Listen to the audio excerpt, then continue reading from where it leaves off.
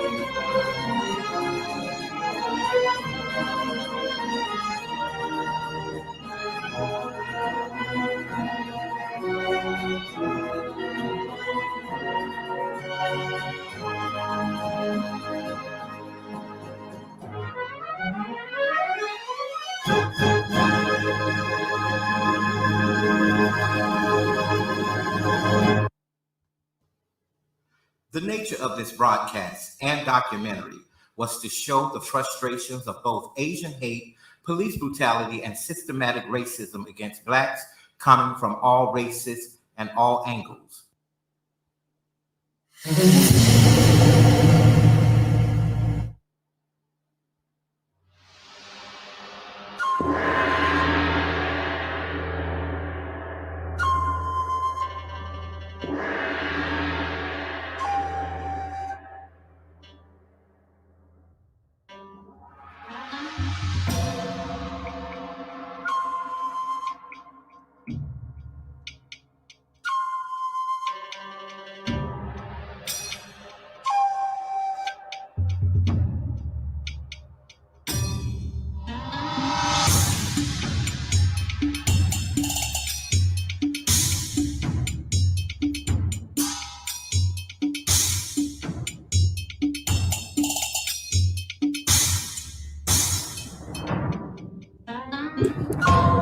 Everybody, make sure y'all get over there and watch Coffee Nino premiere right now. We premiere and then we're gonna start the show a little late.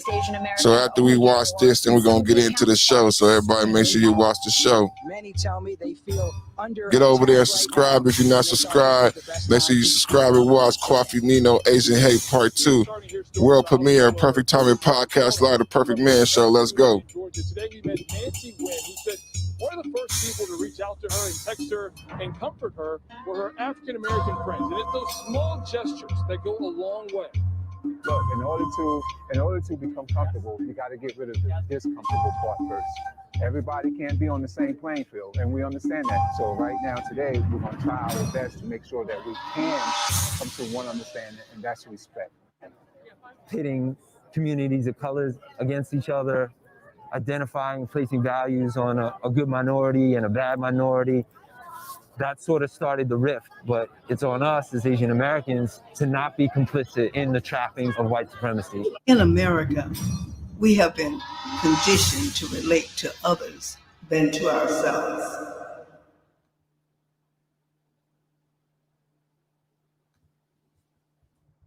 Like a coin has two sides, so does every story. There's no wrong in wanting to be heard. There's no need for excessive aggression just to be right.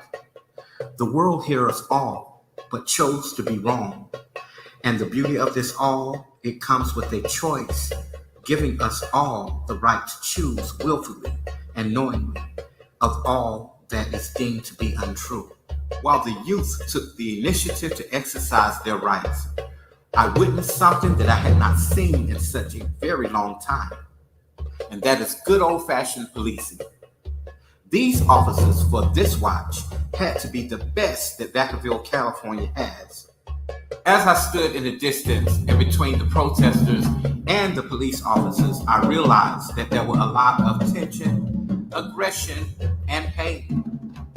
First, coming from the protesters who have every right to express themselves as young people.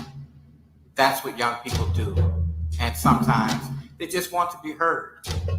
However, there were others who were taking up for the police officers and had their thoughts about how they felt about the protest as well. I stood in shock and I stood in fear, not understanding what the outcome would be, being that I am ex-law enforcement, also a man of color, both in and out of uniform, witnessing bad policing and gruesome situations that have ended in cold blood. The untrained eyes of society will make one feel insecure about who he is according to what they think he should be. Working in law enforcement in the past, I have worked with officers who thought that they were above the law and also have asked me to participate in quid pro quo situations. I would not do that because of who I am and the oath that I had taken.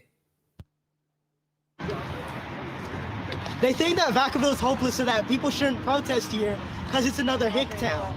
And all the actions to be in the big cities. But the small cities are where the actions needed the most. Because this is where the Proud Boys are. Proud Boys, stand back and stand by. I think we've doubled in numbers since the debate. This is where the white supremacists are. And don't even get us started on Kaylee Jefferson Hinkle. People don't know her name around here. 1 year after the death of a senior airman at Travis Air Force Base, a local congressman is now calling for an investigation. When senior airman Kaylee Jefferson Hinkle was found dead in 2019, her death was ruled a suicide. This is where that airman went to school. We're told she grew up here in Antelope, and she had always dreamed of joining the Air Force, according to her mother, but that dream was cut off short, and her mother believes there's foul play. I was over proud of the woman she was becoming, the girl me and her dad raised. More than a year after her death, the family of senior airman Kylie Jefferson Hinkle says they have more questions than answers. It is uncertain what happened that night, but we definitely know that she did not commit suicide. According to Vacaville police, in July 2019, Jefferson Hinkle was found dead in her Vacaville home. Evidence she died by suicide, including a phone call she made to a suicide hotline moments before dying. But her family says they've seen no evidence of such a call. Oh, if Kaylee did call a suicide hotline, we want phone records. We want proof that she called this hotline. The family also says the military prevented an autopsy, even though her mother requested one. And the family claims it still has not received a Vacaville police report. It does not take this long to give the mother what she is asking for. The airman's mother says what's even more alarming is her daughter's body had evidence of a sexual assault. Facts she says were revealed to her at a funeral home, not by investigators. That night we were here to keep the peace. So our primary focus was to make sure that everyone's constitutional rights were allowed to be expressed. I think for me as a man of color, it really impacted me a lot because it was the first time that I was actually assigned to this detail. So my background, I'm half Asian, I'm half Korean and Black. And in my opinion, any ism is wrong. Racism, sexism, even stereotyping is not it's not right. But also to make sure that other people had the right to enjoy their evening, enjoy their time out, and make sure that the city property wasn't being defaced, vandalized, or anything like that. One of the core values at our department is respect for human dignity. And again, that really impacts me because the word human, any hate is wrong. Human dignity, when I think of that, I think of how can we as people, humans, come together and have that conversation? Because again, regardless if it's hate towards Asians, If it's hate towards blacks, if it's hate towards police officers, law enforcement, hate is hate, and that's not right. And that's the way I truly feel. When I came into this job, when I came into this profession, I came in with the goal of making a change every day. As a man of color, I can't change the complexion of my skin. I can't change what I am on the outside. What I can do is try to make that positive change every time that I contact someone, every time that I meet someone, every time that I have that interaction, to try to have them to walk away with the understanding of, I did my job. I am a human, and I'm not here to try to hurt somebody. That's the last thing that I want to do. When you think about the work that the men and women of law enforcement are doing on a daily basis across this entire country, it's nothing short of amazing. I'm not the bad cop. I'm not the cop that used excessive force. I'm not the one that did someone wrong. Again, I'm the one that's trying to make a difference, trying to make that positive change, but I still have to do my job at the end of the day. I took an oath to follow the law enforcement code of ethics and those values.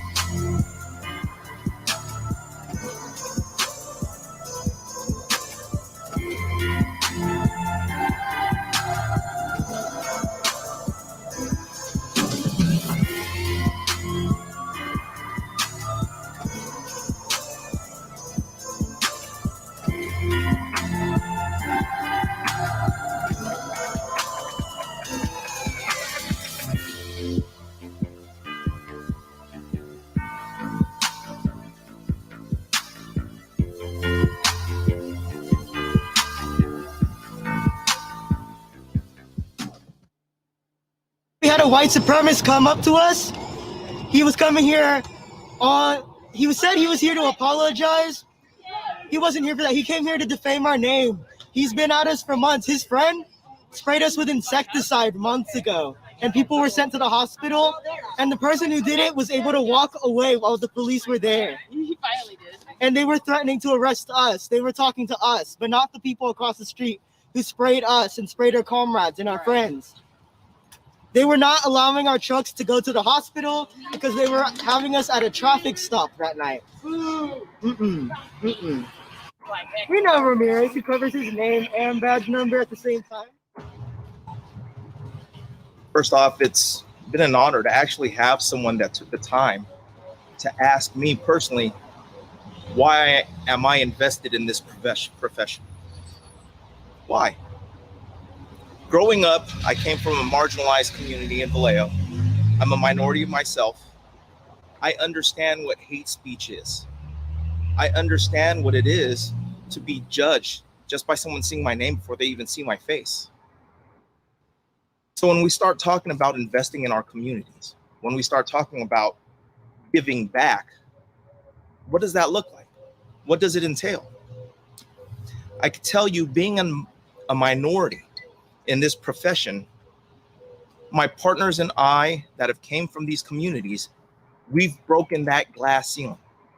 We've been able to attain a position that in the past was predominantly controlled by white Americans.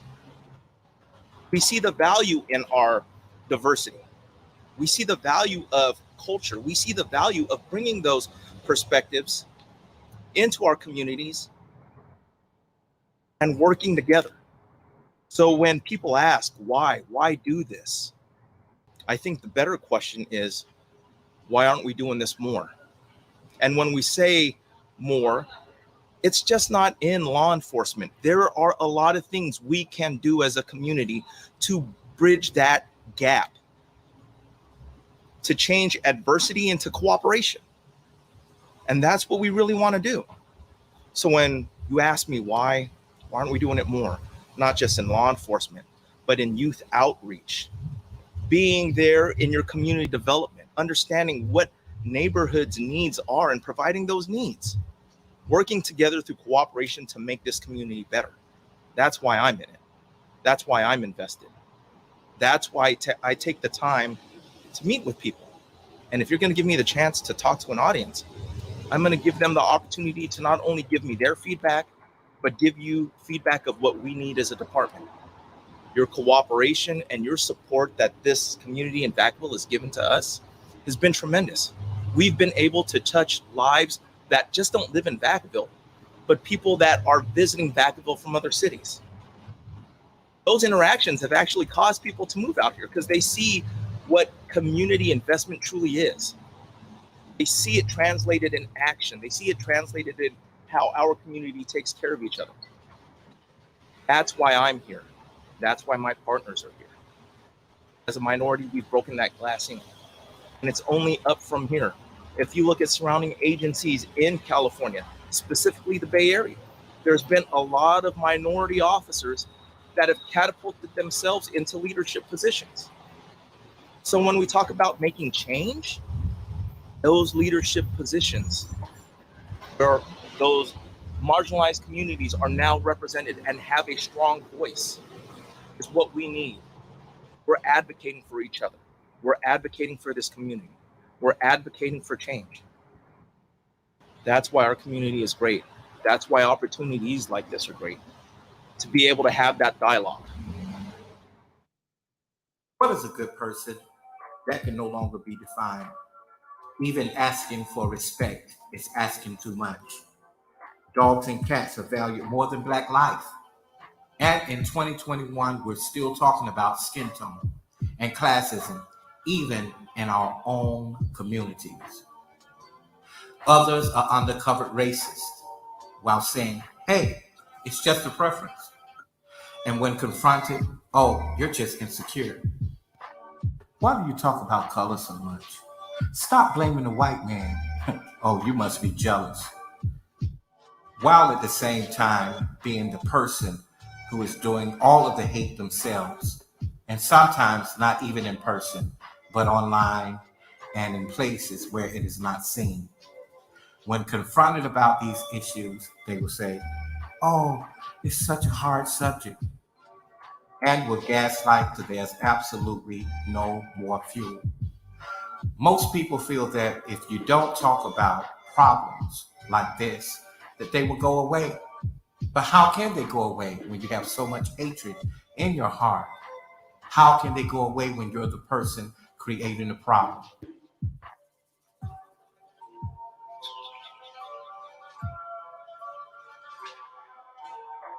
One thing about the dialogue that I wanted to talk about, that I was asked about, was currently the issue with Asian hate. What does that entail? First off, any type of hate is bad. Let's start off there. We can all agree that any type of hate is bad. But specifically, the focus on Asian hate right now has been vilified by a lot of people. Instead of preaching hate, we need to preach cooperation. We need to stop with the stereotypes. We need to stop on the focus of who's actually targeting this community and focus on how do we stop it. That's the key. How do we stop this from occurring? Okay. So until we can all sit down at the table and have these dialogues of what do you need in the community, what is causing this, and how can we treat each other better, let's not feed fuel to this fire. Let's try to figure out how we can come together and fix this issue. And it's just not an Asian hate issue. It's not just us. There's been marginalized communities all over this nation. We need to focus on everyone, not just one race, but everyone, in fixing that huger problem. Because if you fix the huge problem, the small issues will go away automatically. Coffee Nino, thank you so much for giving us the opportunity to give you our side of the story from our point of view. We appreciate you. Thank you. Coffee Nino, I just want to say thank you again. It's an honor meeting you and reaching back out. to come full circle and then give us an opportunity to talk, see our perspective, understand that perspective, and help hopefully educate the public of what we're going through in our position. So thank you for that opportunity.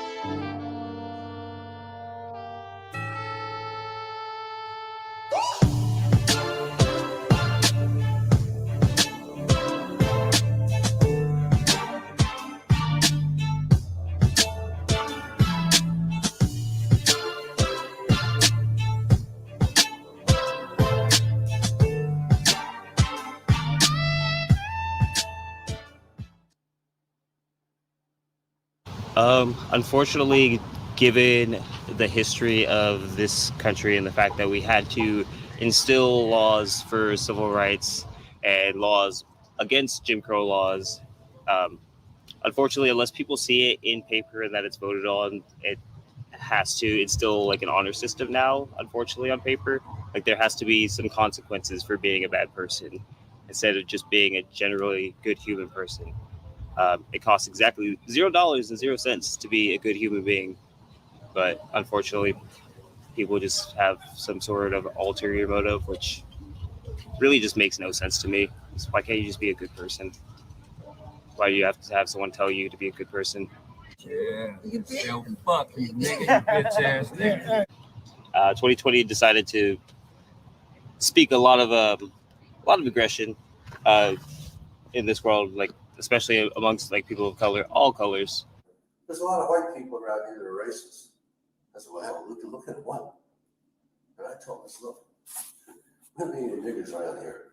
That's exactly what I told him. And, well, you know, we went back and forth a little bit. I said, okay, well, fuck you guys, I'm gone.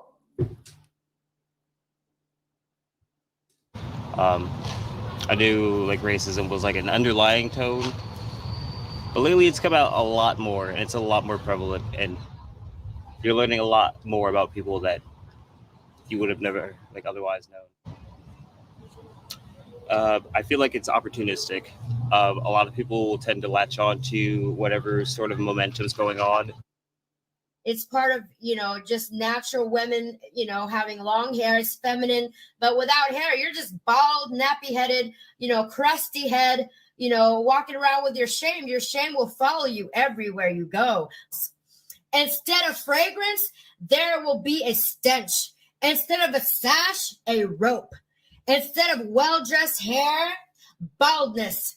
Instead of fine clothing, sackcloth. Instead of beauty, branding. Your men will fall by the sword. Your warriors in battle. This is why all the black men kill themselves a lot. This because it's God's judgment. And unfortunately, with the racial tides, not just associated with like the Proud Boys or anything like that, but people just kind of latch on to the trending thing. And with COVID, unfortunately, it came from Wuhan, China, and people just attach everything Asian to it. It's a lot of misdirected anger, a lot of ignorant anger, and people just really need to step back, take a breather, and just figure things out before they start just like latching onto something.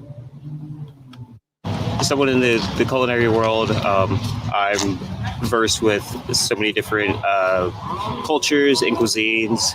One of my favorite being most Asian cuisines: Korean, Thai, Vietnamese, Sri Lankan, Laotian, Japanese, Chinese.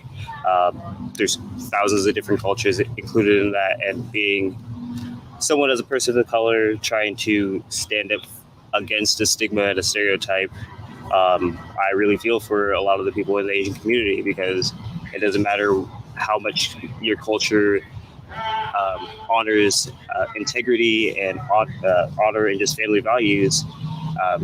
one little stereotype can just outshadow all of that, and that's something that we really need to break against, especially being from Compton and being a chef in the Napa Valley area.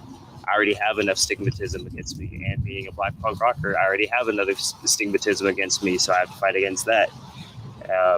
And working in like an Asian style kitchen, I feel like I have to fight 2, 3, 4 times as hard just for everyone's honor, because it's not where you come from, it's who you are.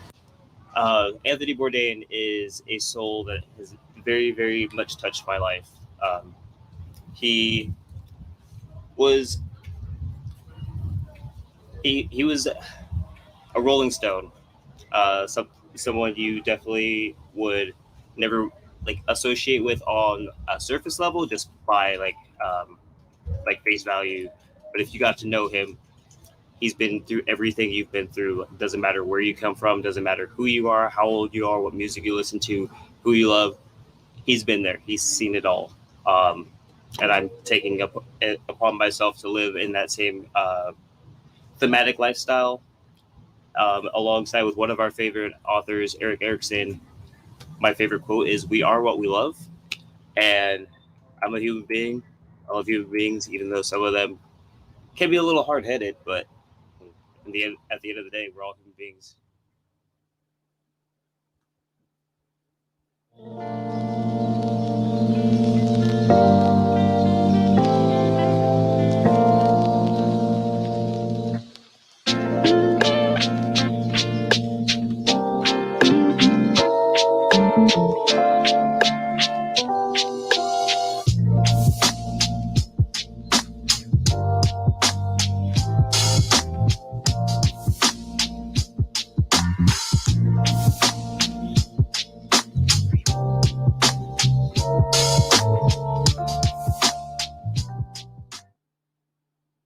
To be profiled does not feel good coming from anyone. And Asian people know this story all too well. Again, as I stated before, the value of a Black life is not much. They don't even value more than the products that Asian people sell in their stores, as they feel Black people are going to steal from them. Unfortunately, there has been a history of Black people coming to Asian beauty supply stores and taking things. But is it worth your life as an Asian business owner to be taken all because of a $3.99 pair of eyelashes, a tube of lipstick, or maybe even a toy that a child had picked up that was 99 cents that wasn't paid for? It has been understood a long time ago that Asian people who own businesses have a trust issue with Black people, or just in general have an issue with trusting Black people because of what they've been taught. When you own an all Asian business and an all Black neighborhood, people still respect who you are while also wanting respect in return. A simple welcome in, thank you, come again could go a long way. Sometimes even a smile. Rudeness does not get you anywhere. And that is also a form of Asian hate. But Asian hate coming from Asian people towards Black people.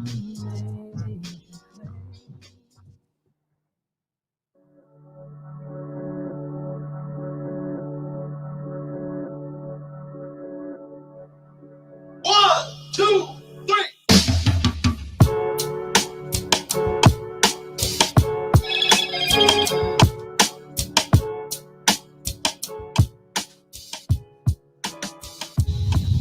What is Asian hate? I'll tell you what comes to mind when I hear that title. It's discrimination against Asian people, which to my people is all too familiar. Unfortunately, in these times, my people, my Black people, have been targeted, as well as the Asian people have been targeted.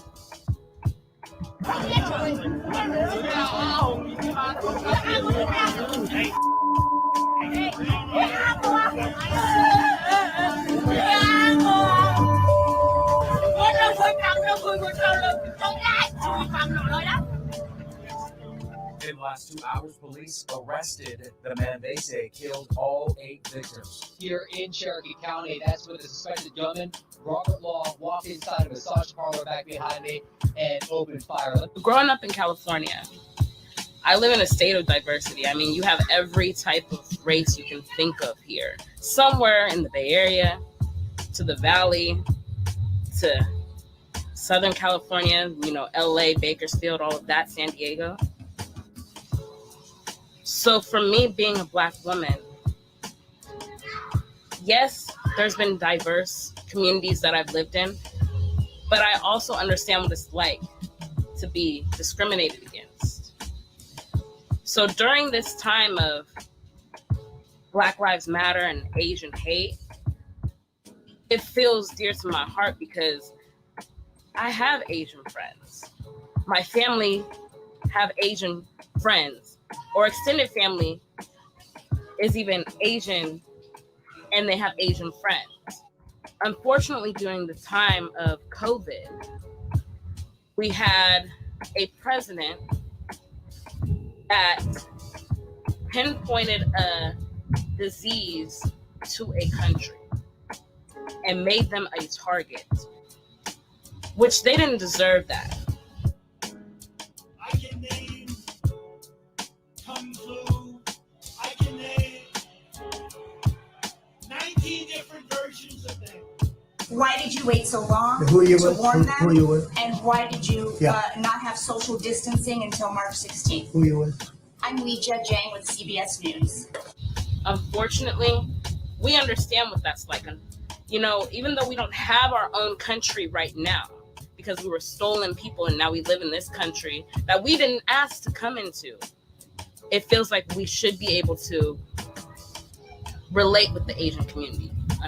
But it's sad they put us against each other. We don't want to be discriminated against, having to worry about if we're gonna come home or not, or if we go into a store to buy hair, are we going to have to worry about having to deal with somebody questioning if we are paying for the hair or paying for whatever or not?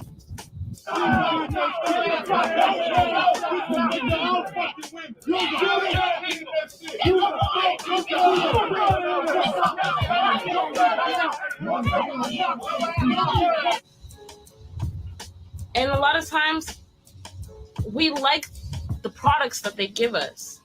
And it's not every Asian community member or any of that that's racist. But that story is true. Now, whether it may be one neighborhood or 10 neighborhoods, it's true to somebody. And all we've wanted was respect. And my people have been discriminated against by them. Followed in the store, police called on us, but yet we are forced to spend our money with them.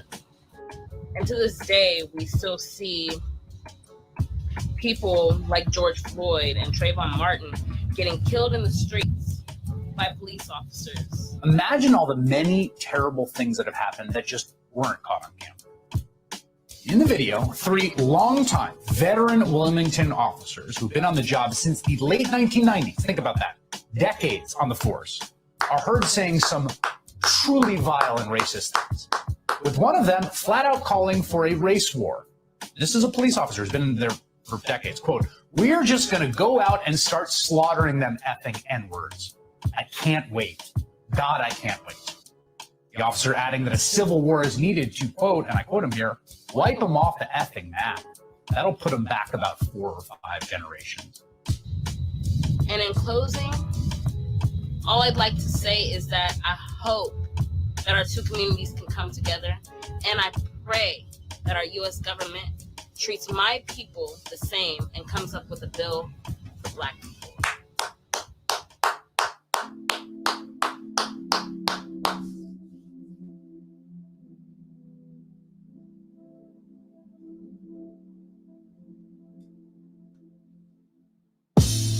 I believe that the Asian hate agenda that has been currently cycling our news media and those particular channels that as people consume is just another social distraction that allows for people to not have to deal with the current standing issue that is, racism in this country and discrimination against Black people. In my opinion, anytime we are moving forward as a society that allows to now start bringing attention to the issues that have been plaguing, particularly the Black community for years, we start to, as a country, bring in things to now derail that progress, or bring in things that now allow for people to try to balance out or suppress or bring an issue that could be a standing issue, but maybe not as vast as an issue as the constant racial practices that have been in this country. Asian hate is something that, quite frankly, for my observation and my experience, I don't see to be an issue. When I look at the common practices of just commerce in itself, there's constant agendas that are met to meet and accept, Asian business, Asian expansion. I haven't been to any major city in America that doesn't have a Chinatown or some sort of sector that caters particularly to the Asian community. I've yet to see that in Black communities as far as us being actual citizens of this country. I've yet to see America embrace Black people and give them a position to express themselves, both economically as well as culturally. So the whole Asian hate agenda is something that is confusing to me. Most of the powers that exist in business that is of uber levels, conglomerates that are vast, are 9 times out of 10 fairly partnered with Asian conglomerates, Samsung, Honda, Hyundai, Toyota, and they have a vast amount of representation in this country. They do quite well in this country from an economical standpoint. So it's very confusing for me as a person to understand how one could adopt the mindset that Asian people are being discriminated against heavily, as well as being hated. And I think that we need to be very careful on the words that we use as people, because hate is a very, very strong word, very strong position to stand on. To hate something means to remove the interest in its success. And quite frankly, I don't think America has that particular heartbeat when it comes to the Asian community. It would be contradictory to what we allow to exist in this country from Asian representation. So that's my take on it. Thank you.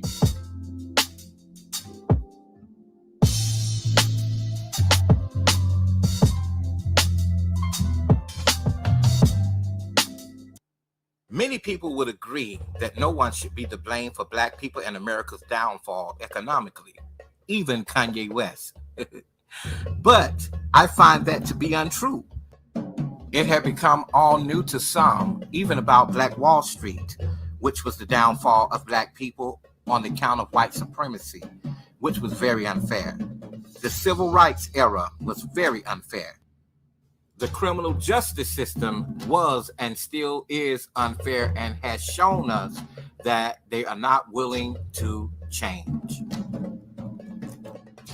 I tell you what Black America's fault is that they continue to vote for elected officials who do not have them in mind. It is all talk at the end of the day. They are continuing to vote for promised comfort as Congress buys them out of their rights as tax-paying and law-abiding citizens with absolutely no justice, no peace. It is safe to say that it will take Black people generations to catch up economically to anyone in America, especially Asians. By then, their kids, grandkids, kids will own America. It's kind of like our parents feel like this country, they're guests here, but we feel like this country belongs to us. So when it comes to the African American community and our thoughts, or my thoughts at least, on the impact of the Asian hate crime and how it affects the Black community as a few things. One is in terms of how we should move forward, and two is in terms of how we've moved in the past. So in terms of moving forward, I think we do need to look at the financial aspect of things. Obviously, I feel that way because I work in the financial services world. And I look back to an advertisement from a company that's well known called New York Life. This is about a decade ago. They had a multi-billion-dollar initiative, pamphlets rolled out for the Asian American community, gearing towards them to ensure and infuse capital into their community and create generational wealth. The reason that's important for the future is because if we notice from the past, they were able to actually affect change politically by having finances. You rarely see a massive amount of Asian Americans going to rock the vote. Not saying that voting is wrong or not the thing to do.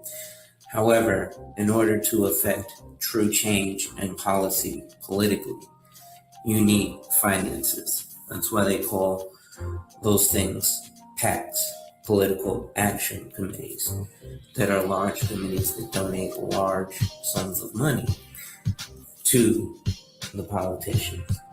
What does that do? That gets laws written and rules changed in your favor. So I think that the Asian community was very smart in using finances to help their plight, and I think the African American community can do the same. I think something as simple as life insurance will help us to not only increase our net worth while living, but increase the net worth of future generations. Infusing capital in the younger, allowing them to do things like have capital to create savings at a younger age, or create college funds at a younger age, purchase homes at a younger age, have more liquid or expendable income for things like retirement. These are all things that can be greatly affected and were greatly affected by or in the Asian community. And this is how they have such a rich heritage. So African Americans, we have this too. And one of the ways that, again, we can use our finances to impact politics. If we want our lives to matter, we can do that in multiple ways besides marching. Let's put some dollars behind our action. Thank you.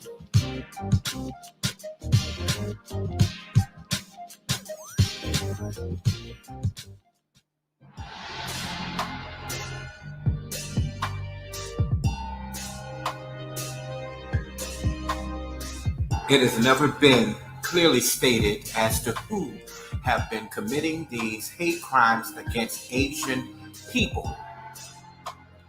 Asian people continue to dance around the subject, Stop Asian Hate, not giving a full description as to who has committed these crimes.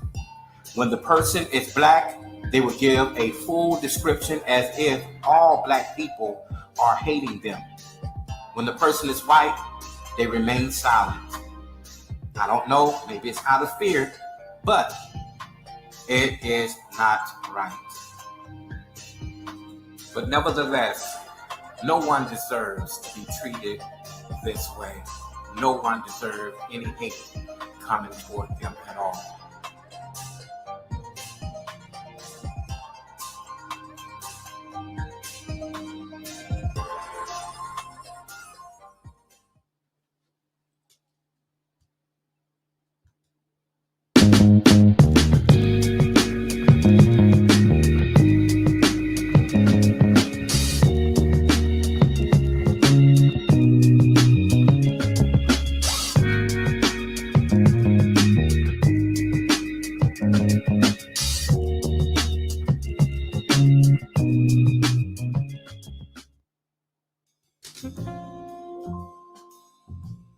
When looking at S937, COVID-19 Asian Hate Crimes Act, since the beginning of the pandemic, almost 4,000 incidents have been documented by the nonprofit Stop AAPI Hate. Most of those incidents were reported to have originated in California and New York. Of those, more than 100 hate incidents were recorded within the state of Texas, making up just 2.7% of all reported incidents, according to the localmedia.org article. While I'm fully aware that discrimination occurs amongst all ethnic groups and in various forms, I cannot speak to a reported increased incidence of hate crimes of those of Asian or Pacific Islander descent based on available reported crime data statistics within the Texas Gulf Coast region where I reside. Looking at the US Census.gov most recent data, those of Asian descent account for 5.9% of the US population. If we factor in those of the Native Hawaiian Pacific and other Pacific Islander descent, that's an additional 0.2% of the total US population. Currently, African Americans account for 13.4% of the total US population. While we have a lot in common as far as being minorities within the US, there's a vast difference in the discriminatory practices that we both experience and how they are viewed by the greater society. One thing that I will leave with you is a quote by Dr. Martin Luther King Jr. that he stated in the 1963 March on Washington. Injustice anywhere is a threat to justice everywhere. We are caught in an inescapable network of mutuality tied in a single garment of destiny. Whatever affects one directly affects all indirectly. Never again can we afford to live with the narrow, provincial, outside agitator idea. Anyone who lives inside the United States can never be considered an outsider anywhere within its bounds. During the protests of Ahmaud Arbery, George Floyd, Breonna Taylor, and even before that, the death of Stephon Clark in Sacramento, California, Black Americans across the globe lost what they thought were true friendships with Asian people since childhood, college, and in the workplace, but found that they were only tolerated friendships and never thought that they'd expire. And in that time, all you heard were insincere excuses like, "I'm sorry you guys had to go through that. That was not my experience. I don't know what it would feel like to be an Asian, to be abused, to be enslaved, or constantly be shot and harassed by the police. Bro, it's not my problem, but all lives matter. You guys should not be committing so much crime." Yet, these were the same people who had asked me to protest against Asian hate with them after the tables had turned. You would not believe the many emails and texts I received from these same people asking that I come out to volunteer and protest with them for their cause at their convenience. Black people, 2020 and 2021 has taught us all a valuable lesson that you cannot become readily available, nor can you be a fool for friendships for people who do not believe in your cause. People who do not advocate for you have absolutely no concern with what is going on with you until they feel a need or use for something that you are good at.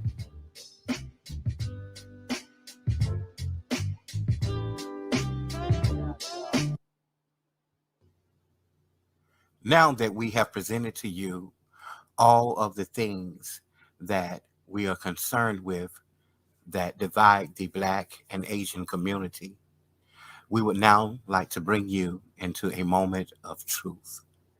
Truth is light. Truth is everything.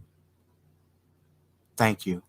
We Asian Americans have weaponized our proximity to whiteness in order to murder Black people.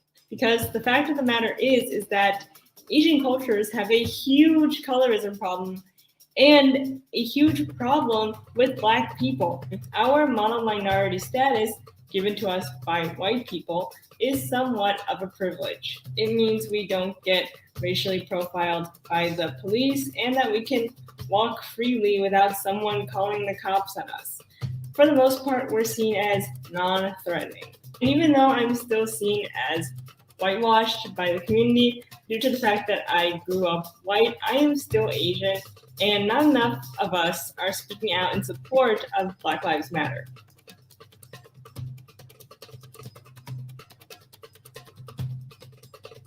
Asian people are specifically taught to never marry outside of their race, but specifically not to date Black folk. And that's really racist and needs to stop.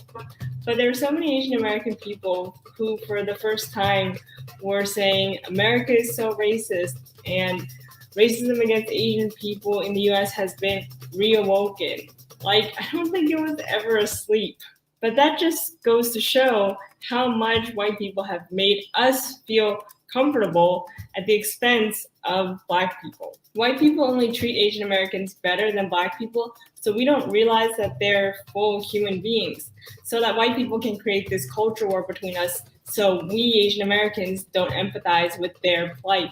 And if you're an Asian American person who sees Black people as thugs, congratulations, you've successfully been turned into Uncle Sam's puppet. So Asian America, here is your wake-up call. Stop trying to claim whiteness and stand with Black Lives Matter. So fuck Toto, the Hmong immigrant who stood by and watched and let George Floyd be murdered. It would only be right that Asians and white Americans be acknowledged for bringing awareness to their communities of the past and present police brutality and slaughtering of Black lives. Never should one be in a situation to go cold turkey silent in humanity, all because it does not affect them.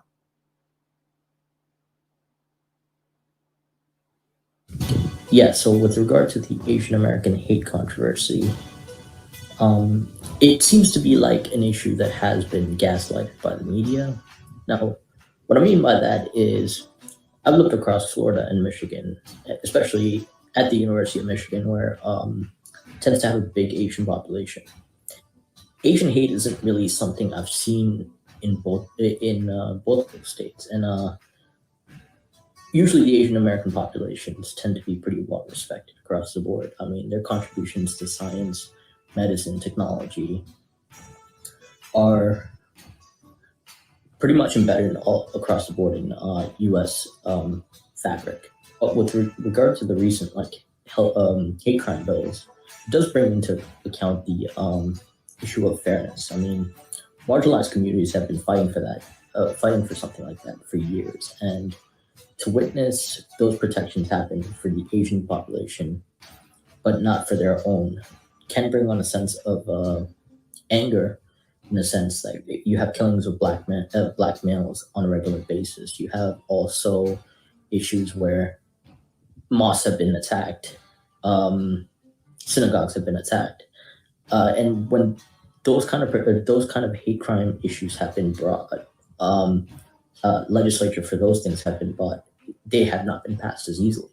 Now, as a whole, it's important to stand up for Black culture and Black society, African American society, because we do take in Black culture on a regular basis. And as Asians, Asians themselves, they tend to follow sports in some ways, basketball, football, they take in hip hop. But at the same time, when it comes to like celebrating, when it comes to issues of human decency, it's also important to stand up for those things also. When it comes to issues of human decency, it's also important to stand up for those things also. In terms of like human life, yeah, so I mean, for the most part, like when you look at this, like racism and discrimination is something across the board that should be minimized, or there should be things done to like minimize it. And so it's one of those things like when issues such as like these bills have been passed, you can agree, you can kind of kind of see it as a dagger to the heart for some African Americans. As a whole, I think everybody does get behind the fact that violence as a whole is wrong. I mean, if you're going to go and attack a human being and like completely, any violence that you commit, like as a whole, like it does do damage to that person psychologically and mentally and should be punished. The problem with this bill is like the African American community has experienced the same exact issues on a whole different scale across the board. And when this has happened, and they've constantly have fought to have like bills like this, it's almost like they're not heard, and it's a bit hypocritical because the Asian Americans as a whole, like when you look at their accomplishments stand for themselves. I mean, whether it be their contributions to science, math, engineering, or whether it just be community service or business to the U.S. Fabric, it's there for everyone to see. But the problem is, like when African Americans have dealt with these issues, they are never talked about. They're not respected in some ways, and it can be, when you look at it from an African American perspective, it can be a dagger to the heart.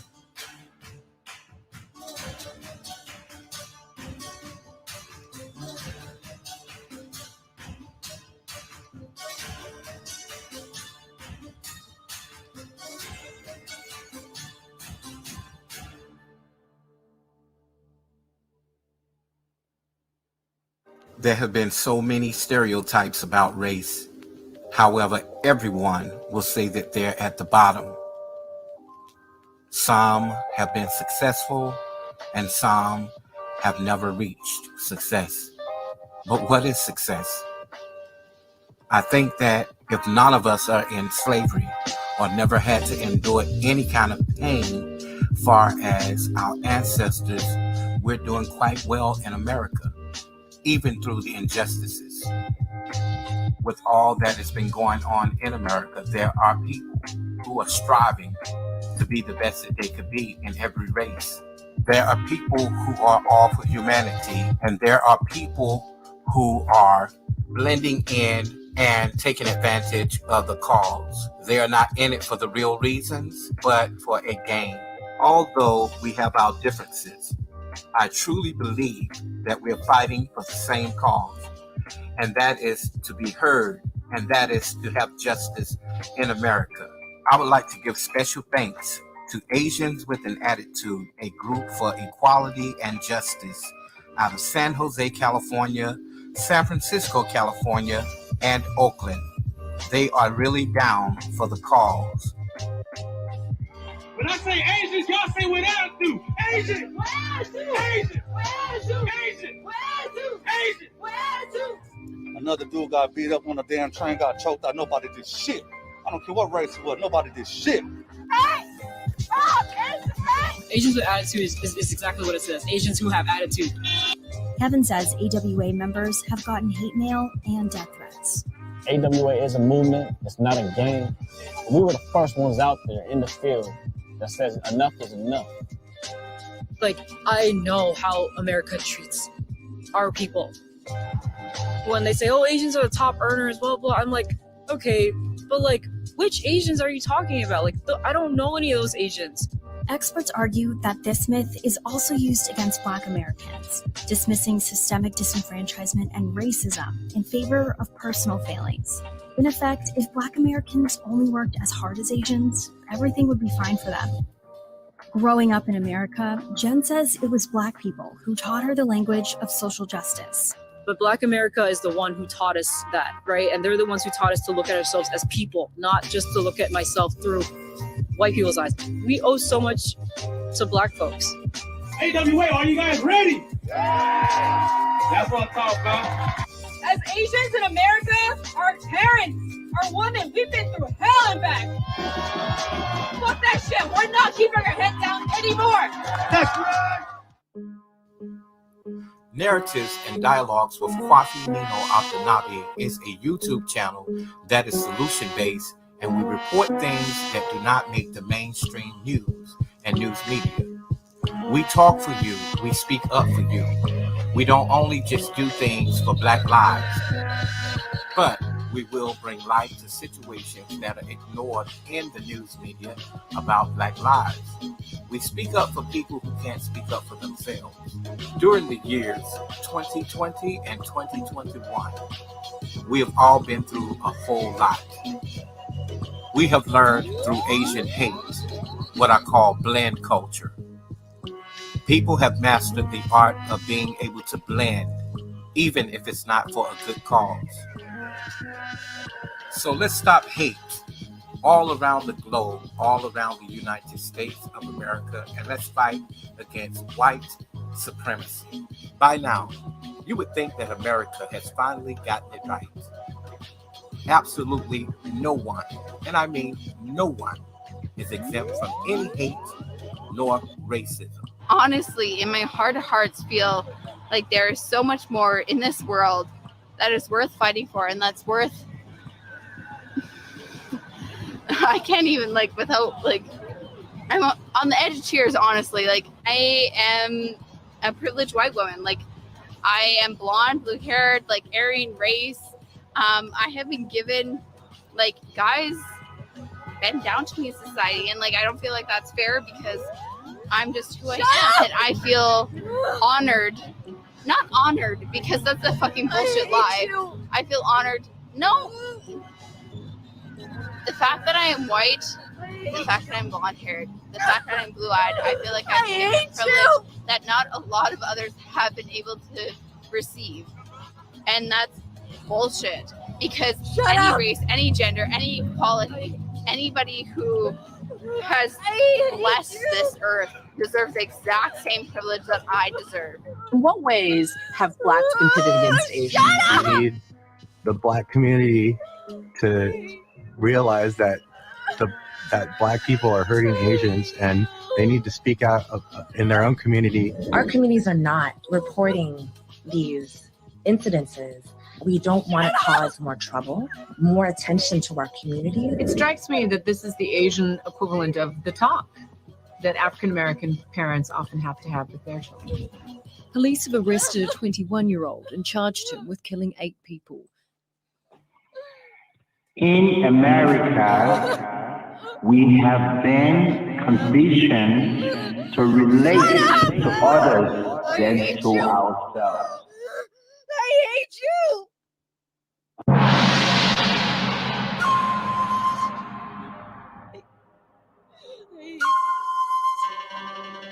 I hate you.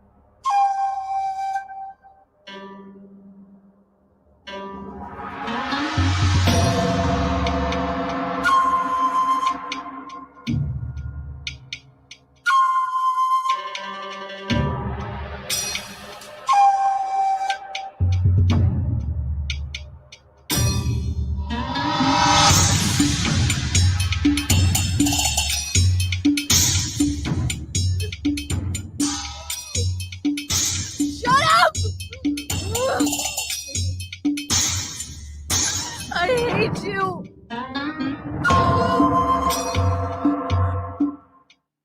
I hate you.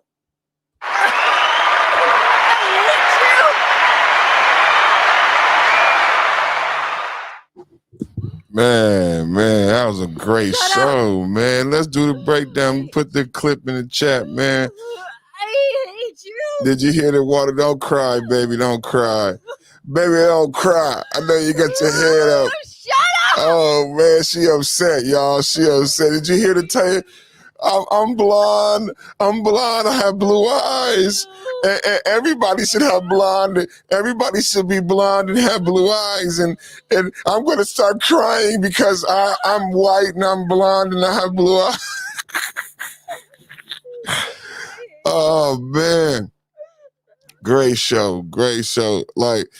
So Coffee Nino came and hijacked the show today, y'all. So about to give my set. Shout out to Pastor $40 in the building, man. Pastor, don't get upset. Look, she upset, Pastor. She upset. She upset. So anybody, Pastor, man, give your opinion, man. What you think about the video, Asian Hate? You know what I'm saying? Let me know what you think about the video. That was our good brother, Kwafi Nino, Narratives and Dialogues. The link is in the chat. Make sure you guys go over there and you subscribe to the channel.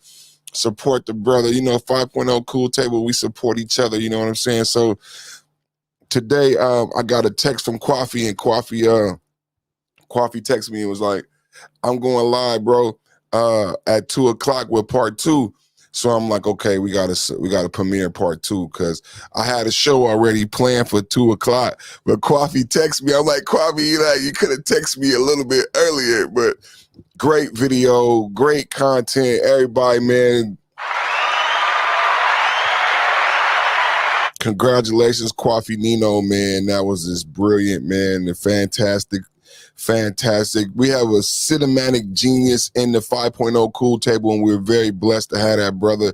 So I'm very happy and thankful that brother is in the building and creating content like that. So the link is in the chat. If anybody want to discuss the video, we could do a video breakdown.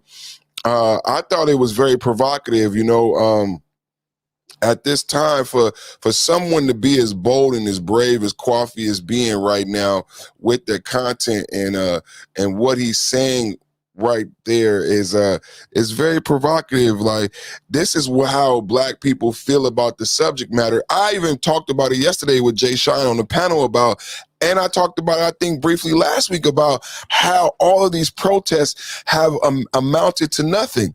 How all of these protests have amounted to nothing. You've been on quarantine, you've been protesting, you've been donating. Just this morning, I heard on one of my podcasts that Airbnb donated $500,000 to Black Lives Matter. Airbnb.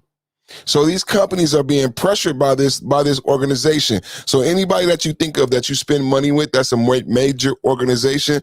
In order for them to have that Black Lives Matter poster or Black Lives Matter commercial or Black Lives Matter tweet, they've actually paid for that opportunity. So they're paying they're paying for this perspective that they are somehow concerned with Black lives without actually having to do something about it. And the money is going to an organization that does not care or have any concern for Black men. And when it came down to it, what did they do with the money? They purchased homes, multi-million-dollar homes, got married, and no legislation. There was no push.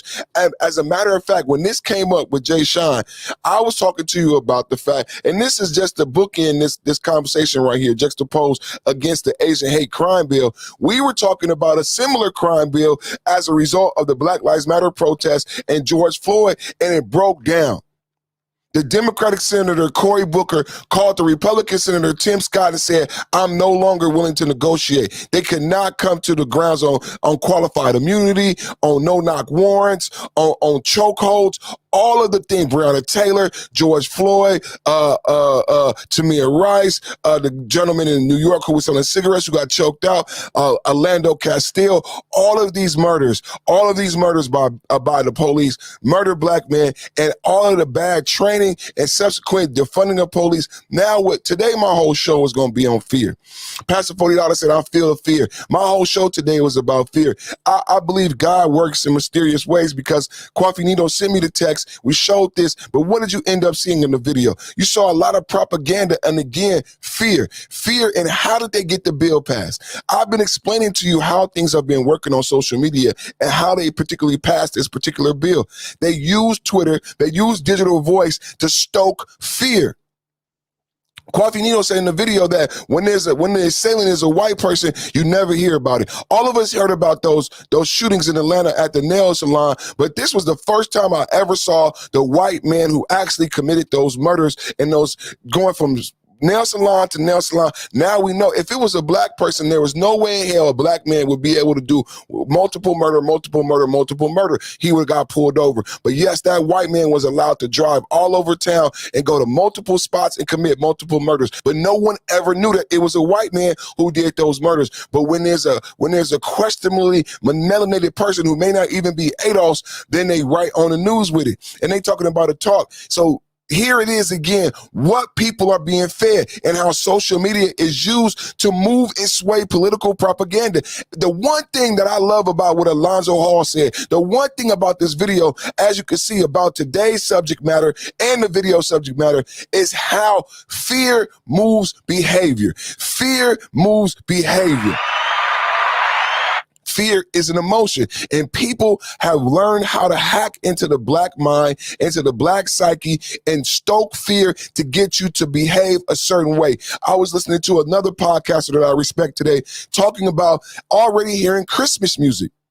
Christmas music trying to invoke certain emotions, right? Certain smells, putting the pine cones in the store in September. Why?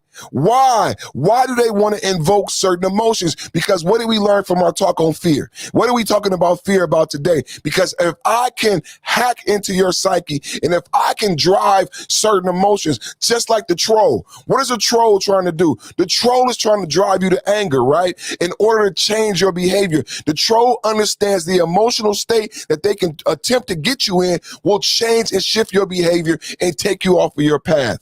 Fear emotionally works the same way. They are doing the same thing with the spending right now.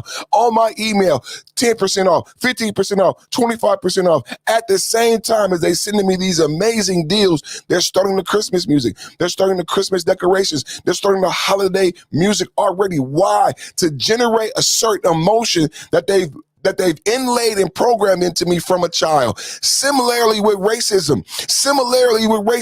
you get this rap music, you get these certain news, breaking news, someone was shot. It's going to stoke a certain thing and you don't even know where it comes from. This King Kong thing that we talked about yesterday is not a joke, because what they can do is they can hack into the Asian psyche, push certain buttons and stoke fear.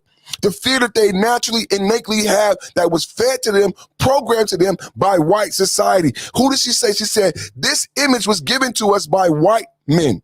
This image of who we are was also given to us by white men. So they know how to dial that in. They know how to dial in that King Kong image.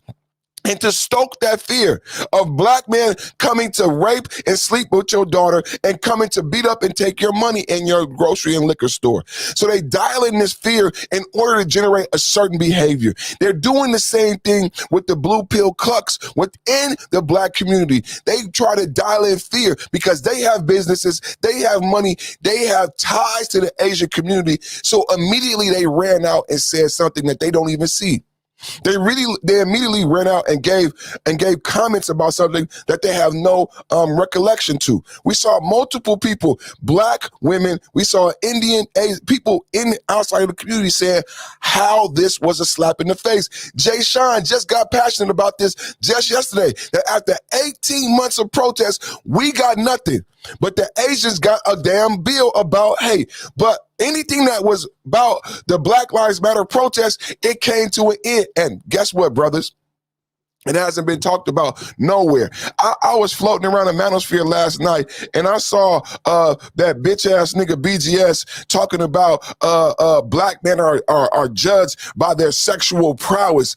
I'm over here building a digital voice, talking to you about the R. Kelly verdict, talking to you about how we are seen, and these clowns are talking to you about you being judged by how much pussy you get. Y'all gotta wake up, bro. I can't keep telling y'all where to go, what to listen to, and what to do. You know what I'm saying? It's real work being done over here. These bills are being passed, and the bill, if BGS is this person, then why is the fact that Cory Booker and Tim Scott and the bill resulting in the last 24 months of lockdown and civil unrest not being discussed by those individual PhDs who's supposed to be intelligent, who's supposed to be moving the needle in this space, who's supposed to be talking about things that are supposed to be improving the lives of black men? How it is that the only conversation about this legislation not being passed, and it's two black men. There were two black men on either sides of the aisle who were responsible, and we failed these. You have to juxtapose this against the Asian hate bill. You have to juxtapose this against the Asian hate bill. Cory Booker, Tim Scott, Republican, Democrat, failed. Republican, Democrat, black man, failed. Oh, I can't do it, man. I don't want to talk about it no more. Oh, okay, you don't want to talk about it no more. I'm tired of negotiating. Oh, you tired of negotiating? No knock warrants, qualified immunity, chokeholds, everything. Breonna Taylor, Tamir Rice, the brother choked out in New York. All these murders in the past 36 months, all these protests, all this time, all this effort, all these dancing ass LCC clowns in the middle of the street resulted in nothing this week, and this space has nothing to say about it. How do you have nothing to say about it? How do you have nothing to say about it, BGS? You know why? Because BGS and everybody who listens to BGS Idmore is a fucking clown. You are fucking clown shoes. It ended this week. As black men, we are supposed to be getting our digital voice out right now this week. We are supposed to be tweeting Cory Booker. We are supposed to be tweeting Tim Scott, getting on their head about allowing this issue to simply subside when the Asians got a goddamn bill.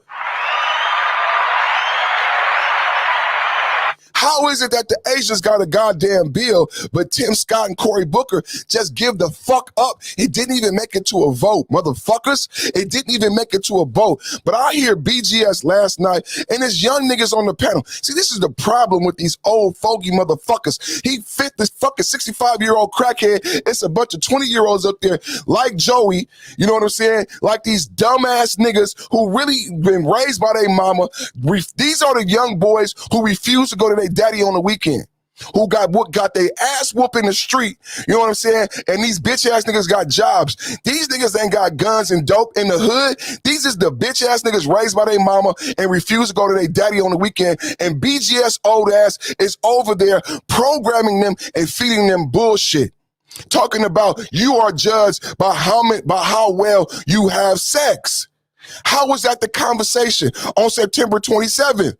How is that the conversation when we are talking about R. Kelly being convicted of the Mann Act, a racist statute based in racist slavery? It was called the White Woman Act, the White Slave Act. How is R. Kelly convicted of the Mann Act? In the same breath, R. Kelly is convicted of the Mann Act and racketeer. And to be honest, bro, like I said and predicted, there is some clowns right now. There is a clown nigga live right now talking about R. Kelly is our fault. I said it, blood. I said it yesterday. See, BGS, this is what Angry Man was talking about, where he said, do not let up off the strag. When you let up off the strag, the bullshit comes in the community. I'm not letting up off of BGS and the habitual line steppers and all the bitch ass Itmore niggas who follow that bitch ass shit, because the bitch ass shit come in the community. So right now, there's a bitch ass nigga right now talking about R. Kelly is black man's fault.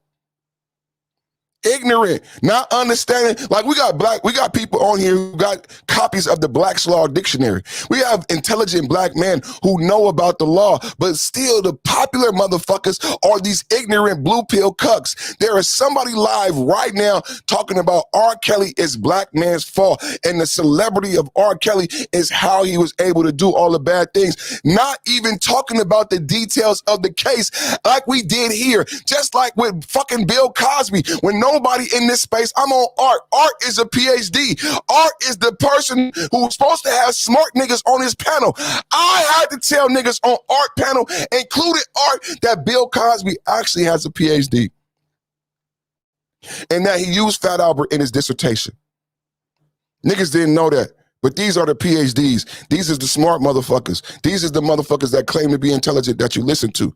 So this is what creates an opportunity for niggas who care about clicks, who hate black. There are black men who actually hate black men.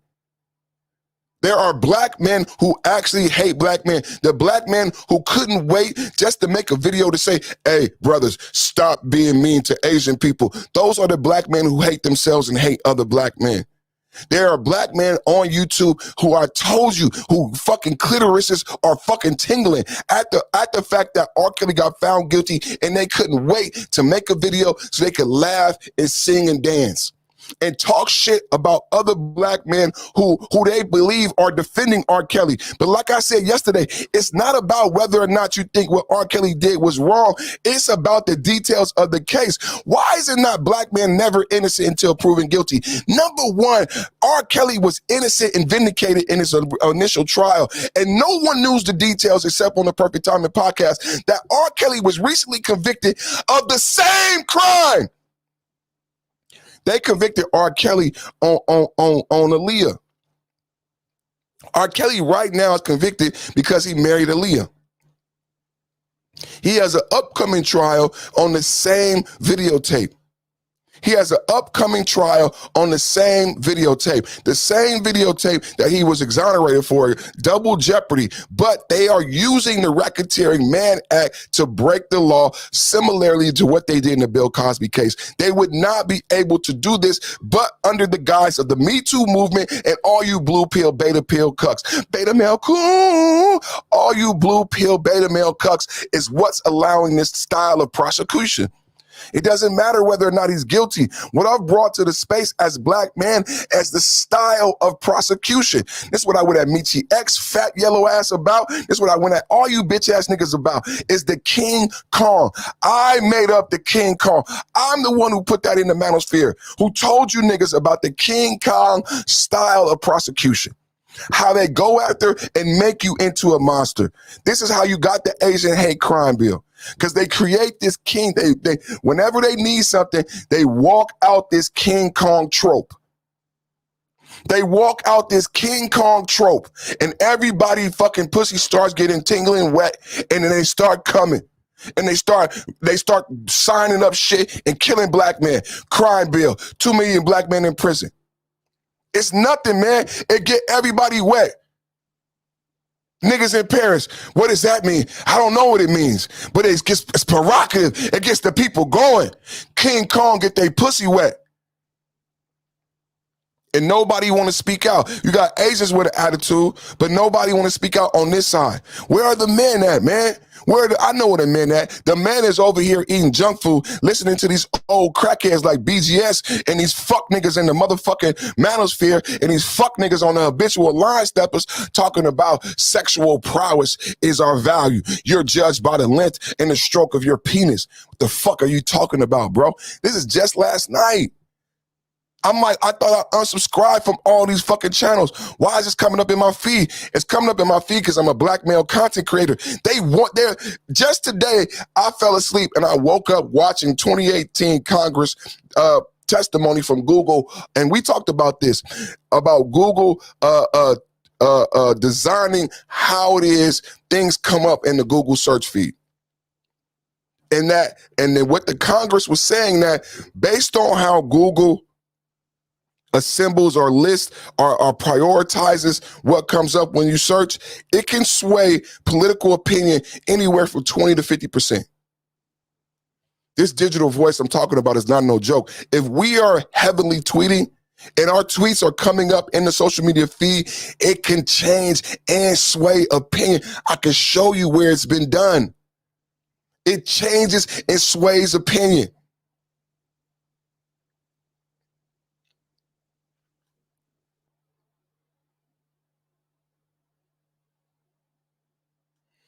Can't see it red in the building.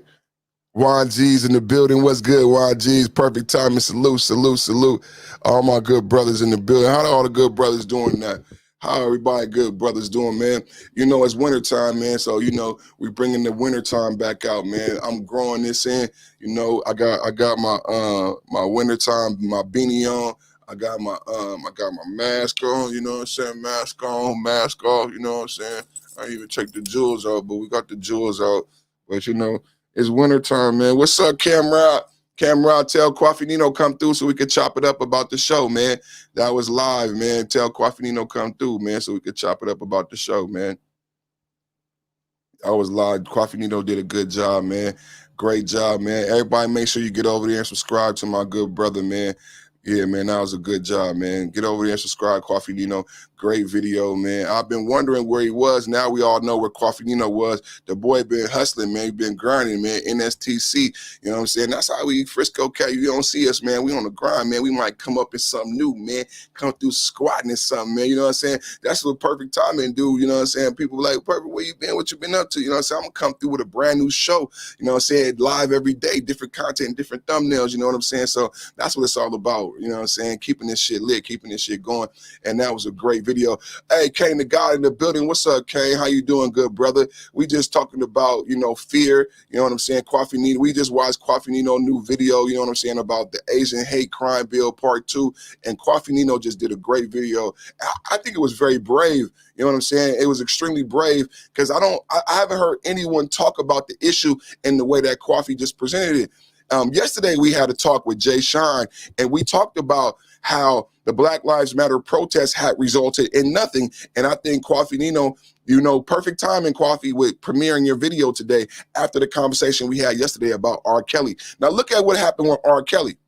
So R. Kelly gets convicted using the Mann Act and racketeering. So there's clowns right now talking shit about R. Kelly, but the only reason R. Kelly's been convicted is because of the racketeering, which I don't know if racketeering has ever been used against one person. Even in my reporting, the reporter had to admit that the racketeering was created for the mafia. It's generally used for mafia and for gangs. But in this time, racketeering was used against R. Kelly, just against one man. Now, why would they use racketeering against R. Kelly? Well, what we learned on this show is that they use racketeering so that they can bring in cases and allegations that were well beyond the statute of limitations. Now, don't that sound eerily familiar? Don't that sound like the Bill Cosby case? Except in the Bill Cosby case, they had to overturn and vacate the sentence. So it sounds like to me, brothers, they're getting smarter while we're getting dumber. They're getting smarter while we're getting dumber. What we gonna do, brothers? What we gonna do? Last time when Bill Cosby got found guilty, there was the same group of stupid, you know, self-hating, self-loathing, no good, just no good, despicable motherfuckers who made all these jokes, Bill Cosby, all this shit. Soon as Bill Cosby got found guilty, I haven't heard none of those comedians apologize. I haven't heard none of those comedians eat their words. And what they did by making all those jokes about Bill Cosby is you allowed them to fine-tune the whip. They've been able to fine-tune the knife. They sharpen the blade. They fine-tune the whip. So they learned from the Bill Cosby case. Bill Cosby case was overturned because they got hung jury 2 times. In the last case, they were only convicting him because they allowed 5 witnesses to testify against him. But these witnesses had unsubstantiated testimony. They had never been to the police. It was hearsay. So in the R. Kelly trial, they learned from the Bill Cosby trial. So they said, we want to do the same thing that they did in the Bill Cosby trial, right?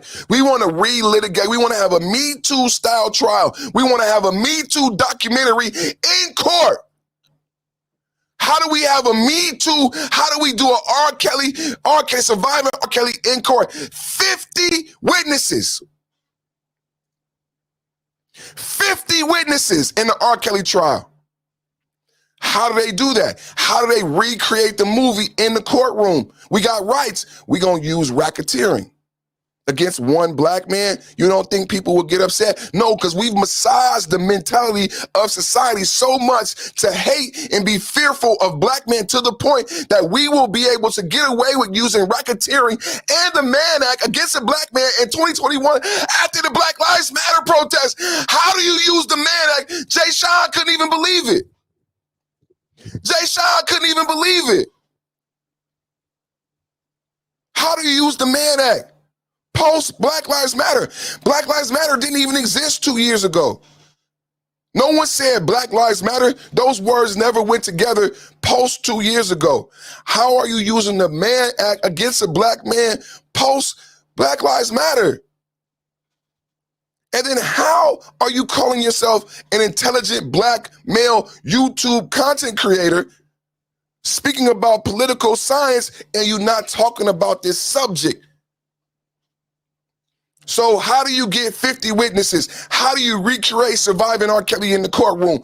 They use racketeering to allow them to bring in unsubstantiated allegations outside of the statute of limitations. See, in the mafia trials, no mafia went to jail because nobody would testify and there was no evidence. So how do you put people behind bars when the current laws don't provide me a pathway to arrest them? They created a special law to break the Constitution and to violate the rights of these Italians. And the only way they got them arrested was by hearsay. It's by you saying, you said, you was with this person. Perfect Timing was hanging out with Cam Rob, and then you was hanging out with Coffee. And because you guys all know each other, y'all all going to jail. That's not a law that's applicable to anybody else, but it was a law used, a special law created to get the mafia off the street because there was so many murders and they did not have proof. They kept going to trial. They kept going to trial. They would kill witnesses. They would get rid of the proof and they could not convict them. So they came up with these special RICO acts that would circumvent and allow the prosecutors to go over certain rights. RICO allowed prosecutors to go around certain laws. They used RICO on R. Kelly. And then in the report, it said R. Kelly had a circle, a powerful business, friends. And when she described it, I thought about Epstein. Anybody heard about Epstein lately? Anybody heard about Ghislaine Maxwell? Anybody heard about what's the result of the Ghislaine Maxwell trial? What about the list of all of the white men and politicians who were doing dirt with Epstein on that island? Anybody heard about that? Does anybody care? This is how much we hate black men. This is how much we love to hate black men. I mean, we love to hate black men. There is a white man doing all this bad stuff to white girls, but that's boring to us. We would much rather hear about R. Kelly. I Believe I Can Fly, $1 million Grammy winning. That's a better story. We would much rather hear about R. Kelly, who slept with black women. You should feel, everybody who hate on R. Kelly should feel bad because I'm about to drop a bomb like I did yesterday. What did R. Kelly do? R. Kelly is a black man who loved black women. R. Kelly loved black women. Sung about black women, loved sleeping with black women. When did it become a crime for a black man to love black women? The only way think about the sick way they've twisted the way you've thought. The only way you hate R. Kelly it's because secretly you also hate black women. Secretly you also hate black men who love. That's why she gets so much flack. We secretly hate black love. And when we hear about a black couple getting married, get together, we try to sleep with the black woman. We try to hate on the black man. See, we hate ourselves. So what is it? How do we get to the point where we hate R. Kelly? R. Kelly was legally married to Aaliyah. Divorced Aaliyah passed away. How is it he's convicted? See, the problem is they say to you that R. Kelly somehow slept with underage girls. They never say to you that R. Kelly only was with black women. For someone to be so popular, so rich, he could sleep with anybody. Yeah, you can leave because I know it's hurting somebody's feelings. Where's the white woman that R. Kelly slept with? I'll wait. Where's the Asian? Where's the Latino? Where is she? I'm waiting, everybody. Where is the white woman that R. Kelly slept with? How is he a demon? How is he a monster? See, this speaks a lot about how we feel about ourselves. He loved black women. He slept with black women. He put black women in the mansion in Atlanta. He married Aaliyah, a black woman, and paid her black mother. He only slept with black women and paid black women. The 30-year-old black woman from the movie procured other young black women for him. Remember the two black women he was dating when Gail did that thing on the Gail show? They were in a hotel, black women, beautiful young black women. R. Kelly loves black women. You've only seen him with beautiful black women, young black women, if you want to say young. I'm not here to qualify young or old because I feel young. This is a European standard. Like they say, European standard of beauty. 18 is young, 19 is young. To who? Not to my cousin right here who was murdered at 19, shot one time in the heart. He's on my wall right now on his obituary, Starville. Starville didn't live past 19. What about my cousin? What about the little boy on the high school murdered at 16? There's 2 little boys on the fence at the high school memorial. They mama come by every day. It's hard to walk by the school because I see the mama every day, lighting candles every day. 16-year-old, captain of the football team, murdered. They said it's 11 children murdered in Oakland right now under the age of 16. So what's young, everybody? See, the idea of young doesn't come from me and you. The idea of young and statute of limitation come from the European. But what I will tell you that no one has talked about, that all of these bugaboo black men who hate black men we're going to talk about today, is that R. Kelly loved black women. And not one of the black women ever said that R. Kelly was physically violent or did not give them money or love. R. Kelly loved black women. See, this is the part you can't talk about. We talked with Toya about BDSM. He wasn't a sadomasochist. He didn't abuse the girls. He didn't abuse the women. He didn't beat the women. He had sex with them. He liked having sex with black women, a certain type of black woman. So y'all never heard this, huh? You never thought about it like that, huh? How did they demonize him, huh? You never thought about it and how it is you so quickly swallowed that King Kong pill. You swallowed that King Kong pill wholeheartedly, but you never thought about the fact that R. Kelly liked black women. For him to be such a bad guy, he loved black women. And there's not one story of him being physically violent to a black woman. What he was prosecuted on was the fact that they said that someone said that they saw him having sex with Aaliyah when Aaliyah was underage. My issue with that was, how do you prove that? How is it that you can walk into a room that's dark, I'm having sex with a woman, how do you know, third party, how old the woman is? I'm engaged in physical intercourse, coitus. It's dark. How do you, third party, know how old the woman is? Unless you are her father or mother, you have no knowledge of her age. Even if someone told you how old she is, you have no knowledge of knowing who it is I'm having sex with in the dark. You don't know who I'm having sex with. There's no way of knowing unless you're engaged in the same sexual act and you've looked at her identification. It's ludicrous. It's absolutely ludicrous that someone 20 years later could say, hey, perfect timing. It's like the same, you know what it sounds similar to? And it's funny how we get convicted of the same thing that a white man is found innocent of. You know what it sounds similar? Somebody intelligent is in the chat. Come on. Where was the same story? The Supreme Court Justice. The Supreme Court Justice. The Supreme Court Justice, he almost didn't make it to the Supreme Court. Why? Because the woman said, because somebody said they saw him having sex with a woman and she was drunk. And he said, how can you prove that? How? It's just an innuendo. How can that stop me becoming a Supreme Court Justice? And why is she even allowed to talk about a party that she admits she came to? I admit I threw the beer party. I was a party boy in college. My frat was the beer frat. You've already proved that. I was a beer boy. I was in a beer frat, and the beer bitches came to party with us. She was a beer bitch. She was a beer bitch. I'm a beer boy. I'm part of the beer frat, and only beer bitches came. Y'all hear what I'm saying? Only beer bitches came because they want to drink beer for free and get fucked, because that's what we do at our parties. That's what we do at the beer frat and the beer boys, and all the girls on campus know that. Don't go over there to Perfect and them party because all they do is drink beer and fuck. You're going to get drunk and somebody going to fuck you. It's the beer house, bitch.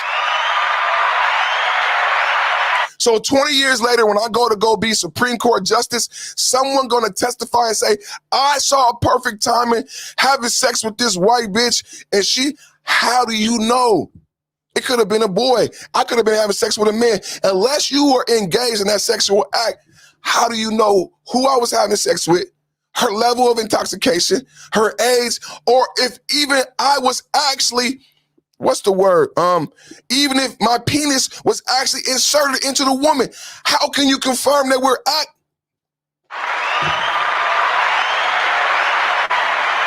You see how ludicrous that sound? I know I'm getting vulgar. I know I'm getting right into the minutia. But if it was your life, if it was your son, this how you would feel. If it was your life, if it was your son, this how you would feel. How? Cam Robb said Weinstein. Yesterday we talked about Weinstein being free. Weinstein being free.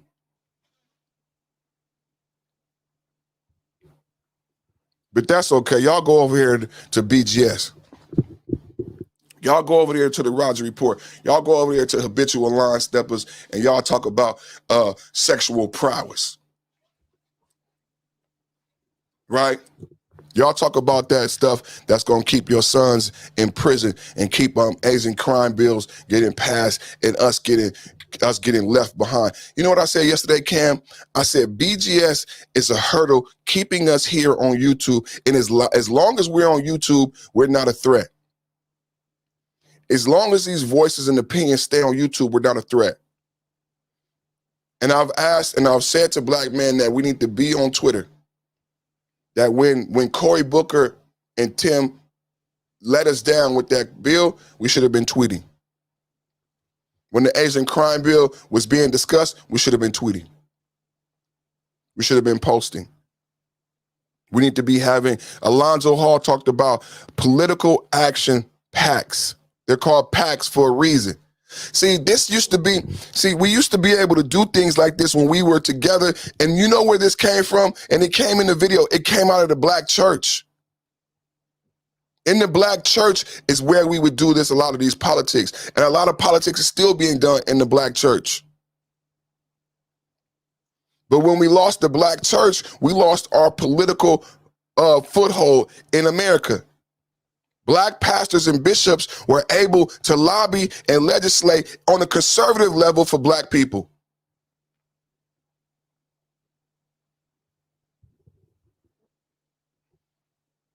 This ain't no joke, man. But let me, I digress. I only got a little bit of time left because Coffee put up a long-ass video. It was a great video. I was like, this nigga, man, this video long as fuck. But I had a couple things I wanted to talk about today. So I'm going to get into my topics, and then anybody want to join? I know I saw my brother Sunclaw. He might still be on his way home.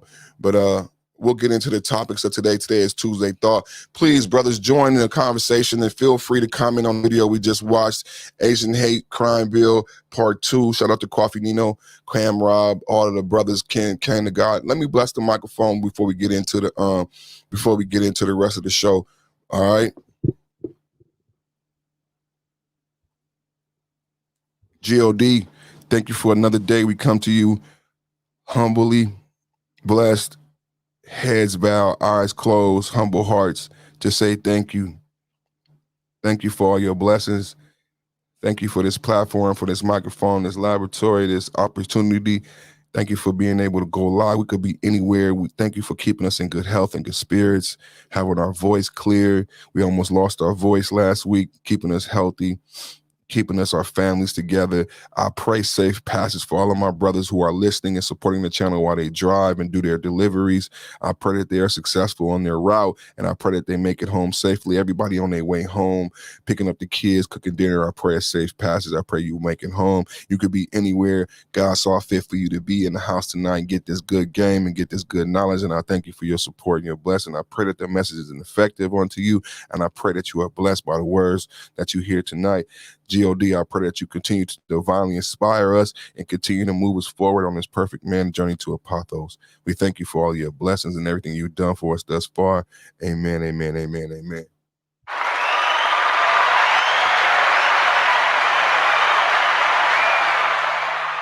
So what we gonna get into? Like, so my topic today was fear and debt. Because as I did my research, and then it's no coincidence. So I love that Coffee showed that video today because it provided bookends for some of the things I want to talk about. Oh, look at my good brother coming up. Peace, God, peace. Peace to the chat, peace to the panel. Salute. You want to talk about Coffee, video before we get into something? Taco mixto. They're watching Taco Tuesday. Everybody saw the. You see, when you go to that joint, that roadside joint that be selling tacos. Yeah. You tell them that you want it mixto. Mixto.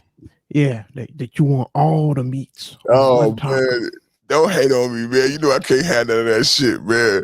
Man, I can't even stop because it smells so good. The smell is intoxicating, man. You stop eating meat. Meat still smell good, man. I know. I know it does. You know what I used to love too is the meat that spin around and they shave it off like with the nail file thing. They put the carne asada on the spit, and the Indian people do that too. Yeah, that thing is called a trompo. Yeah, that used to be, and I don't even know that's most likely al pastor. That's my shit. And funny enough, perfect. It has the same origin. It's that basically came from Middle Eastern immigrants to Mexico, and that's how it got introduced into Mexico. So it is a Middle Eastern thing. That's why I see on the food channel that Middle Eastern people have it. The only thing that's kind of off about it is that it's made out of pork. And they don't eat pork. Exactly. They do theirs like with lamb or something, right? Exactly. Got it. So okay. It's kind of similar to a gyro, because gyros traditionally are coming in a cone, a meat cone like that. It's a little bit different spices. I love it. We already talking about food, son. I love you, bro. We ain't talking about nothing, man. we ain't talking about that pork butt that I put in the oven and I let cook for about 4 hours. No, till it fall apart. Nah, man. Till it fall apart. You could grab the bone and the bone will come clean, man. Man, you grab you take a spoon and use the back of the spoon and just press down on the meat, and it'll just. Oh man! Well, that ain't got nothing on the spicy tofu I had for lunch, so. Yeah, of course it's got nothing on the tofu, man. you can't compare the tofu and that pork. That pork that is keeping me from salvation. That pork is keeping me from the nation and keeping me from salvation. Man, pork and white women. Who used to say that? Who used to say that? Pork and white women keeping me from salvation. I don't do the pork, but if it comes down to the white women, I ain't gonna make it. I fuck with her all the time. I say, you know what? When they come get me, man, you can't go on the boat. Nah, man, because I was there. I was saying, oh, yeah, I agree with that. Yeah. You can't no bacon. I said, man, that's a line too far right there. You know, you might as well get you a kufi and a white woman, man, and a bacon sandwich, man. You'll fit right in. Oh shit! Hey, what you think about Coffee's part 2, man? I think it was very provocative, man. He really he pushed the envelope. He didn't shy away from the tough topics in that video. He really went there. You know what? We haven't seen Coffee in probably about 2 or 3 weeks. Correct. He's been working on that because people been flaking on him. People don't want that message to get out. No. And he's making a point. And you know what? I sometimes say the truth is like onions. Ooh. It has layers. It is Taco Tuesday. But as you start peeling those layers, you start crying. Come on now. It's true, it's deep, and it makes you cry, man. Sometimes you don't want to face it, Son Claw. Sometimes you want to look away like when you cut an onion. Burns your eyes, man. And then there's a question of interfacing.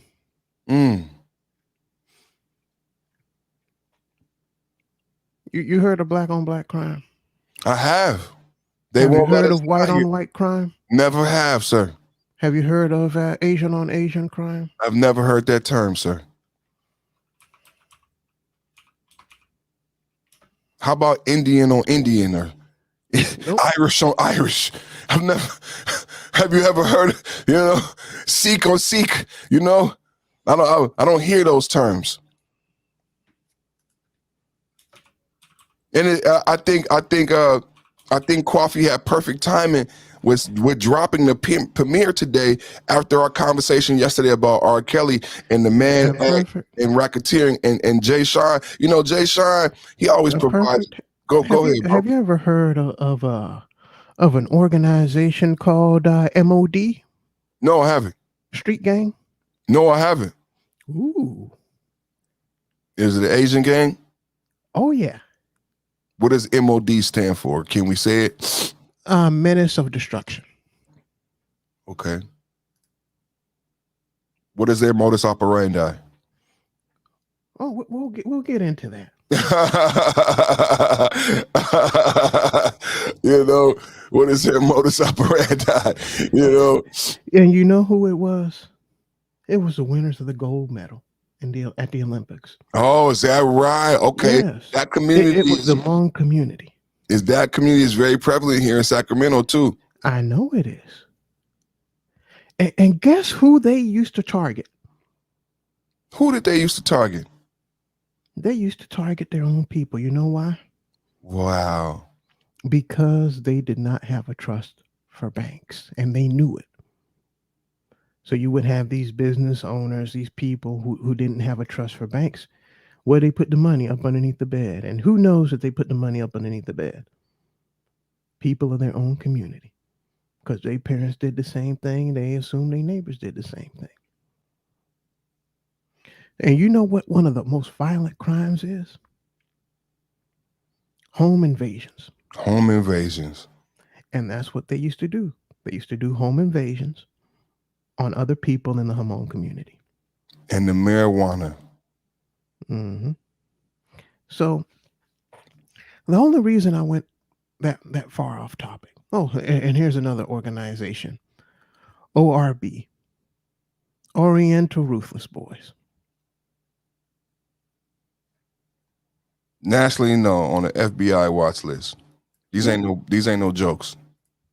And you never heard of them. Ain't that interesting? Never heard of them. Isn't that interesting? Because if you hear if these things become part of the lexicon, then you might have some fear mongering equal to the King Kong trope on that side of the table. And then this bill may not. You know why I wanted to go into that word interface? Please. If you don't live in my community, how am I supposed to commit a crime against you if you are not around me? Correct. And we know, there's some Asians that have businesses in black communities, but where do they live? Predominantly in white communities. Who do they hang out with? Or in their own Asian enclaves. And who do they hang out with most likely? Either the same race or white.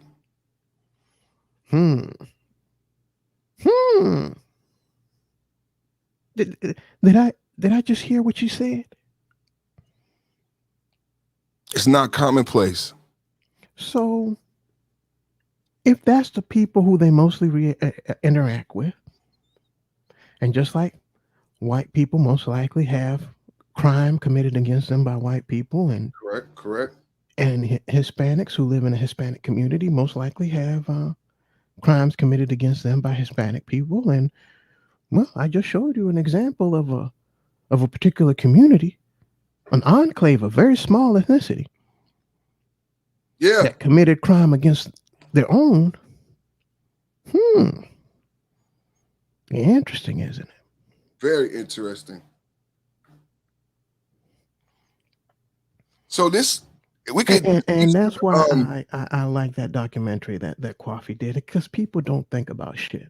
No, it's like I said, there's no coincidences by God, because it speaks to the fear and the feed that we talk about. Today I had in the title fear, and my question was, are you afraid yet? I didn't know I was going to play that video when I created it early this morning, but it speaks to the fear that was stoked in that community that allowed them to pass that bill so quickly, and the lack of value for Black men, and how that fear can be turned up and turned down. They're doing the same thing with the jab. And when I first started talking about the jab, I stopped talking about it.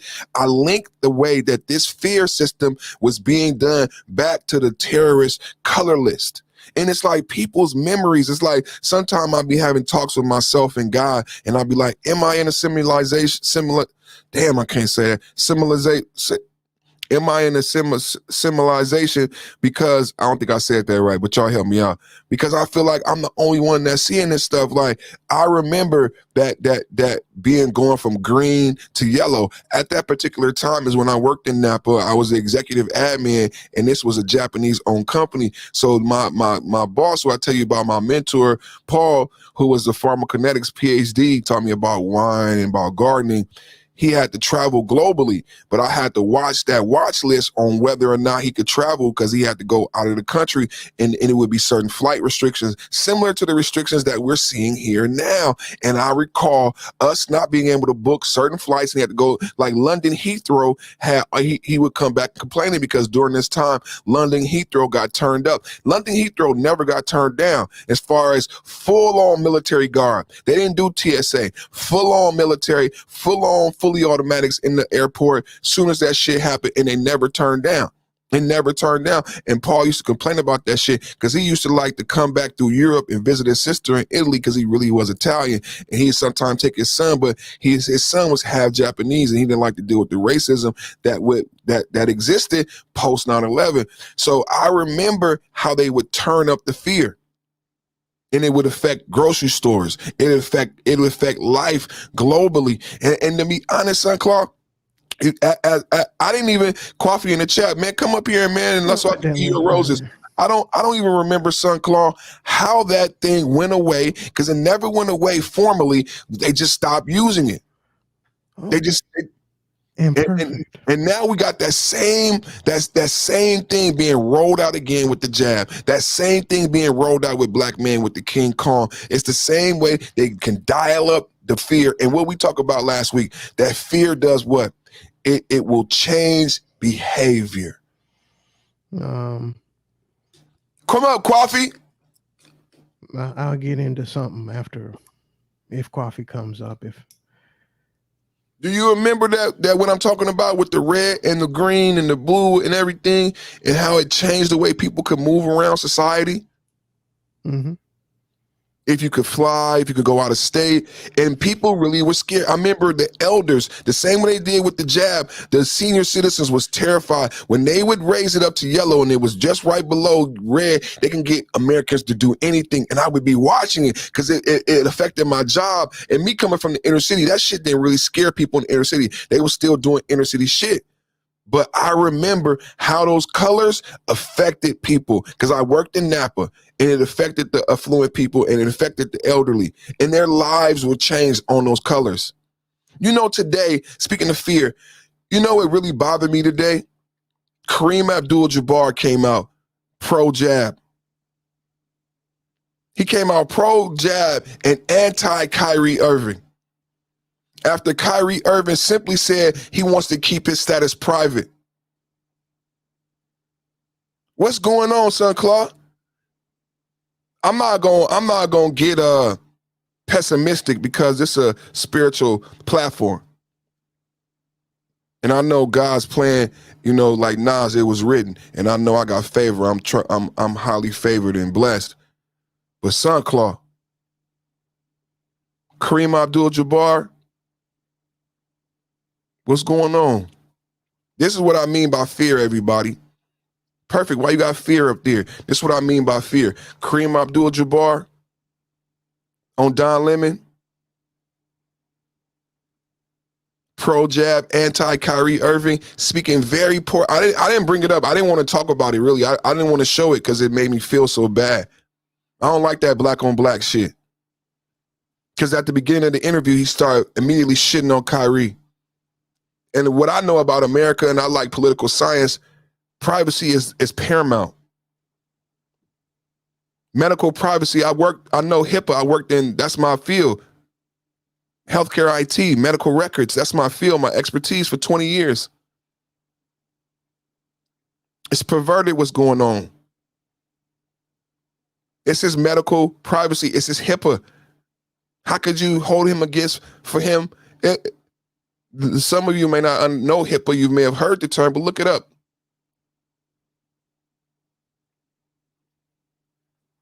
Fear.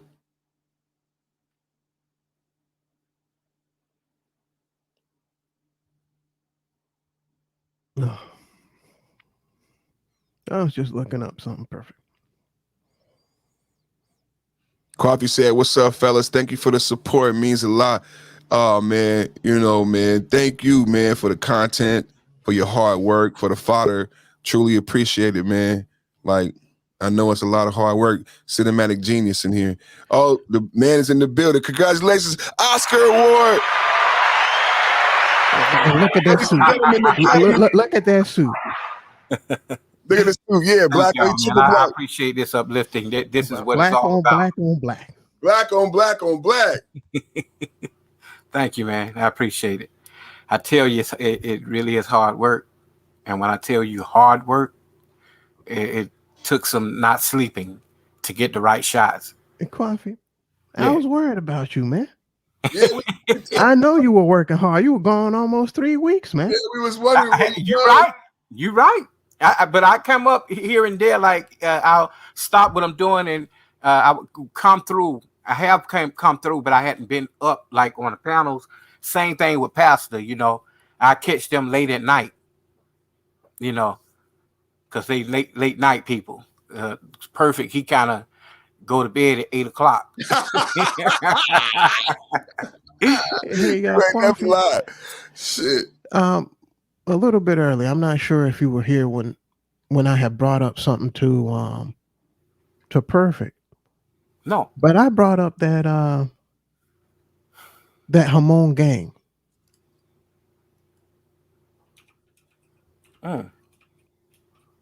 Which is yeah, you still have that link, Perfect? Yep. I got it up right now. That Menace of Destruction. It's on the screen. It's on the screen, brother. Oh yeah, Hmong, the Hmong people. Yep. It's a lot of them out here. Do you know that they had a gang? A gang is on the FBI watch list.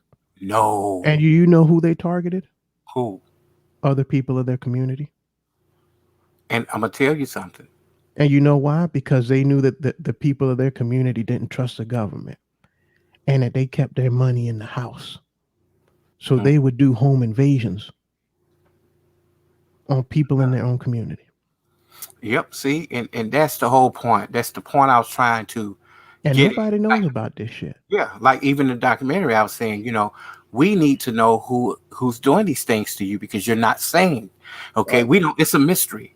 You saying it's not the only people that is speaking up is the Asian women. You notice that it was more Asian women speaking up, trying to figure out who was beating them up. But what they're doing, they're turning it on. I know it's their own community for one. I know it's also the white people, but they won't say nothing when it's white. But they want to put it all on black, and they feel that if they eliminate all the blacks, going on to, what do you call it? Get along to go along to get along. Mm-hmm. That's what they're doing, and I had to call it out, man, because, we living in a situation where we're in a blend culture. People are blending in all over. When I say blending in America don't get it, and black people, we got to get it, especially the ones out here. The black people out here, they into this, I grew up with this person, but you didn't know these motherfuckers hated your guts. You know what I'm saying? I'm not saying that everybody is that way. And I also mentioned something. Go ahead. And that is What was that word I used earlier? Perfect. Was it proximity? No. Interface. Yeah, the interface. Wow. Interface, because you hear of black on black crime. Mm-hmm. The only reason that's a thing is because black people live in a cluster. Yeah. You have white on white crime, even though they don't talk about it. The majority of white crime that's committed on white people is by other white people. Why? Because they live together. You know what? I tell you this. And then the Asian community, where do they live? They live in white communities Mm-hmm. or in Asian enclaves within Mm-hmm. white communities. And I tell you this, when black people live in white communities, they don't fuck with them because they think that these black people gonna beat the shit out of them. That's for one. You know, black people live in very nice homes today. Now, I would tell you this, if you are a black person, you live in a all super white supremacist neighborhood, you may get a KKK sprayed on your garage door or on your van, your car, or burn a cross in your yard. You still get that out in the South, in Georgia, but you won't get it too much out here. You know, you won't get it like that. You know, so like I said, even in part one, it's not the white people who are doing these things out here. It's everybody who want to be white. And it's like everybody is going shooting for a race to see, you know, which master is better.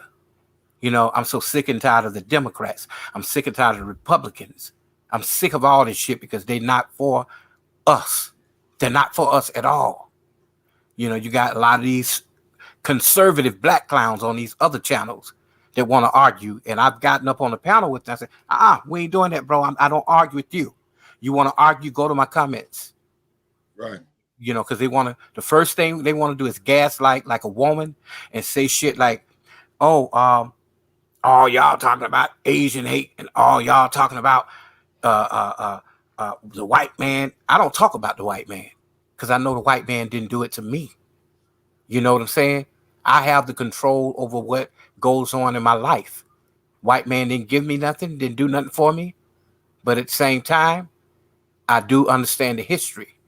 So when these people talk about people beating them up and doing this and doing that, that's why at the beginning, I showed the true history that they don't want to show. They don't even put that shit in history books. And the crazy part is I was bold enough to do it in California because California people don't want that in the schools. You know, it's to the point to where even you got the gynocratic young males out here who don't even bother to think about Black history until something happened to them. You know? Coffee. Yeah, go ahead. And that's getting to this point. Mm-hmm. If you live around a certain group of people, you hang out around them, you live by them. On your time off, that's where you're at. Aren't they more likely to have bad interactions with you just because you interact with them more? And you don't have a ton of Asian people really hanging out in Black neighborhoods. No, not or at living all. there. But what they had started to do was buy homes in the Black neighborhoods because their businesses were out there, and that was the only way they felt that they would be able to protect their businesses. Let me get acquainted. Let my kid. Still, when we talk about numbers, that's not a large number of Asians either. Yeah, that's true. Well, but let's say this. A lot of Asians live in Black neighborhoods, but they have pushed most of the Black people out of the neighborhoods. The south side of Sacramento has turned basically all Asian, and that used to be semi-Black. The west side was all Black, but it's now back white. You see what I'm saying? So most of the Black people now, they've taken them, torn down the projects, and they are moving on these housing programs, and they're moving further out. And the further out would be, Natomas and places like that. They're no longer on the south side as much. They still go to school at Sacramento City College and all that, 12th Street. Still got the Black people around there. They got a Black neighborhood, an actual black neighborhood where the Black people really grew up at. But you see slowly but surely these people dipping in. And because we're Black, we accept anything. We take what's been given. And these people that come in and they seep in, you know, and I blame the parents, you know, not trying to be racist, but I blame the parents because they're like, well, I don't teach my child to see color. I don't give a damn if your child is mixed.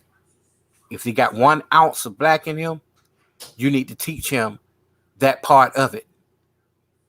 Because trust me, it ain't fun when the rabbit got the gun.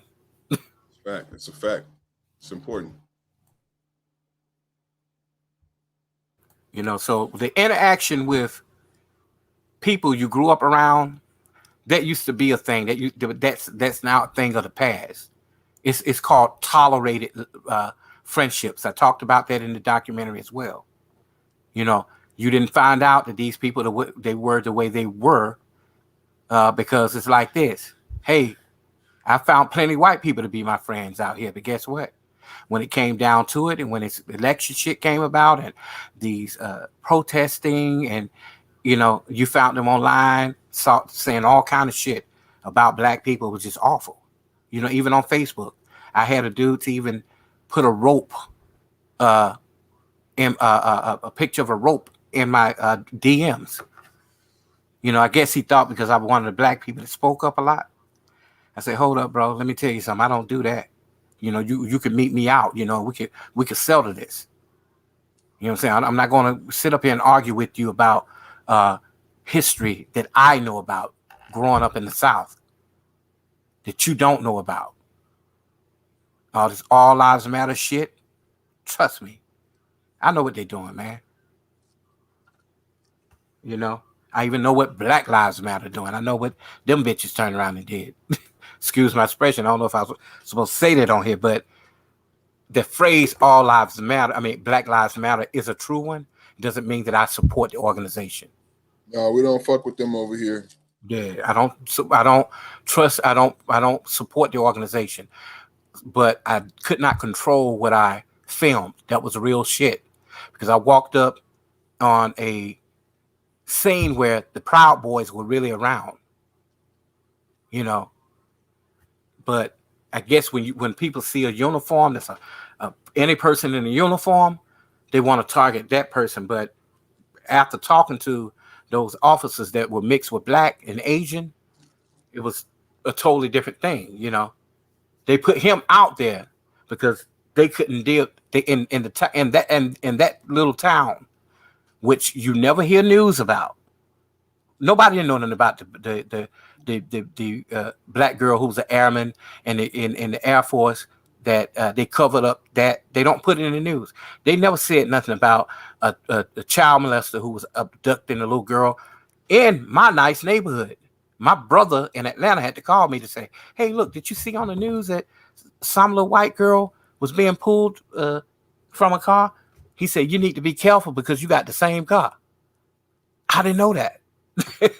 You know, and I could have easily been blamed for that, being that I am a black man, but they would rather blame something like that on a person like me to keep their town quiet and wholesome. You know, when these people are doing all kind of stuff and these kids weren't lying. They may have, you know, exaggerated about the police a little bit because these are the police that did not do anything to them. You know, it was the very racist ones. I got a couple of white people who did email me and sent me videos of the police officers who had done all these things, but they were white. You know, so it's crazy, man. Before I do anything, I do a real thorough investigation before I even put anything out. You know, I'm very careful about that. So what do we do, Coffee? Because like Martin Luther King, one of the last speeches he gave, the white man asked him a question. I bring this up a lot. He said, well, how come blacks haven't been able to matriculate into society in the same way as other minority communities? Martin Luther King's answer, he said, well, this has been my mistake with the way I've approached this subject. And Martin Luther King was going to go to Washington. He was going to do that next talk that got him killed. He said, the reason that black people haven't been able to matriculate in the same way as other cultures is because of the stigma associated with being black. And I know I went over that fast because I go off on tangents, but I want to get it out. Stigma. The stigma associated with being a black man when I walk into a bank is what me and Rogish talk about all the time in debate. Why is it that even though we work together and work on the same floor, when I get in the elevator along with a white woman, she clutches her pearls, she clutches her purse. There's a stigma associated with me when I walk into a bank. Just the other day, me and Sunclaw was giggling and laughing about the era that we live in where black men are being asked to put on masks inside of a bank. When me and him lived long enough to know that that never would have happened.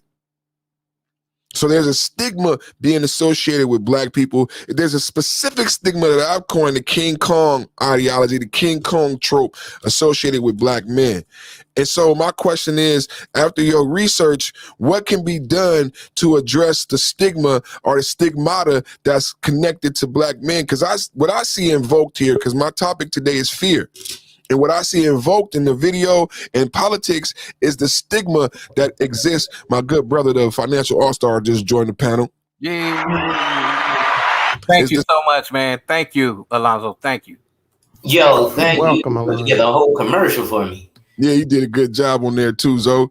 So what do we do about the stigma that exists that allowed these tropes and this bill to be passed so quickly? Because one of the things that bothered me in the video was about that Asian reporter who talked to the other Asians about this quasi talk that they have to have about warning them about black people. It kind of reminds me of the same thing that I get from Africans, because Africans have a similar talk with their children about associating with American blacks.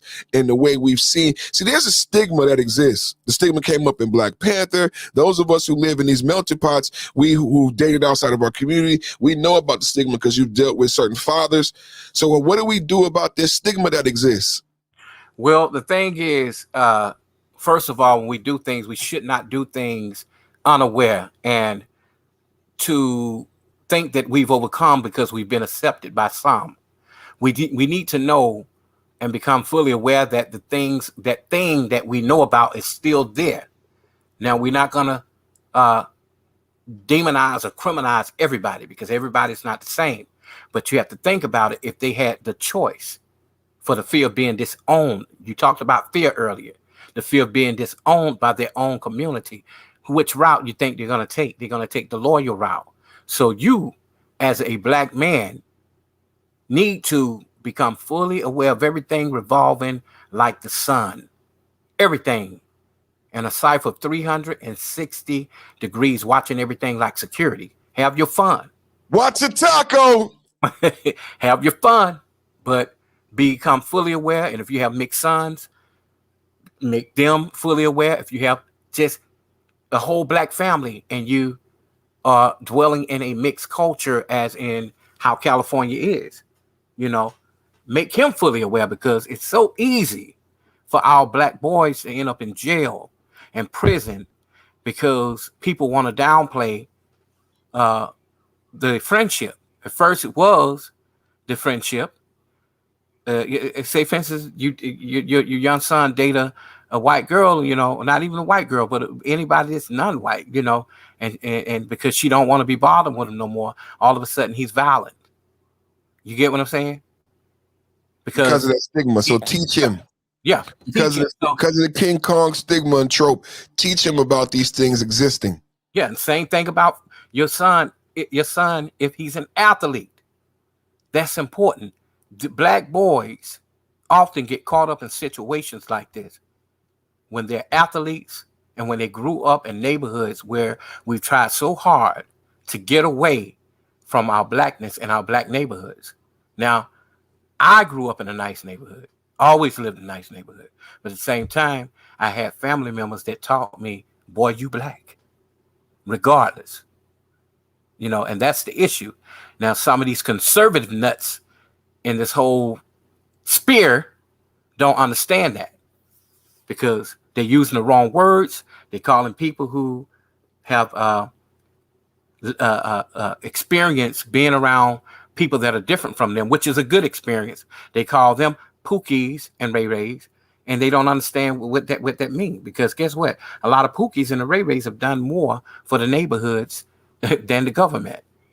I like that. They're looking at it as a look. They're looking at it, oh, he got dread, so he a Pookie and a Ray Ray. Oh, he smoked weed, so he a Pookie. he may not be intelligent, when they don't understand this nigga over here can get down just like they can with all that wannabe white boy talk. You know, that's why I stated several times in part 1 and 2, we have been conditioned to relate to others than to ourselves. You got to be proud of who you are first. And I love the fact that we came from different angles, not just pointing the finger saying, oh, the white man did this, the white man did that, or blah, blah, blah. But we looked at our problems. Daniel Rucker from True Table, he got a channel, spoke on the same things as what Alonzo spoke on. He don't see Asian hate to be a problem. He see it as us up stepping our game. You know what I'm saying? For the ones that are weak, sit your ass down. Let the ones that are up handle the politics of it all. If you don't want to listen. Because guess what? Alonzo is spitting the game. He giving you the information is right there. I'm giving you the information is right there. You know, a lot of others there was giving information. You know, I love that Shonda came from it from a medical and a statistics point of view, but these people have played over this throughout the whole United States, and it's not even in her area. So how do a bill get passed that quick? But Alonzo explained it right. They played it right through politics and money. PACs, you know, all of that. And I want to ask you, Alonzo, did I narrate that right? Did I put the story right for you? Absolutely, but the only one is that it's Political Action Committee, not company. Oh, okay. I thought it was because you talked so low on that part. I couldn't get it. Yeah, but it's still a logistics. It's so still the same thing. Yeah, that's what I'm thinking. Go ahead. You go ahead. Now, there was a part of that with that bill. I think part of it was also government intervention in order to get that passed. And I'm not talking about American government. Talking about Asian government. Oh yeah, Asian government and Asian exactly Asian women of a particular nation. Yeah. Can I tell y'all something funny? Yeah. 2017 is when I got my real estate license in the state of New York. 2017 is when one of my salespeople came to me, one of my sales brokers came to me and said, what demographic do you want to market? Do you know what I told him in 2017? I said, I want to go after the Asian market because I see the gentrification and I see the money. And what did he say? This was 5 years ago. Now, I'm not saying I'm a martyr or a Nostradamus, but the only reason I did that was I was following the writing on the wall. And I work with, has anybody seen the show $1 Million Listings New York? Oh, yeah, love it. And the one in San Francisco, too. I love that one, too. But in terms of $1 Million Listings New York, you're familiar with Ryan Serhant. Yeah. Do you know that in Brooklyn, New York, ironically enough, these are the properties that I showed to Jay Shine. 1325 Herkimer Street, Brooklyn, New York, 11233. Wow. Is a property that was a 32-unit condo that I worked with Nick, which wasn't specifically Ryan, but Nick told me he was given 1 year to sell out that building. If I would have helped him sell out that building, number one, I would have been the only broker living in that building because I was trying to buy a unit. One bedroom started at $399.99. Oh, he has another property at Ralph Avenue. These are neighborhoods that are the fucking hood. Well, used to be. But you know what they could do, Lonzo? And I think that like there's a lot of places that, like, even in Atlanta and it's called an area called Bankhead. Mm-hmm. If you ever been out there, you know, it's Veterans Memorial, Bankhead Highway, the west side of Atlanta, the hoodest of the hood, you know, where all the rappers come out of, like T.I. The projects are called Boyne Homes. They tore those down. And they actually built a Boyne Homes, like real upscale, you know. There's a place called Atlantic Station in Atlanta. Oh, I'm used to where the 12 is at. Yeah. All that right there, man, used to be like a hood. Yeah. Like Techwood. Techwood was a project that was down the street from Atlanta. Shit. What's the college? Georgia Tech. Yep. They tore those down because the students were afraid of the people living in those apartments. That's terrible. Isn't that something?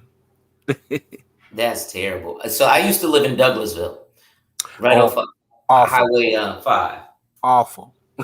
So Bad. what's No, bad about that? It's good, but the cops is bad. They Ku Klux Oh, Klan. they're terrible. And here's the problem, Kwafi. I lived across the tracks. So you have one side that was the hood, and then the other side, which was across the tracks, which was where the Walmart and the nice, homes and stuff were. I put it to you like this. At the time, I think it was 2006. My 2-bedroom, fully carpeted, fully amenity department with a tennis court, swimming pool, and everything was about $900 a month. And I was paying it working at Walmart. I didn't know I was paying the full rent, but it was nice. But let me tell you something. I'm shocked even during that time that you was able to pay that rent, because Atlanta, although it's glitz and glam, they never paid good money. You always had to have your own business to live out there. Yeah. And let me say this. And after this, I guess Perfect want to read something and show us something. Yeah. But after that, Perfect, I want you to also look up the block lofts in Atlanta. Ooh. I used to live in the block lofts. Love and hip hop. Yeah, keep up with you. Nah, he's just showing people which nation we were talking about. Well, let me ask you this though, Kwafi. So you know about Dunwoody? Yeah, I know about it. I never really lived in Dunwoody because I never liked the police there. Okay. Because I don't need you looking at my dark skin and wanting to arrest me and not understanding that I'm don't even respect me when I pull out my credentials to show you that I'm law enforcement as well. They don't care about that because they don't. You're a threat. I have been put on the ground, even in Smyrna. You know what Smyrna is? Yeah. Cobb County, Marietta, right there. That's the worst. I'm gonna do a documentary on them too. To put them on blast. Cam, part of that is my fault. I was selling to the Asians in the small hats, hard body, because the brothers and sisters wouldn't listen to me. But I tell you what you probably could have done though is still bought where they live. I don't know if they want you there, but I would have said fuck it. Well, when people see that I'm out here and I'm in an upscale neighborhood, black people can do the same, and it would have still pushed them out. Yeah. Stop, man. I'm being mean. Here's what's messed up. The people, so like I said, if you look up that address, 1325 Herkimer, Herkimer, it's now called The Hill. It used to be a church. This is in Brooklyn by Eastern Parkway. If anybody knows about Eastern Parkway or Brooklyn, you know of Juve. Juve is the West Indian Day Parade that runs directly down Eastern Parkway. Is that almost near Bedford-Stuy? That it's Brownsville, actually. Okay, Brownsville. Okay, I know all about Brownsville. Brownsville used to be like for really nice, for black folks. Brownsville, where the grass is greener and the Crips are meaner, is what it's known as now. Yeah, and I used to love all the fucking Caribbean food all up through that way. Oh, you can still get that. The Golden Crust. The roti. Save black blocks. Wow. Okay. The northeast corner of Baker Street and Piedmont Avenue is no ordinary city block. For over 2 decades, the spot is known to some as Black Blocks. Beckons skateboarders with its painted ground, granite ledges, and metal benches, providing the perfect place to coverage to meet up to practice a craft uninhibited. Wow.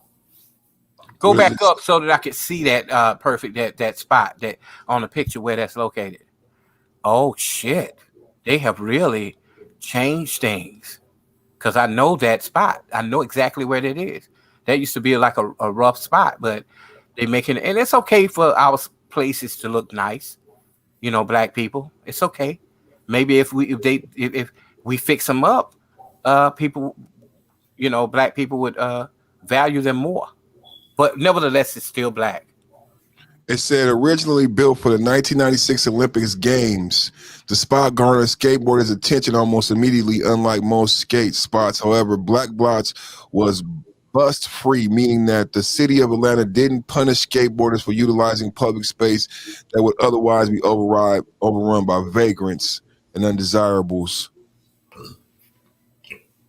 Okay, but what is vagrants and undesirable? See, because their meaning to that is nowhere near what's out here.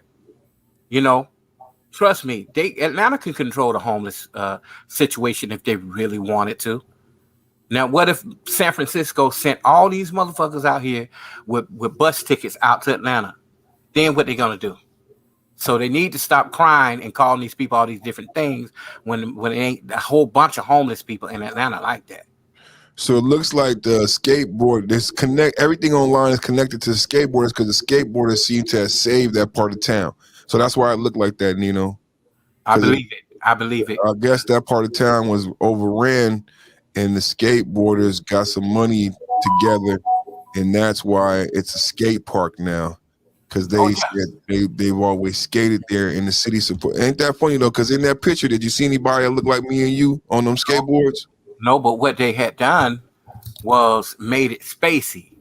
So if they catch somebody out there with a tent or a blanket or a cardboard and they sleep in there, they'll lock them up. And Atlanta city of Atlanta police is known for that. They will fuck with a homeless person. They would fuck with a person who broke down on the road instead of just saying, "Hey, do you need help? Can I see your license and registration?" The next thing you know, you're going to jail. Doing a whole check on you. But it's a lot of things have changed. If you go to a town called Little 5 Points, that's always been kind of edgy. If you look at Little 5 Points, you'll see it on your on the screen. You'll see that it's always been for white punk rockers, but when black people started to hang out in there, they somewhat. And the reason why black people hung because it was Moreland Avenue and all that was all black. It was all black. Black people lived on one side. You had the Confederates that lived on the other side. And when I say Confederates, I'm talking about people that were in the Civil War and real racists in Atlanta. Oh yeah, Kane is out there. Kane is in Atlanta with She. So. Oh, okay. What's going on, brother? I don't know who you are, but Kane is a good brother, 5%. He live out there in Atlanta. He work hard. He's a YouTube content creator, and Kane the God. The name is because 5%ers and a lot of what we preach about the black man being God. This brother, he like a New York brother who live in Atlanta. He the arm ahead. Yeah, he actually is a 5%er from the 5% Nation. So a lot of the things I borrow from that ideology and that way of life. So a lot of the things I talk about, me and Kane link up on, and he hang out with She. So this is a good brother. This is a good man, father.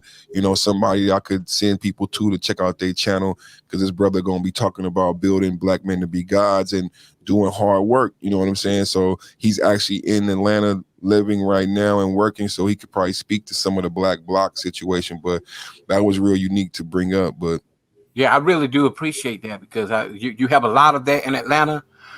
I don't know how well people take it serious. I used to also be in the Nation myself, and I used to go to Juma every Friday on Glenwood and the Masjid. There's some famous masjids in Atlanta. Yeah, definitely. But I also have dwelled in places like the West End, Black Historical College areas, some of the temples that they had, Black Shrine of the Black Madonna. Most of the he said I used to live on 93rd and Church. That's in New York, right? He might be talking about Atlanta. He talking to me. Yeah, that's New York. Oh, because I know we don't have no East 93rd. The streets are not like that. Right? Everything start with a fucking peach. Peachtree, yeah. I'm about to say it's gonna be Peachtree or something. Or wood. Check this out, y'all. I got something for y'all Atlanta heads. So today I had a lot of stories. Coffee Nino hijacked my show today, but I'm so glad he did because that was just a beautiful effort. We got a cinematic genius in the building. But check this out, y'all. Since we're talking about Atlanta and Georgia, this is something for fathers and men to stay vigilant on. And again, Perfect Time and Perfect Man podcast. We did it here first. So check this out, y'all. You for help. As her office continues to deal with an avalanche Fair of use. backlog cases, District Attorney Fonnie Willis warning that dozens of violent criminal suspects could be released on bond in the coming weeks. We walked into an office with in excess of 11,000 unindicted cases. In addition to that, we already had another 12,000 that were indicted and were working their way through the court system. Georgia law says that suspects in jail are entitled to mandatory bond if not indicted within 90 days. The law was suspended during the pandemic, but was reinstated over the summer. Today was the end of the 90-day period. Did y'all hear that? Did y'all hear that?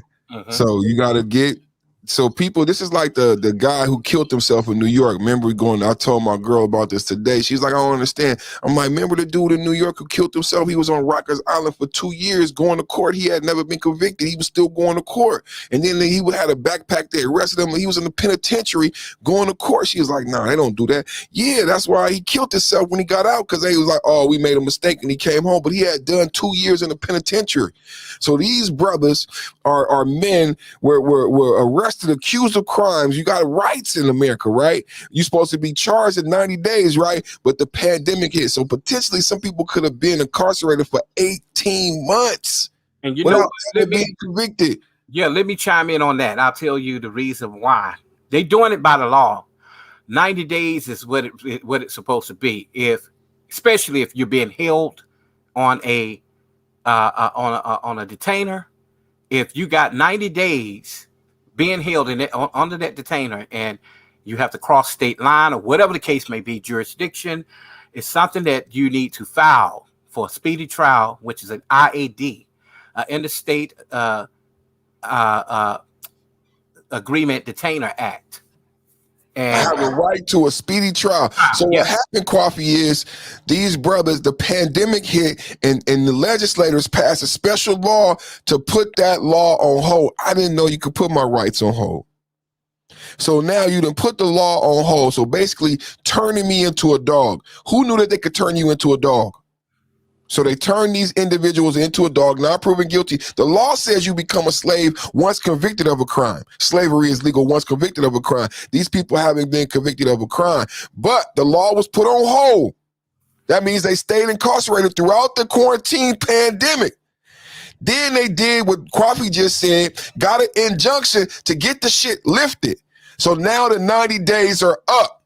So now listen to what's going. Remember the song? Remember the song from the young brother? He's in the Atlanta TV show. This is America. This is what you living in. This is what's supposed to be the best country in the nation, the richest country in the nation. This is what really is happening. This is a beautiful, and she was gorgeous. Did y'all see that, sister?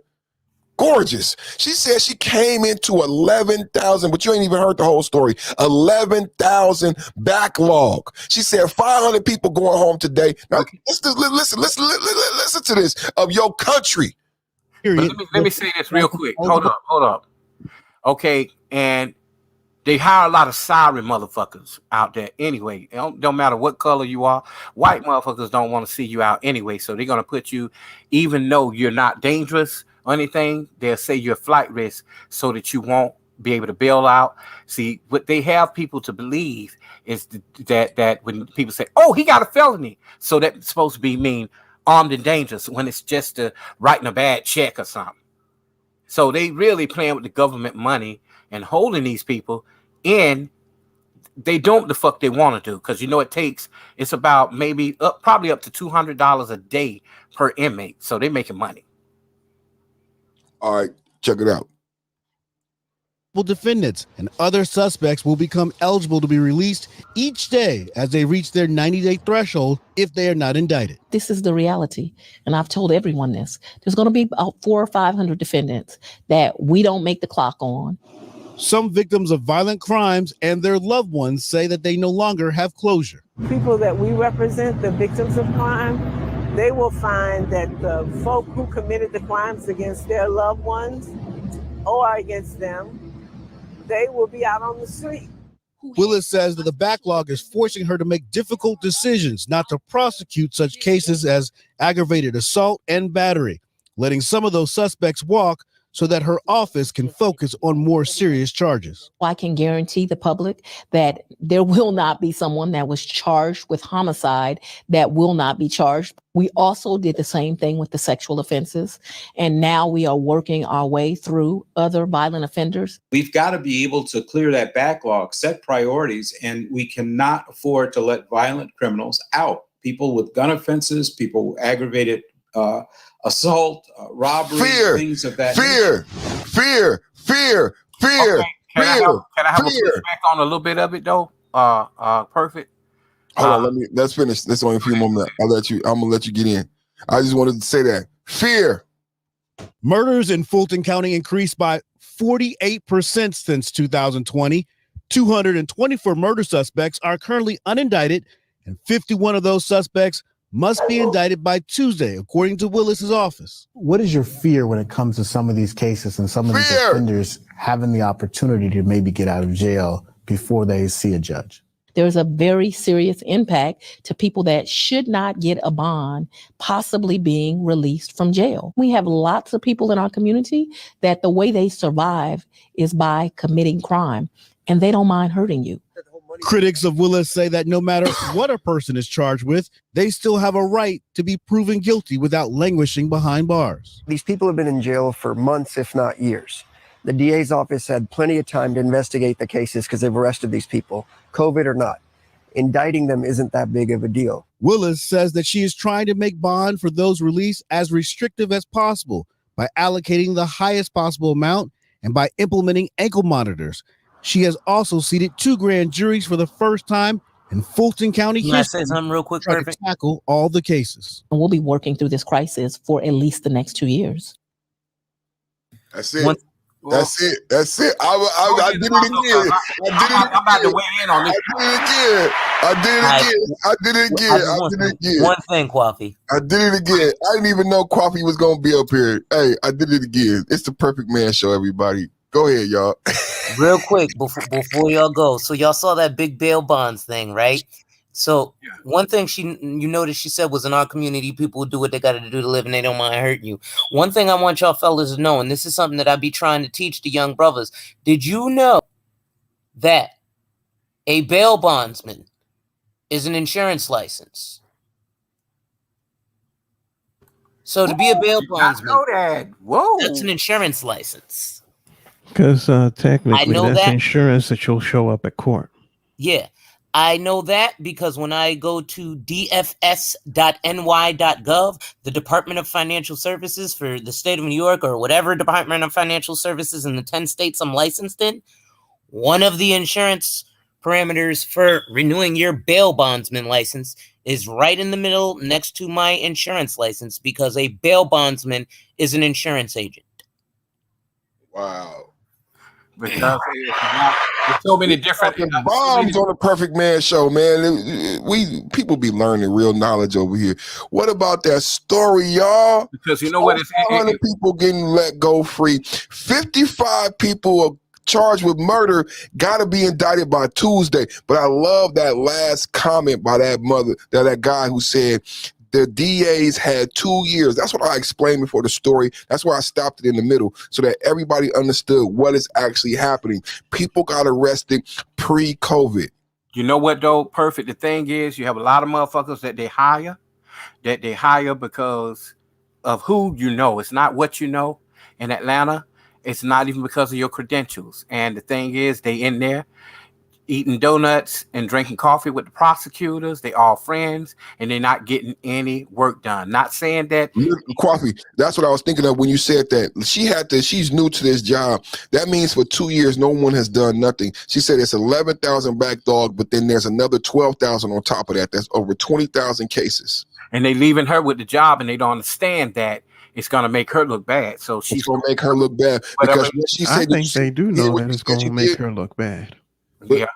Did you hear what she said she did? She gonna give people unnecessarily give them ankle monitors. Again, going back to Coffee Nino's point and Alonzo's point about dollars. It's all dollars. Somebody is salivating. Somebody pussy is tingling at this damn story right now. Because remember, Jay-Z and Big Bill, invested in the pagers in the ankle monitors. Y'all remember that, right? No, And I'm the only one. And I'm the host. That's why I'm the motherfucking host. Yes, these niggas invested. Y'all, there was a big ass story about that shit. These niggas invested in the next iteration of the ankle monitor and the next technology because and this is how they said they gonna solve the problem that Meek Mill and that boy in New York went to. And they just gonna let people go home, but they gonna have you with these pagers and these monitors. But they gonna own the company. But you know what though? I understand Meek Mill's situation. I really do get it. You know what I'm saying? Innocent, see what they're doing. That's another part of blend culture, or either putting people together and making them and making them the villain. You get what I'm saying? Yeah. I think that even when people commit crimes, they need to have levels. Now, the federal government is pretty good with the Federal Bureau of Prisons in putting people in they call a high camp, a medium camp, and a low camp. A very, very low camp would be somebody that's Martha Stewart or a rich person, or that didn't commit any big crime, anything that's nonviolent, which is the category 1 crimes, 0 to 6 months, A to B felony, A felony, it go all the way to H. When you talk about that with women, Coffee, one thing that people don't know when we talk about the gynocracy, like that's what I love about Tone Talks that he brought to the lexicon, that when you talk about these level 4 prisons and we talk about women versus men and how the most black men, the most people incarcerated are in America.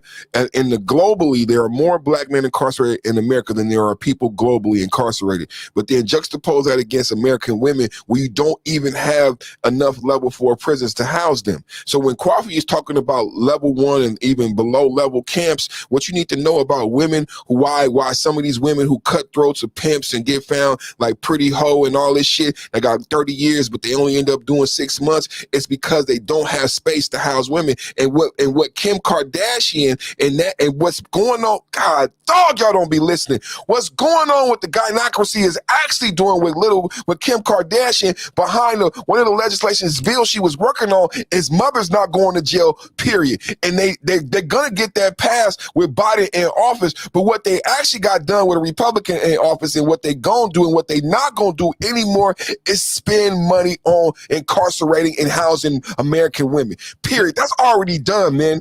Gynocracy out here kicking ass. That's already done. Ain't gonna be no more brand new women's prisons being built.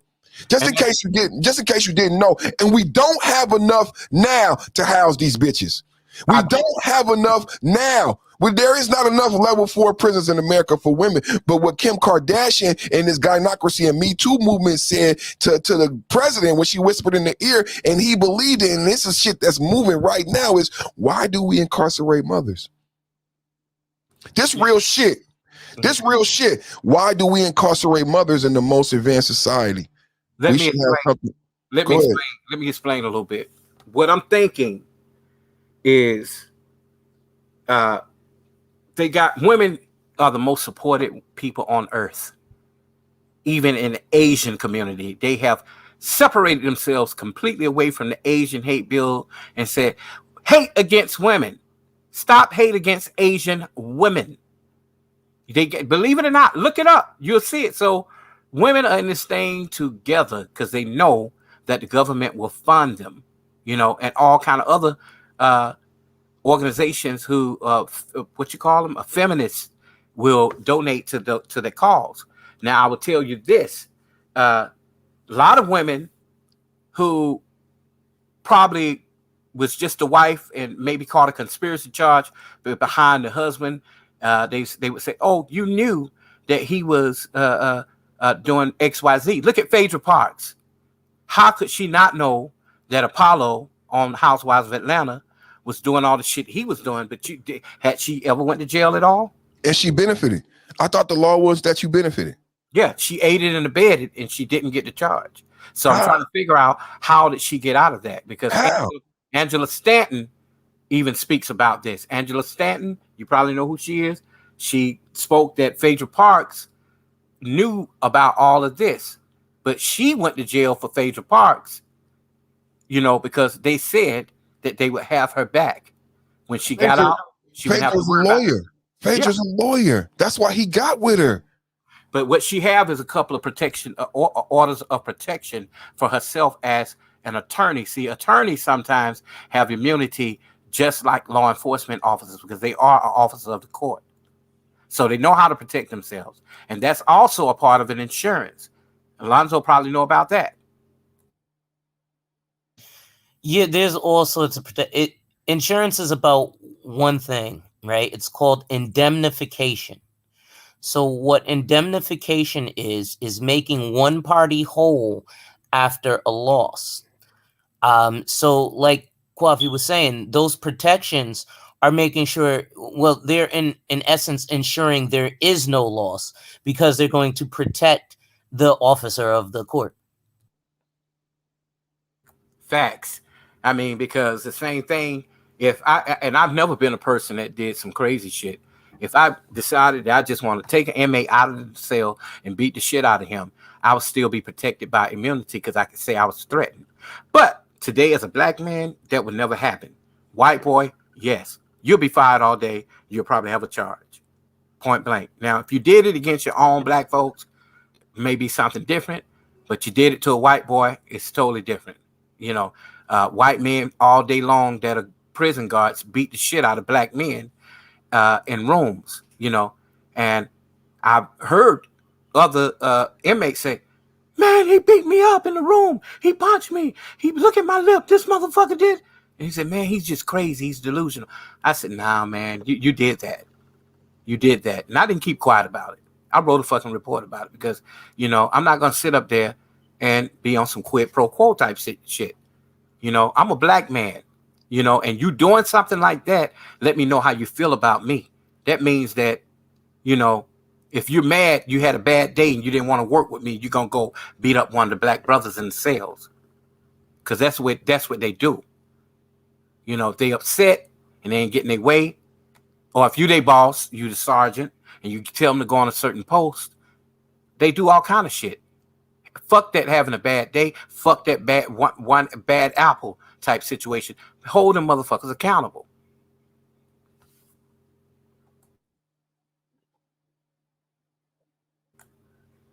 Scroll up. What's going on? No, this is just back to that fear topic.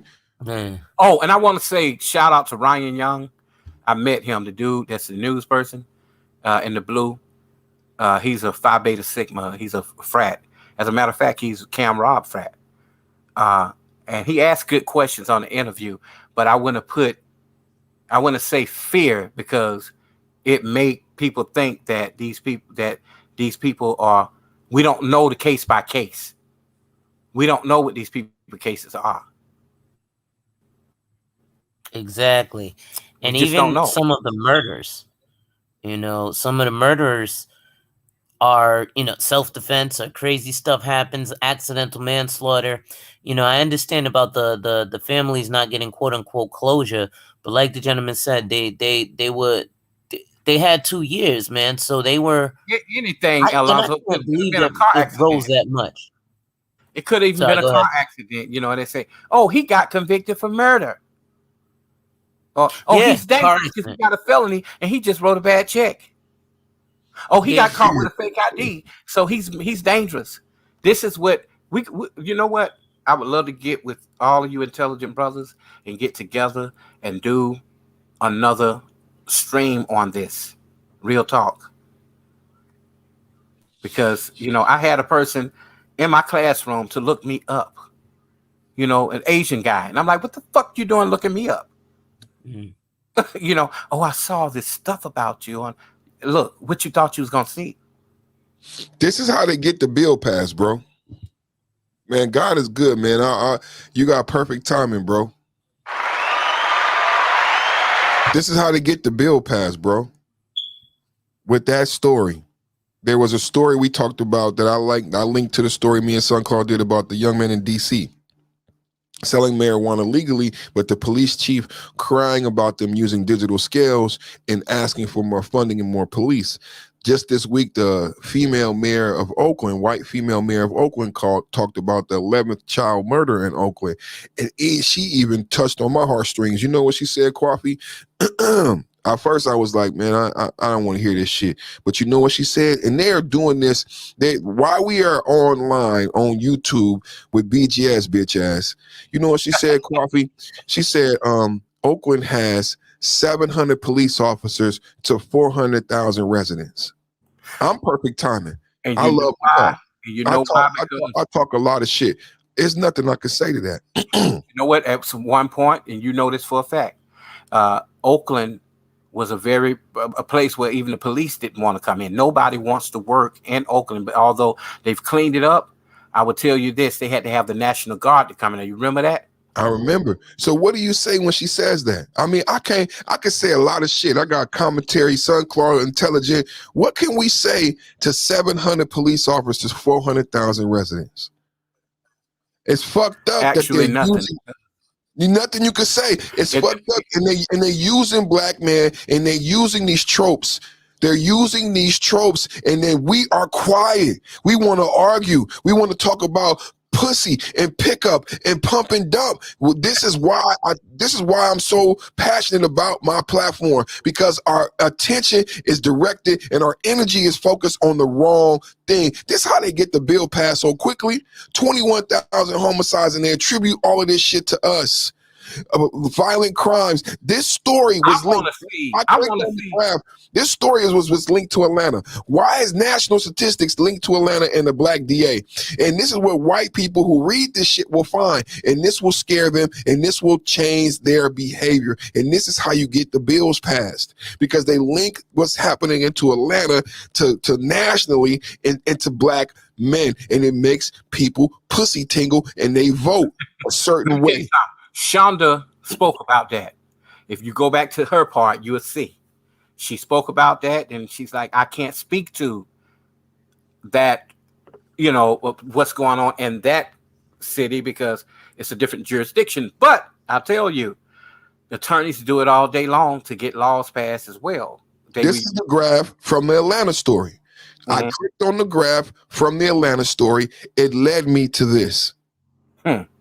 This is when I talk about fear, when I talk about the feed and the programming, today is Watch Your Taco Tuesday.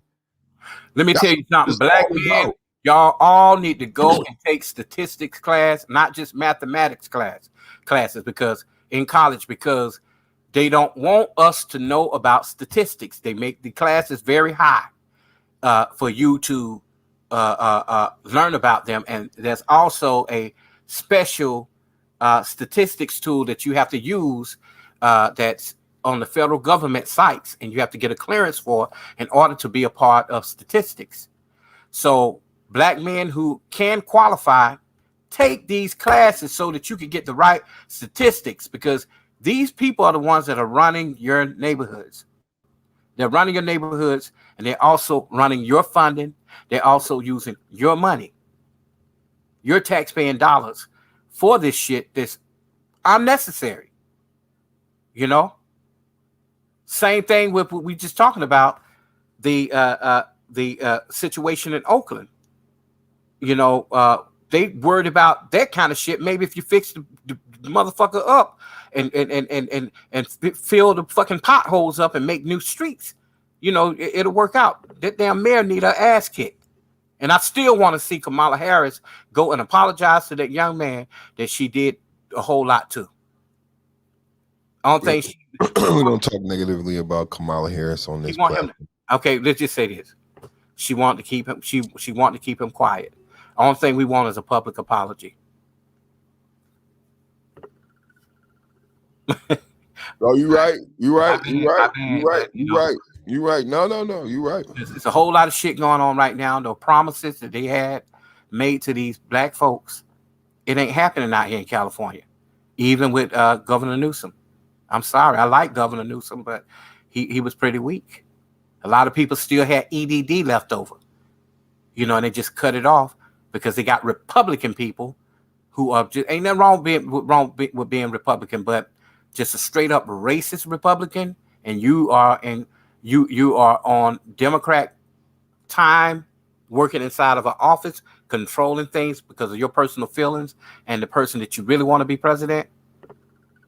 You know, a lot of people still didn't get approved. I talk about that a lot because I got people writing me about it. You know, I did a show on it by your request. Shout out Coffee Nino. Okay. I did a show on it. It was a great show too, and I found a fellow YouTuber. She gave a lot of good information about people on what to say when you call in about possibly getting paid past 9/11. So there's 2 separate tracks, and if you were paid $25 less than what you should have been paid, then you can qualify to get paid for another 26 weeks on a separate claim. So go back and watch that video I did about the EDD. Definitely check that out. Alonzo, and we got another financial topic up here. Again, today is Watch Your Taco Tuesday. We promote washing your taco and watch your taco. I'm going to let my brother Sunclaw break that down. But it was another day where I seen this fear, and it's so amazing that Coffee Nino put his video out today, because, again, you saw that fear manifested in how it becomes policy. You know what I'm saying? How this fear gets mobilized into policy. And that's what you see with the Asian hate crime bill. So here it is again, where they're trying to stoke fear to manifest a certain change. Now, I've talked about this $5 trillion, and I was the first one to bring it up, and we discussed it a while ago. These same minutes on the panel now, we broke it down. There's an infrastructure bill, and there's also a budget bill. What in Watch Your Taco Tuesday, what was revealed to us yesterday that wasn't revealed as they negotiated. Number one, we all know that they went home. They went on vacation, right? They didn't get the bill passed, right? And then Joe Manchin, the one Democratic senator, was holding it up, right? So this never got passed. Now, what we broke down is the 1.5 trillion is not enough to upgrade the power grids and the water supply up until like the Germany or to the 4th Industrial Revolution. And what we didn't know about the $3.5 trillion budget bill, I thought it was a lot. And they kept saying things like, this is Joe Biden's agenda and this is his Obama and everything, but they didn't really talk about. But yesterday, I don't know if anybody could bring it up, what I brought up yesterday, but what I brought up yesterday is who is writing the bill? You know, I'm a healthcare professional. I have EPIC certification, work in healthcare IT, and I could tell y'all stories about who was at the table with the Affordable Care Act, because the people where I got trained, the owner of EPIC, like Judy and George Howiston, the CEO of Kaiser, they were integral in writing the bill, because Obama don't know about healthcare. He don't know about health insurance. So if you recall, he said, I got to get the experts up here to write the bill. So Biden doesn't write the budget, doesn't write the bill, so they get experts. So what I found yesterday is who wrote the bill was a feminist organization. And if you recall, Nameless talked about the Combi River Collective and those feminist women, and I read that here. So when I pulled up the yesterday, I forget what the topic was that led me to that link, but it led me to a link that talked about who actually is writing the language in the $3.5 trillion budget bill, and they talked about green jobs and redefining what a green job was, and basically moms and anything that a woman innately do will be considered a green job, and there's going to be money and training allocated to it. So when they say this is Joe Biden's agenda, this $3.5 trillion is a gynocratic feminist agenda that we don't even know about. So along those same lines, this story is Congress must raise the debt limit by October 18th.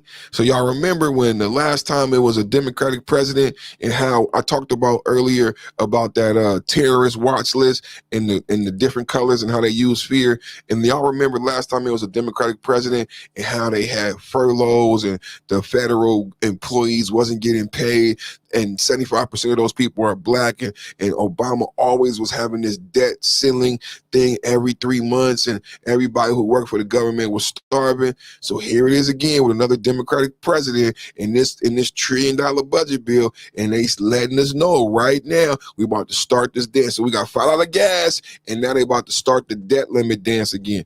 So what y'all brothers got to add? So the debt limit is going to add to the debt ceiling, which means that the government is going to be facing another shutdown because they still don't have a budget for the only revenue generating system in the United States. You know what the only revenue generating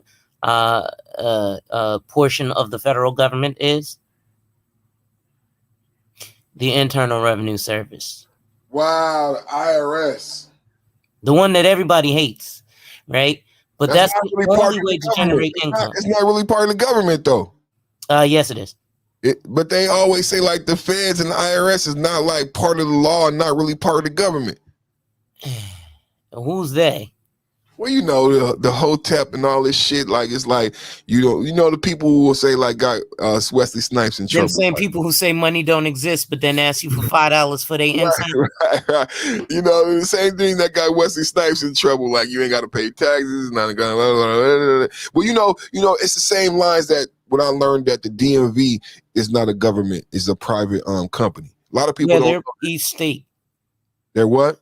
Each state runs their local Department of Motor Vehicles. Yeah, it's a lot of shit like that that people think are government agencies or entities that are private. They for profit.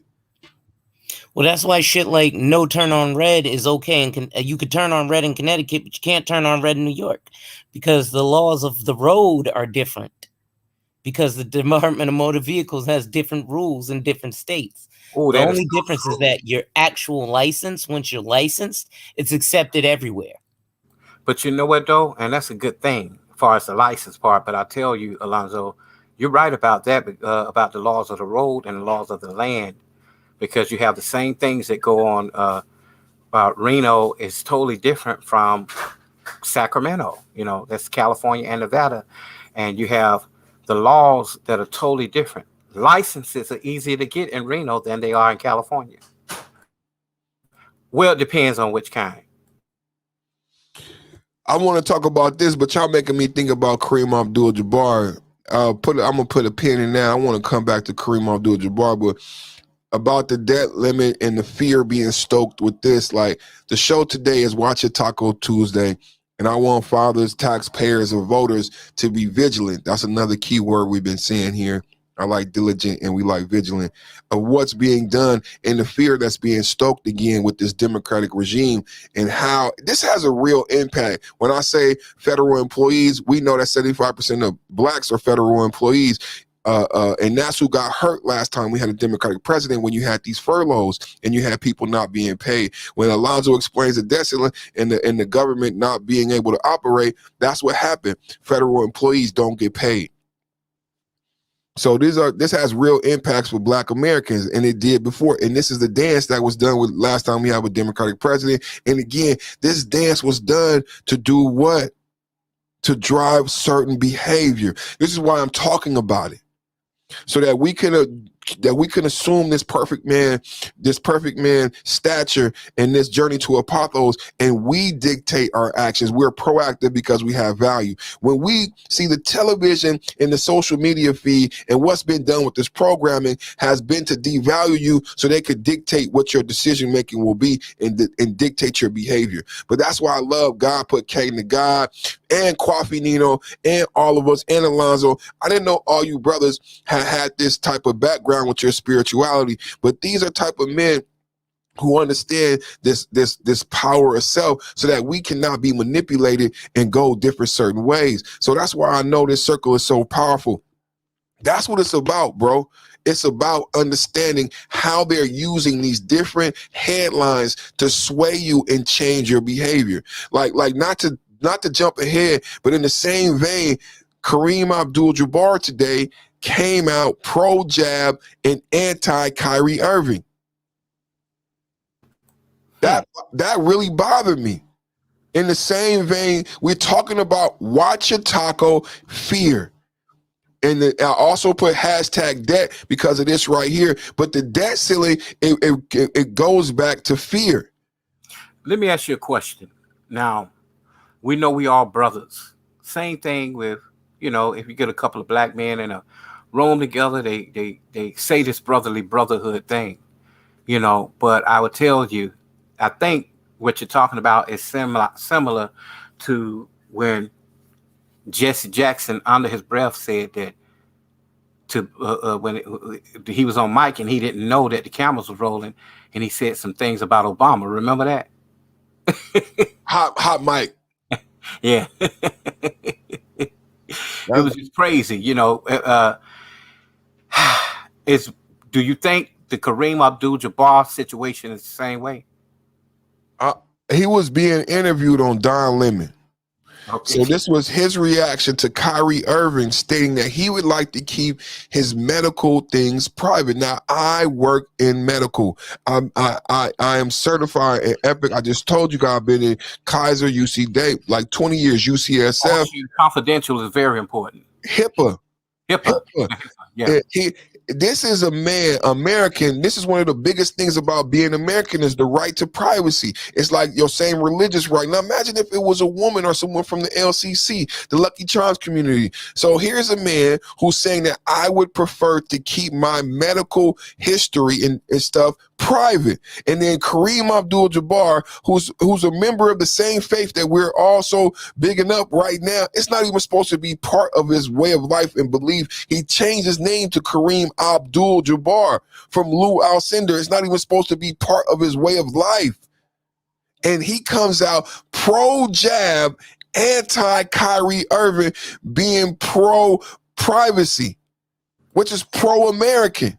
Well, the thing is, I don't think he had the right to go and cross that brother like that. The reason why, because he's not a Muslim.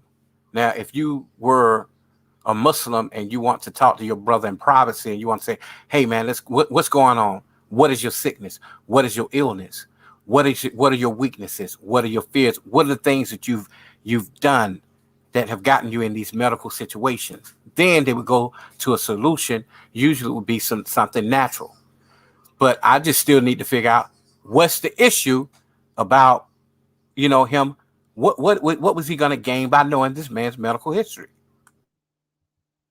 He's saying that because Kyrie Irving is some celebrity, that it's a problem that Kyrie Irving is not getting the jab, and that NBA and black sports stars should lead the way on in helping people get the jab, and that Kyrie Irving is being irresponsible. I'm looking up the video now if anybody want to.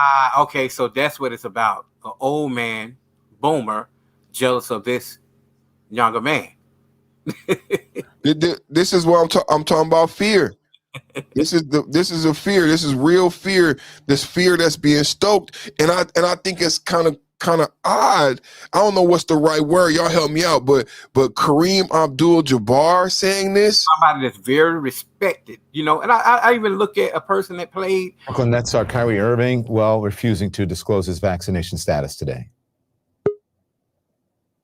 I'm a human being first, and obviously living in this public sphere, there's just a lot of questions about what's going on in the world of Kyrie. And I think I just would love to just keep that private and, handle it the right way with fair use, my team, and go forward together with a plan.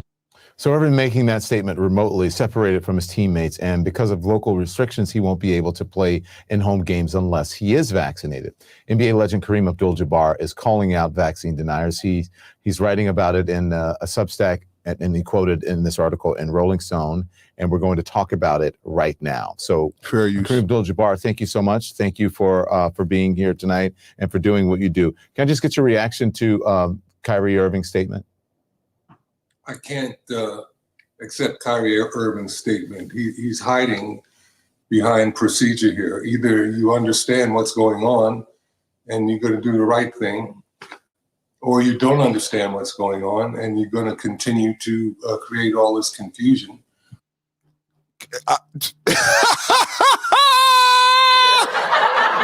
In other words, you're going to comply. You need to comply. you understand or you don't understand.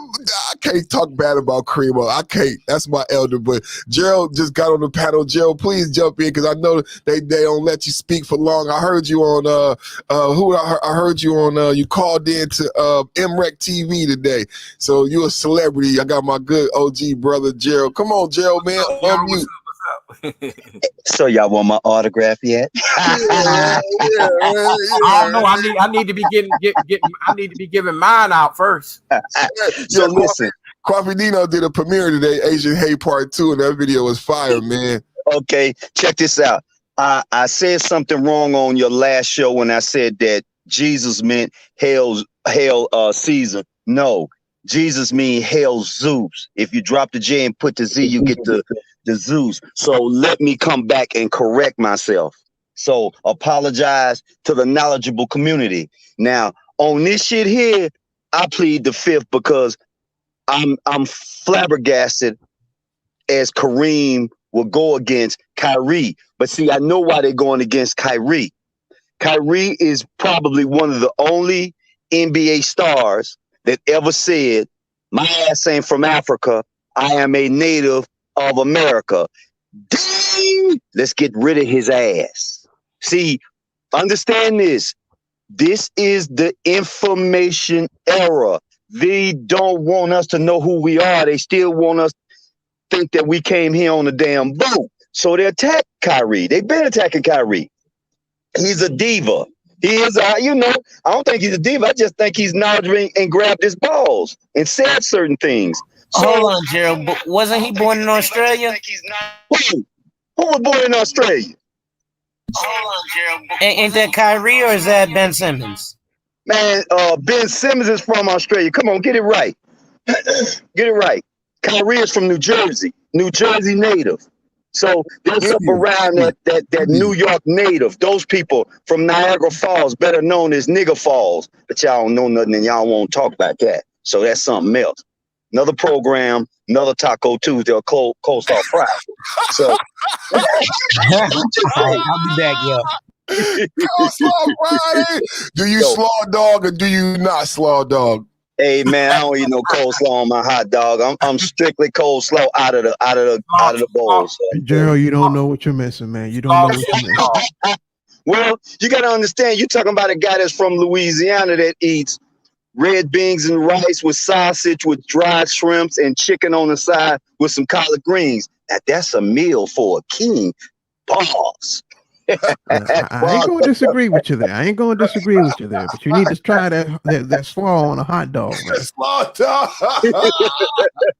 Well, you got to understand that's you brothers that's from like that Chicago area, that East Coast, even from lands across the water. You know, my cousins hang out there. Jared, what you doing? I'm looking for Sunclaw.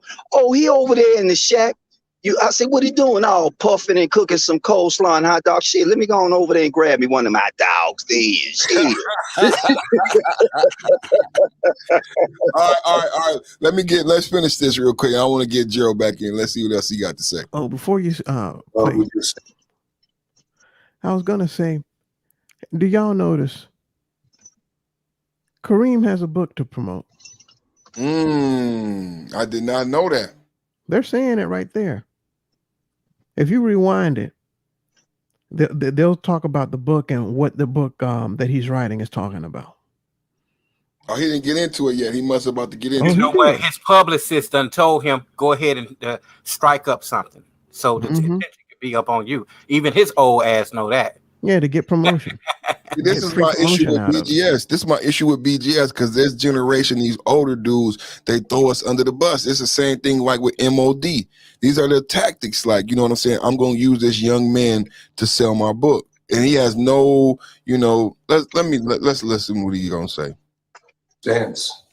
So, we got that cleared up exactly where he stands and what that means to those around him. Mm-hmm. A source is telling CNN that approximately 90% of NBA players are vaccinated against COVID-19. You think that the 10% should be let go? I think they should be disciplined. I don't think they are behaving like good teammates or good citizens. this is a war that we're involved in, and masks and vaccines, they are the weapons that we use to fight this war.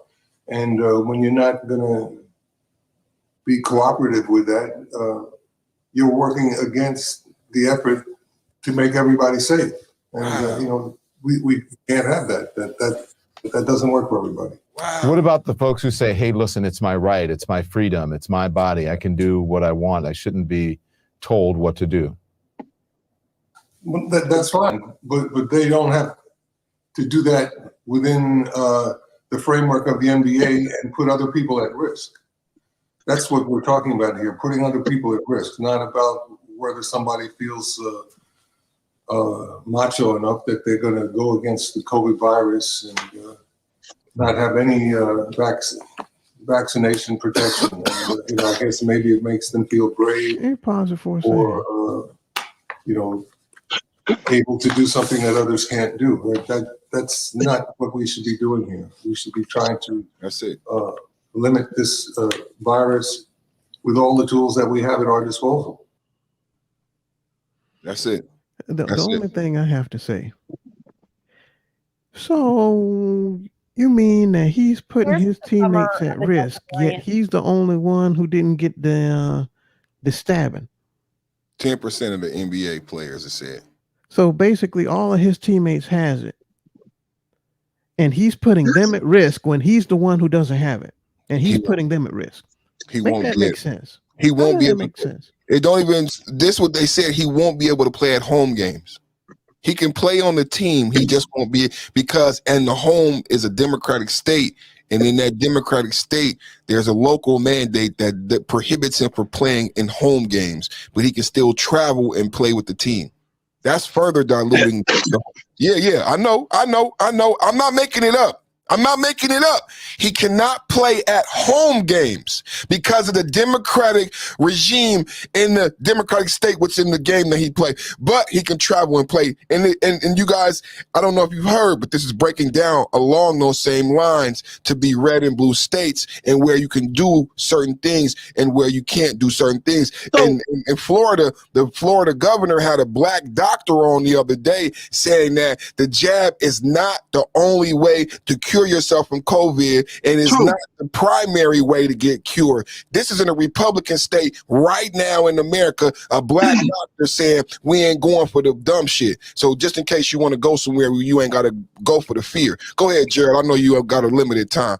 Well, I was going to say, so what do you consider the old schoolers? I mean, I'm older. I ain't attacking y'all asses. I'm just saying, if you take that stabby stab, I think that, you know, you mentally something's wrong with you.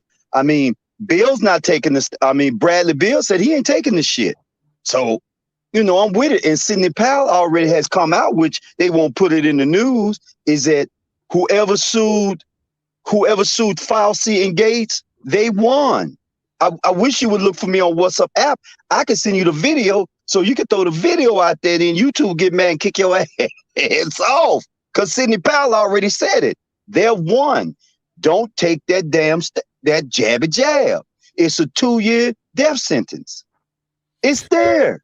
So I apologize, OG. I didn't mean it like that. But I'm talking about these soldier story style niggas in the generation. You could probably speak to it better. That person that says people that age come from. You know what I'm saying? It's like this. You know, when you say something, it's almost like, fuck, I'm historical, because I can drop y'all back in the time, and I can tell you where I was at 6 years old doing that Martin Luther King shit when I saw a blue-eyed man throw a tear gas in Little Union Baptist Church on Milam Street. I seen this with my own 2 eyes. So I got it. So if you think I'm finna trust the same people who did that and who drugged 2 people out of that church on a horse during those days, nah, man, I'm sorry. I'm very sorry. But, you know, I didn't fall off that banana boat yesterday. Not to mention, we're talking about the Tuskegee testing. Want me to keep going? Let me go and play Vita Blue for your ass and throw a curve. Hey, Gerald, excuse me for a second. I'm going to get down for a minute, Perfect, and then I'll come back up if you're still on. Okay. All right, man. I appreciate you having me up. Congratulations, man. That was a great video, man. Thank you for your hard work, man. And yeah, Gerald, and I'm thinking about coming out that way too, man. You know, to visit. Oh shit! When you get ready, because today, believe it or not, after 3 years, Canada gave me my my permanent residence, and they gave me my work visa. So a G about to get paid again. Okay, I'm so back, congratulations bitches. on that. Give him a congratulations on that one. Thank you, man. Definitely. Mm-hmm. You can create a soft landing. Get with Alonzo. This is what we're talking about for the brothers who prepared like that to start the networking. Like G always talk about the money and everything. So now that soft landing could be created so that this elevation that you talk about, this the self-manifestation. As you talk about it, so as it happens. So now you talk about that. And now Coffee talking about going up there. You got little brother G who want to travel. You know, these soft landings is what got to be created for us to have this way to lily pad around this globe. It's one thing to say it, but when we have a place, I seen a young brother saying that he's gay fishing, that he played gay. A young man who, you know, you got catfishing. He said he gay fish. He said, I could go to any major city in America and there's a Lucky Charm community center there that gives me services, but not BS services, real services. Like get me a good job, get me a place to live, get me like he said, this is a real thing that exists in America, that if you gay fish you traveling around, you're a young man, you trying to get somewhere, you going to these LCC centers and you gonna get real help, not fake help. He said it in the way, because I saw the YouTube thing and I'm like, what is he about to say? They about to put another black man in the dress. He was articulate, he was intelligent, and he said, no, what I learned is this is where the money and the resources are. Hey man, dude, would you want me to elaborate from Houston all the way to Atlanta, Georgia? If you go to Atlanta, Georgia, it's called the Piedmont area. Clean, treat you with respect, smile, and say hello. It blows me away. And it's that community. Now we even with the LBGT, it was just a gay community. They have a network that is colorless. They're bankers, they're lawyers, they're judges. They have this thing going, and they're very unified. From what I've heard, that's on the underground, they rule the world. Now I don't know about some of these sect people, because they really, I've heard something about the gay agenda that some of them just strictly hate men, but there is a community where they take care of each other. Now, my name ain't God. I can't judge them. I had to learn, if this is what you want to do in your life, this is what you want to do. I ain't got no business to tell you what to do.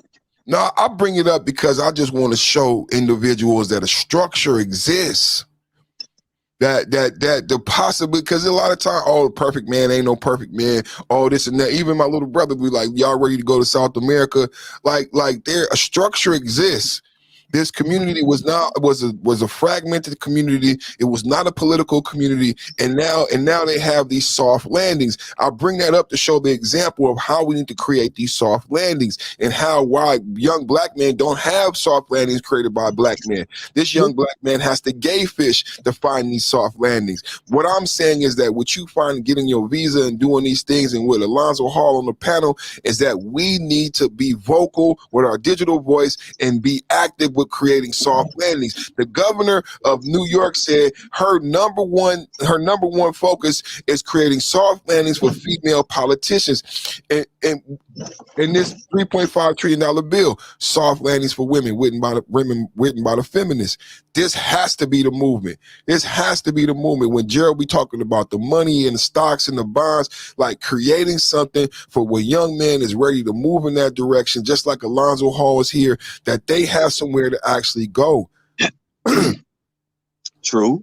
You listen, this is under attack, and you know your third eye is opening. And I hate to hog this, but I guess you give me the flow because I'm in Canada. But listen, feminism is on everything every day, from the commercial of painting a house to a commercial of hunting, parachuting. I see all the feminism. It's in it's in your face, especially here where I am. I didn't realize it till like about last night, is that everything I saw was about woman. If you go to war, woman, you do this. It was a woman. The only time you saw a man in a commercial, he was holding his son Or the other time I saw another man in a commercial, would you believe it? It was Lil Nas X. And I was talking to myself last night. I said, damn, I can see. I can really see this shit. There was not one man on primetime television that was in a positive note except this dude holding his son, his baby at night, looking at his phone. That was it. Anything else was Lil Nas X with Elton John. And what I've said is, G, that is the social media feed.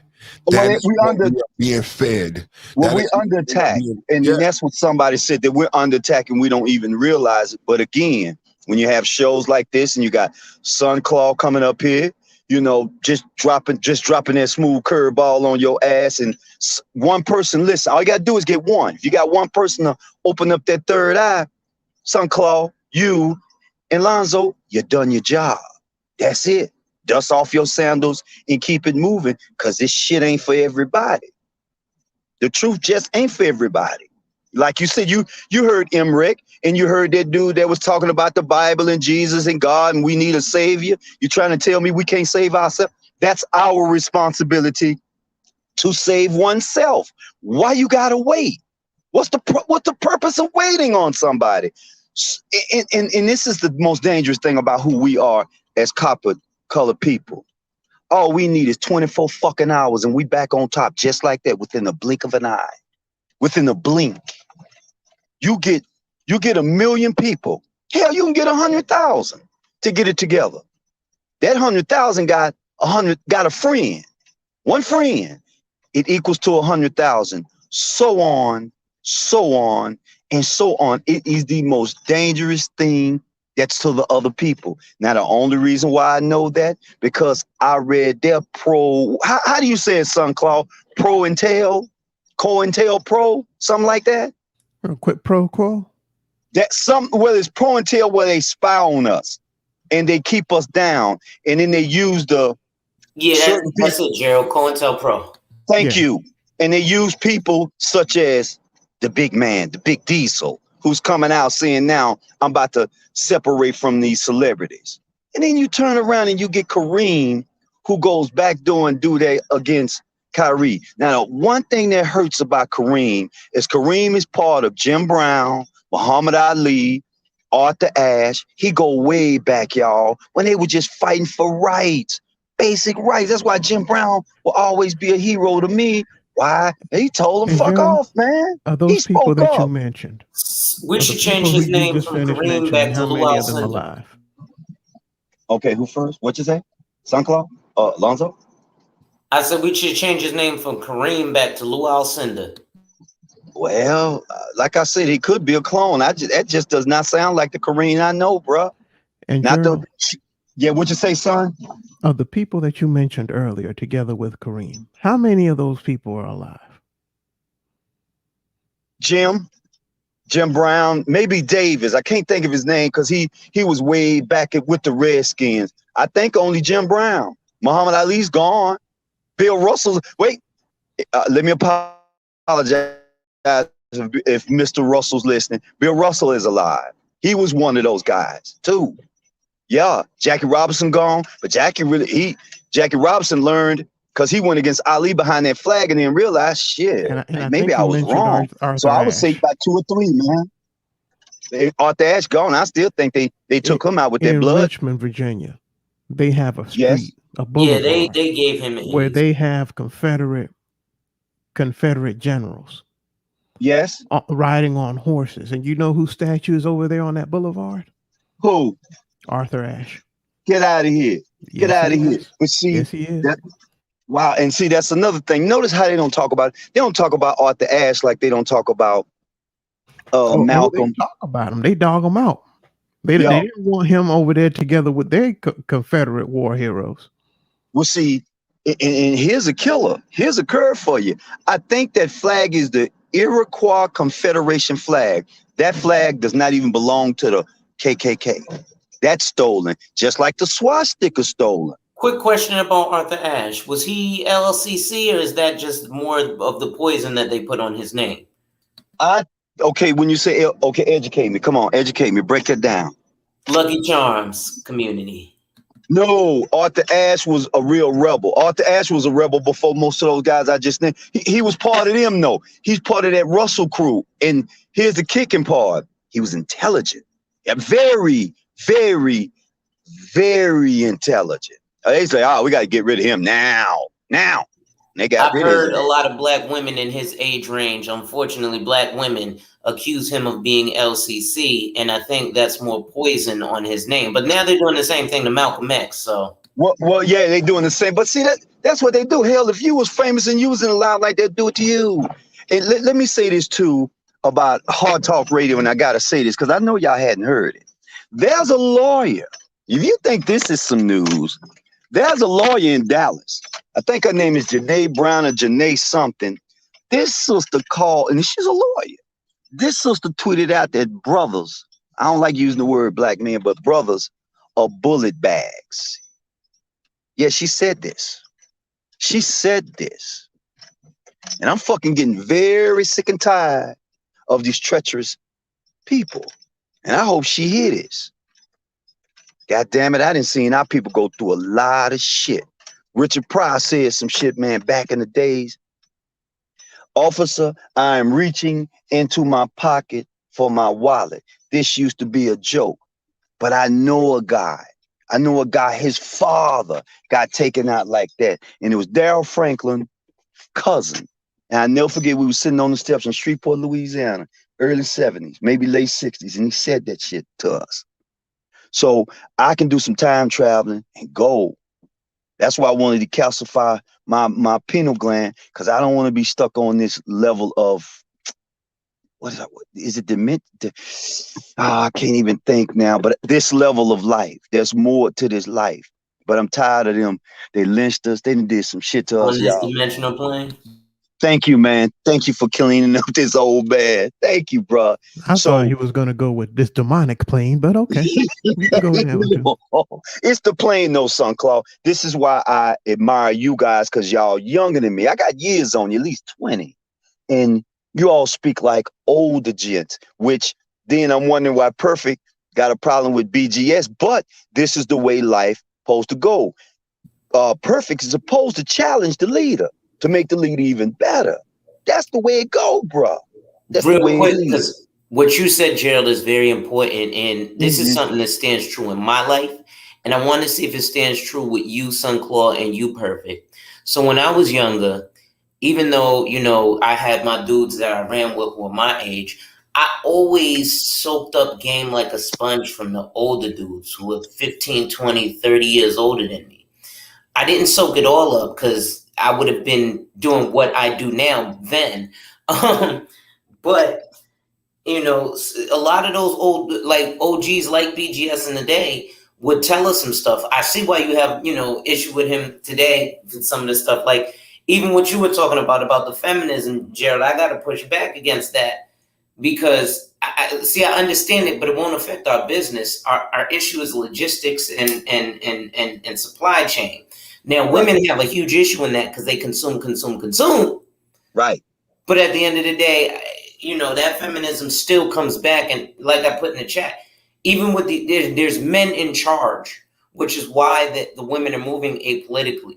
They're moving to appeal to the men who are in charge because the men will always be in charge. Even if it's behind the scenes and it looks like the women are running things, they're still going, there's somebody is behind that green screen playing the Wonderful Wizard of Oz, and it's amazing. So Alonzo, do you think that ours would team up with the enemy for our destruction?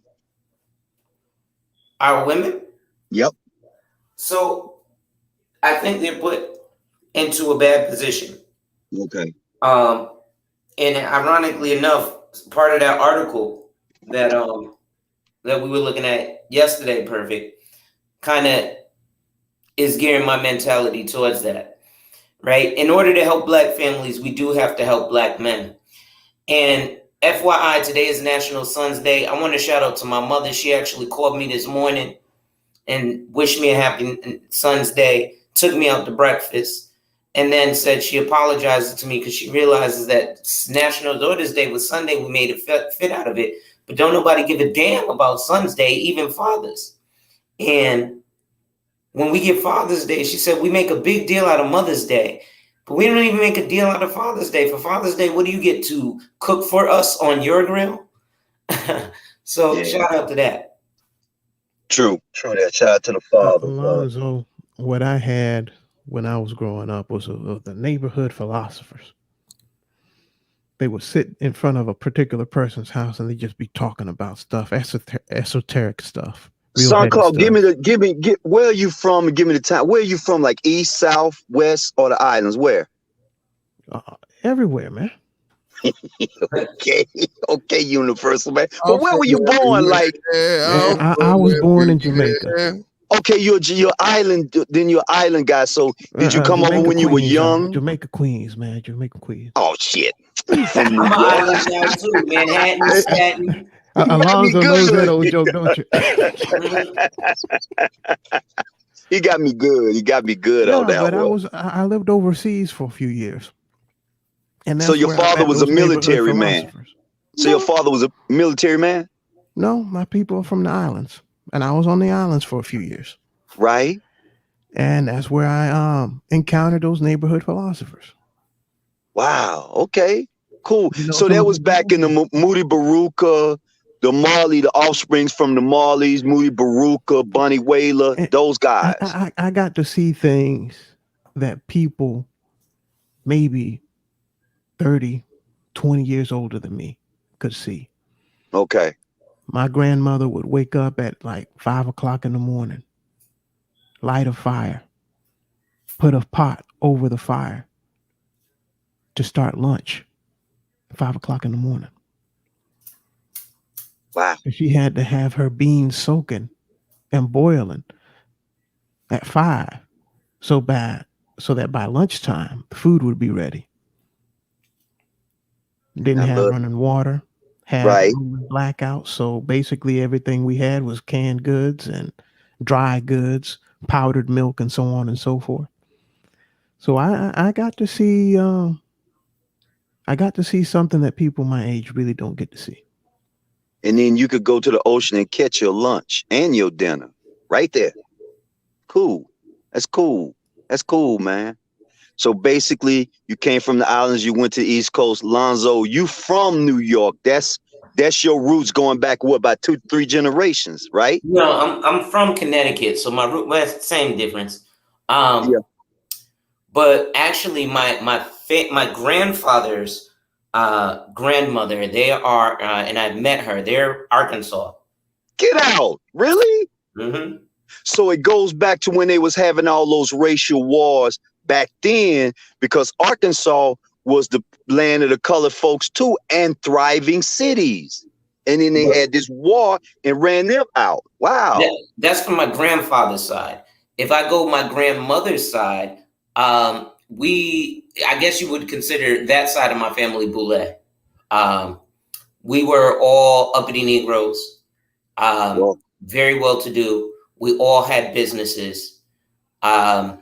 Unfortunately, it didn't pass down. For example, my great-great-grandmother was the first Black woman in New Haven, Connecticut to own a home on 180 Dickerman Street. That's still a family house. My family opened the Monterey. There's some projects named after my Aunt Fina, the Sari J. Finney projects in New Haven. We have a deep history and heritage, ironically enough, just in this city of New Haven, behind the scenes with a lot of Yale, as far as my grandmother's side. But my grandfather's side, my grandfather, I have mixed feelings about him, but besides my feelings about him, the man was a genius. He was an inventor.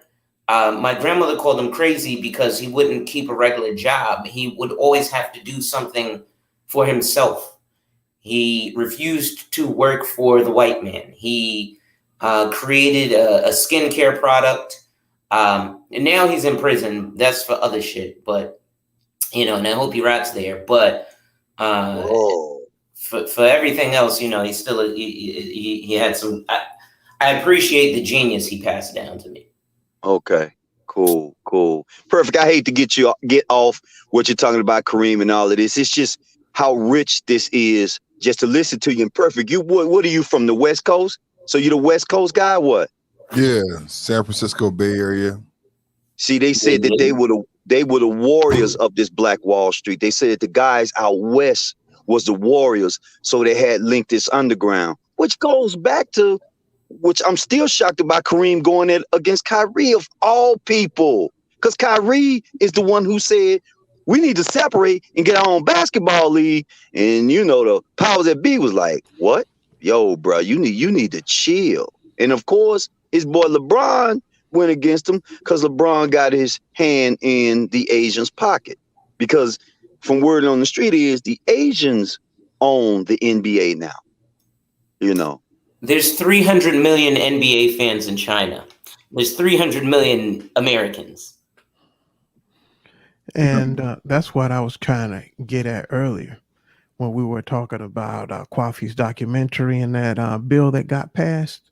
Mm-hmm.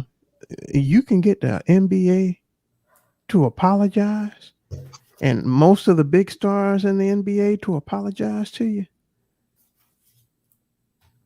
Mm-hmm. And you ain't even in their country, and you apologizing.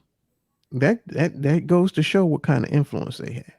Yeah. And not just on Chinese, not just on their television, but on our television too. You see, I had to watch myself there. Watch out now. Watch out. That word. I almost mentioned that country's name. Yeah. You see the story I put up earlier, that supply chains in your iPhone might not be on time because this thing is becoming real over there, and they dealing with power outages and things, and so shortages. So they said it's already affected computer chips globally. And that's what people were talking about them and criticizing them in the government. They told them, hey, keep it up and we won't send y'all any mouth coverings. Yeah. Hey, they said that? Oh yeah. That's one of the things that they were threatening.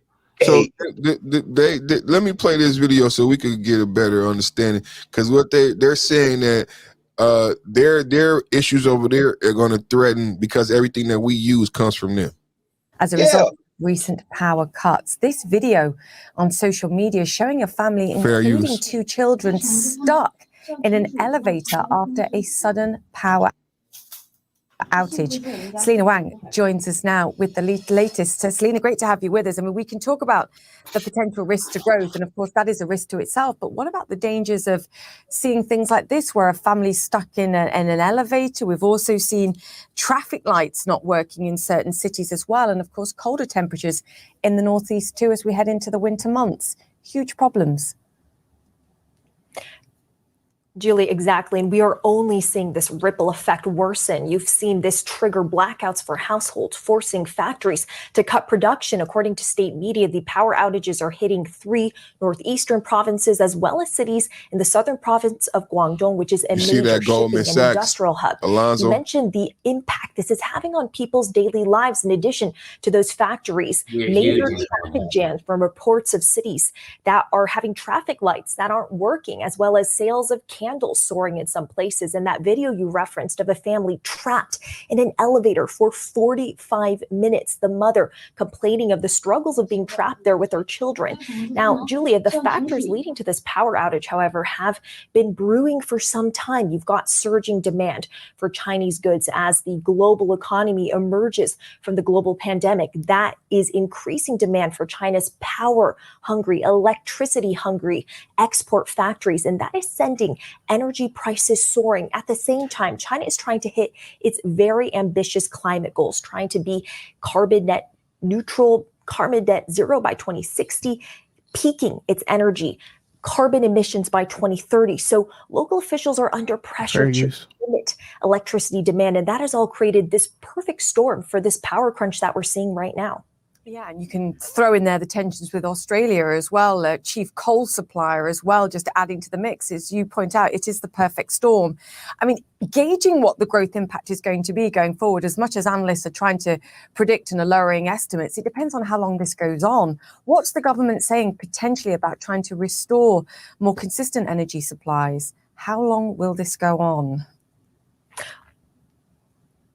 Well, analysts are expecting this to worsen, especially as we get into these winter months and you're going to see heating and electricity demand soaring. But China's State Grid Corporation, which is the government-run power distributor, they put out a statement saying that, quote, it would go all out to fight the tough battle of power supply, making every effort to secure residential consumption.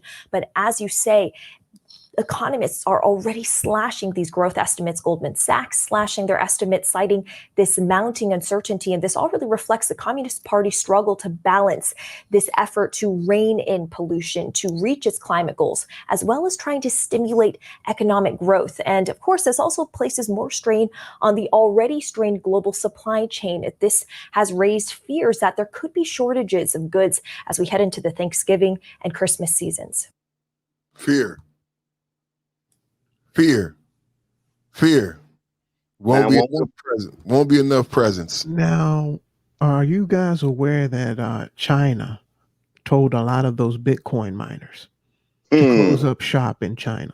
And one of the largest energy users in the world have been Bitcoin miners. I did not know that. I did not know that. So perfect. You didn't hear about that dam?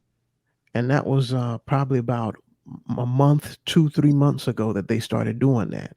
Yep. And in fact, they were in the news because a lot of states here in the United States were opening up their doors and starting to welcome those Bitcoin miners. Texas, Florida, and I think some other places were welcoming Bitcoin miners. Yep. That's what that crushing that dam was about. But you must understand this. Break down that word BTC. I'm not going to put it on your show, but let's just say this today here in where I am in Calgary, and shout out to the Calgary police. There was somebody trying to kidnap a child in broad daylight here in each neighborhood in broad fucking daylight. Y'all hear me? This happened here in Canada, second in the nation in this shit. And nobody's talking about it. So shout out to the Calgary police for stopping it, doing the best they can. Because remember, I was born without this social media. I was born without cable. 3 stations. Didn't know that was going on when I was young. Just, Gerald, have your butt home. And as I got older, it turned from butt to ass. Hey, your ass home. So to understand this is going on is, it's I'm speechless, and then I'm still trying to wrap my mind around it that, they doing this. This is real shit. And they got cameras and they watching. So shout out to the soldiers on these tunnels.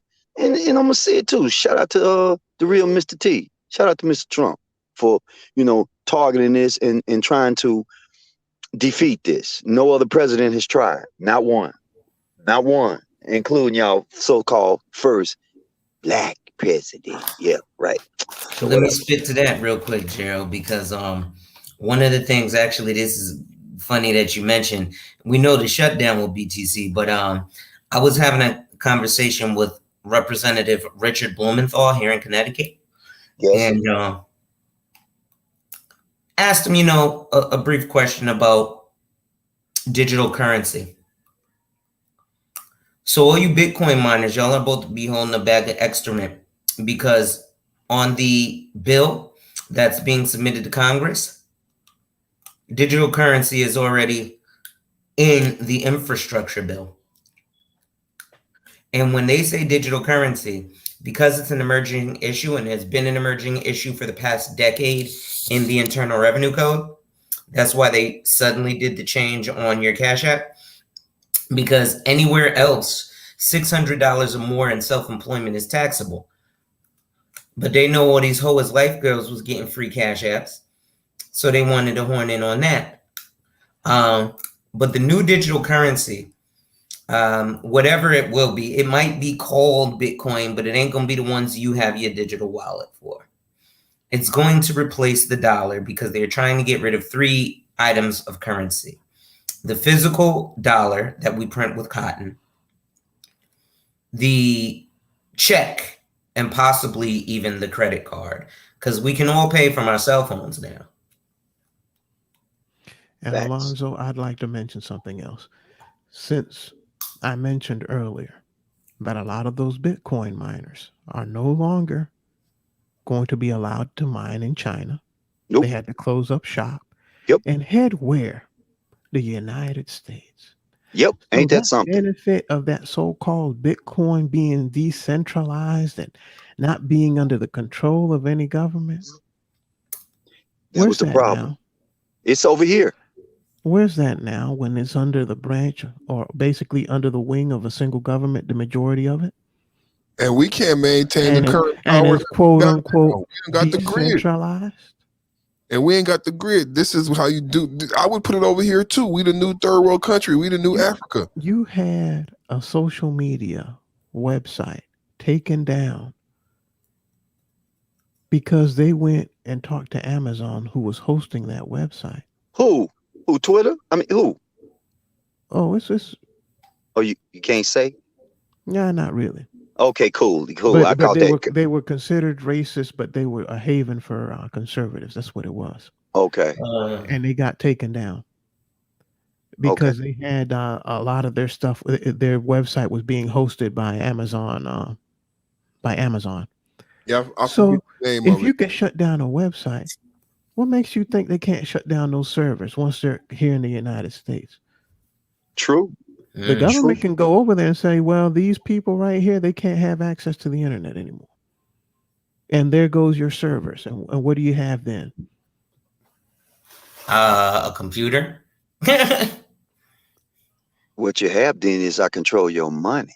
I Mhm. control your thoughts. I control anything. And it's You not know, decentralized anymore because it's not spread out across the world. and that's the problem. Well, it also goes back about in 2009. I know of a story where a guy, he walked away with 60 million untaxed.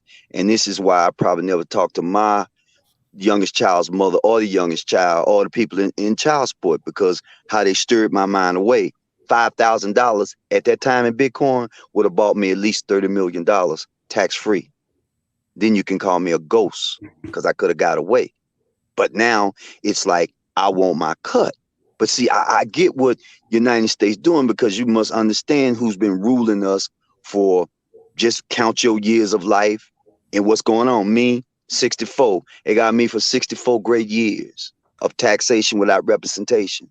So, and remember the Fed Reserve, they print the money, so they taxing you on that. We're going to tax your name because you're a slave. That's why on your license, it's capital letters, which goes back to Kareem.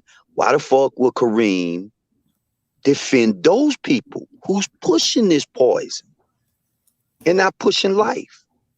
Check this out. Talk. Check this out. Look at this, what I got up here. This is one of the last things I had up for my show today, just to crystallize the point, because we floating around this topic, and I like how we just lightly kissing on it. But TikTok, y'all know who owned TikTok, and if you know, you know. If you don't, you don't.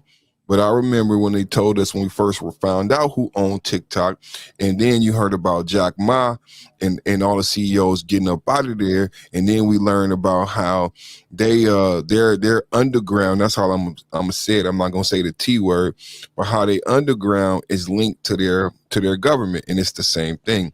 Similar to Jack Ma was re-educated. You know what I'm saying? Because the T, I'm not going to say the TAD, you know what I'm saying, is linked to the leaders of the Communist Party. So it's all one thing. They led us to believe that it's two separate things. It's a lot like what's going on in Afghanistan and what's going on in Iraq. They make you think that the government is separate from these other places, but they actually both the same thing. The government and these other entities operate in unison in Afghanistan and Iraq. But so we learned who TikTok was owned by, and I'll give you that backstory so you can really know who's operating TikTok. And they said there was a problem with them operating TikTok because that was like supposedly, and it made sense to me that was like what do they call that? Like some type of danger or security risk, right? Because all Americans were on there with all their information. I think the military, if you want to look up that story, I think it was earlier this year, if not late last year. Servicemen and people in government and certain branches of government are not allowed to have the TikTok app on their cell phones. This is because it's a security risk. Yeah, Right. it's a tracker, and Security. it was watching from the other side. Correct. Watching children and shit like that. So Correct. But yeah. also accessing the files and any data or contacts on those phones. So if they're a government contractor with our or permission, have a security clearance, it's a with our security permission, though, it wasn't sinister. We said yes. No, wait, we checked perfect. the box. You know what I mean? We checked the box when we download the app. I accept terms and conditions. We all Yes, said terms yes. and conditions, true. But We so all allowed them into our world. So now I bring this up again because we're framing the conversation of watch your taco, wash your taco, being vigilant, self-care, self-concern, right? And now what is TikTok doing? And TikTok is one of the last of these apps, but one of the first people in this lane. So what you're seeing today, which I thought was worthy of spearheading before Coffee Nino did his premiere, and I'm so glad we premiered that on this channel. I felt fortunate to do so. But this was going to be one of my major talking points because I wanted to wake people up, because I think that's one of the things we do best. So what does it say that these intelligent brothers on the panel know the backstory with TikTok, and now TikTok is moving to a global marketplace. And now everything that you see on TikTok, you will be immediately to shop. So if you're watching a video of your favorite dancer, your favorite comedian, or whatever it is you watch on TikTok, and whatever shoes that they happen to wear, whatever t-shirt they happen to wear, you're going to be able to instantly click on it and be able to search and shop for it via TikTok. It's called TikTok World. And it broke the internet today. Really? So I guess the best thing I can say is get them penny stocks. Because remember, this whole ball game is different. And one thing they don't do with us is they don't educate us at all. I even talked to a friend in Georgia today, and I asked about Lithonia High School, and he said that's a whole nother story. They thugging. He said, man. So again, this was told back in something called Rex 84, the King Alfred plan. They want to make sure the people who we are stay locked into a slave-like mentality. And it's sad because their plan is working. It's working strong. But better watch it, because the universe has its own way of thinking through this matrix. You dish out that bad shit come right back to your front door. And something I don't hear not one of y'all talking about is the refugees with the A's, with the H's, and who else coming over? Yeah, man, I've been avoiding that story. But let me read this. It says TikTok shopping being detailed in TikTok World. TikTok handling everything from shipping to fulfillment to point of purchase. Oh, time to look at stocks then. Time to look at stocks. Now, who's the richest man in the world? Don't answer that question. I'm gonna read it again. TikTok handling everything from shipping to fulfillment to the point of purchase. Who is the richest man in the world? He's not the richest man in the world. He's not. He's not. So who would it be? I mean, who's back there? Who's behind that? I'm just saying. I don't know if he's the richest man in the world, but I'm just saying particularly. I'm not going to go too far, but the richest people in the world are not billionaires. Okay. They're trillionaires. Oh, no, I would say zillionaires. I would say zillionaires. Royal family. Okay, but look at this though. This man has amassed his wealth very quickly.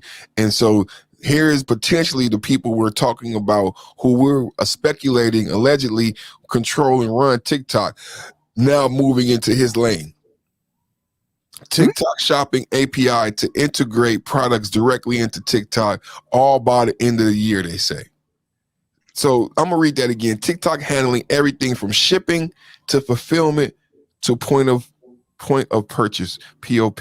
So that is FedEx, Amazon, and Walmart all in one by the end of the year. Has anybody listening to me? Is anybody fucking listening to me? I'm so glad Gerald is up here. That is Walmart, Amazon, and what else? FedEx, all wrapped in the motherfucking one. So can I say what's the umbrella corporation for 400, Alex? By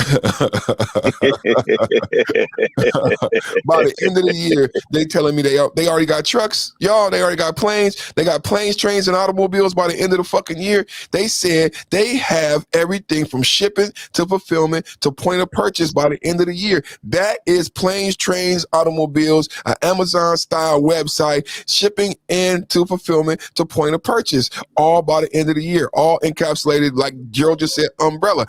Amazon's not going to be involved. FedEx not going to be involved. Whatever you see and want on TikTok, you can push a fucking button like in my thumbnail and you can have it. And we will get it to you. No one else will get it to you. So who is getting it to them, you guys? Well, all the stuff, like you said, when they made that deal of consumptions, guess where all the plants at? They over there. So this sounds like cutting out the middleman. Me and Lonzo like drug references, and the other day I was talking about 2 for $5s. So it looked like the plug is this looked like some Power Canaan type shit. It sounded like to me the plug is cutting out the middleman, because everything these other I almost called them out their name. I ain't gonna call them out their name, but everything these other companies, the Waltons and the Bezos, happen to sell comes from a certain place. Comes from a certain place. That's how he made his money, because everything that they sell come from a certain place, right? Okay. Conduit, right? So what if the plug said, I'm gonna create my own conduit? Well, you have to go back to what SunClaw said. I think we better concentrate on that. So they showing you the front man. Somebody else is behind it. And if you want the answers, you have to go to Bishop Larry Gaithers, the episodes he spoke on about Miss One Kobe Bryant. And then he turns around and tells you the family who controls things. Like, I think for my fraternity, Phi Beta Sigma, it's the Rockefellers. But the one thing about that Lee family, which is Vito Salsoon, they're the big, let's just say pharmaceutical, but I don't mean pharmaceutical, just erase pharmaceutical and bring in another word.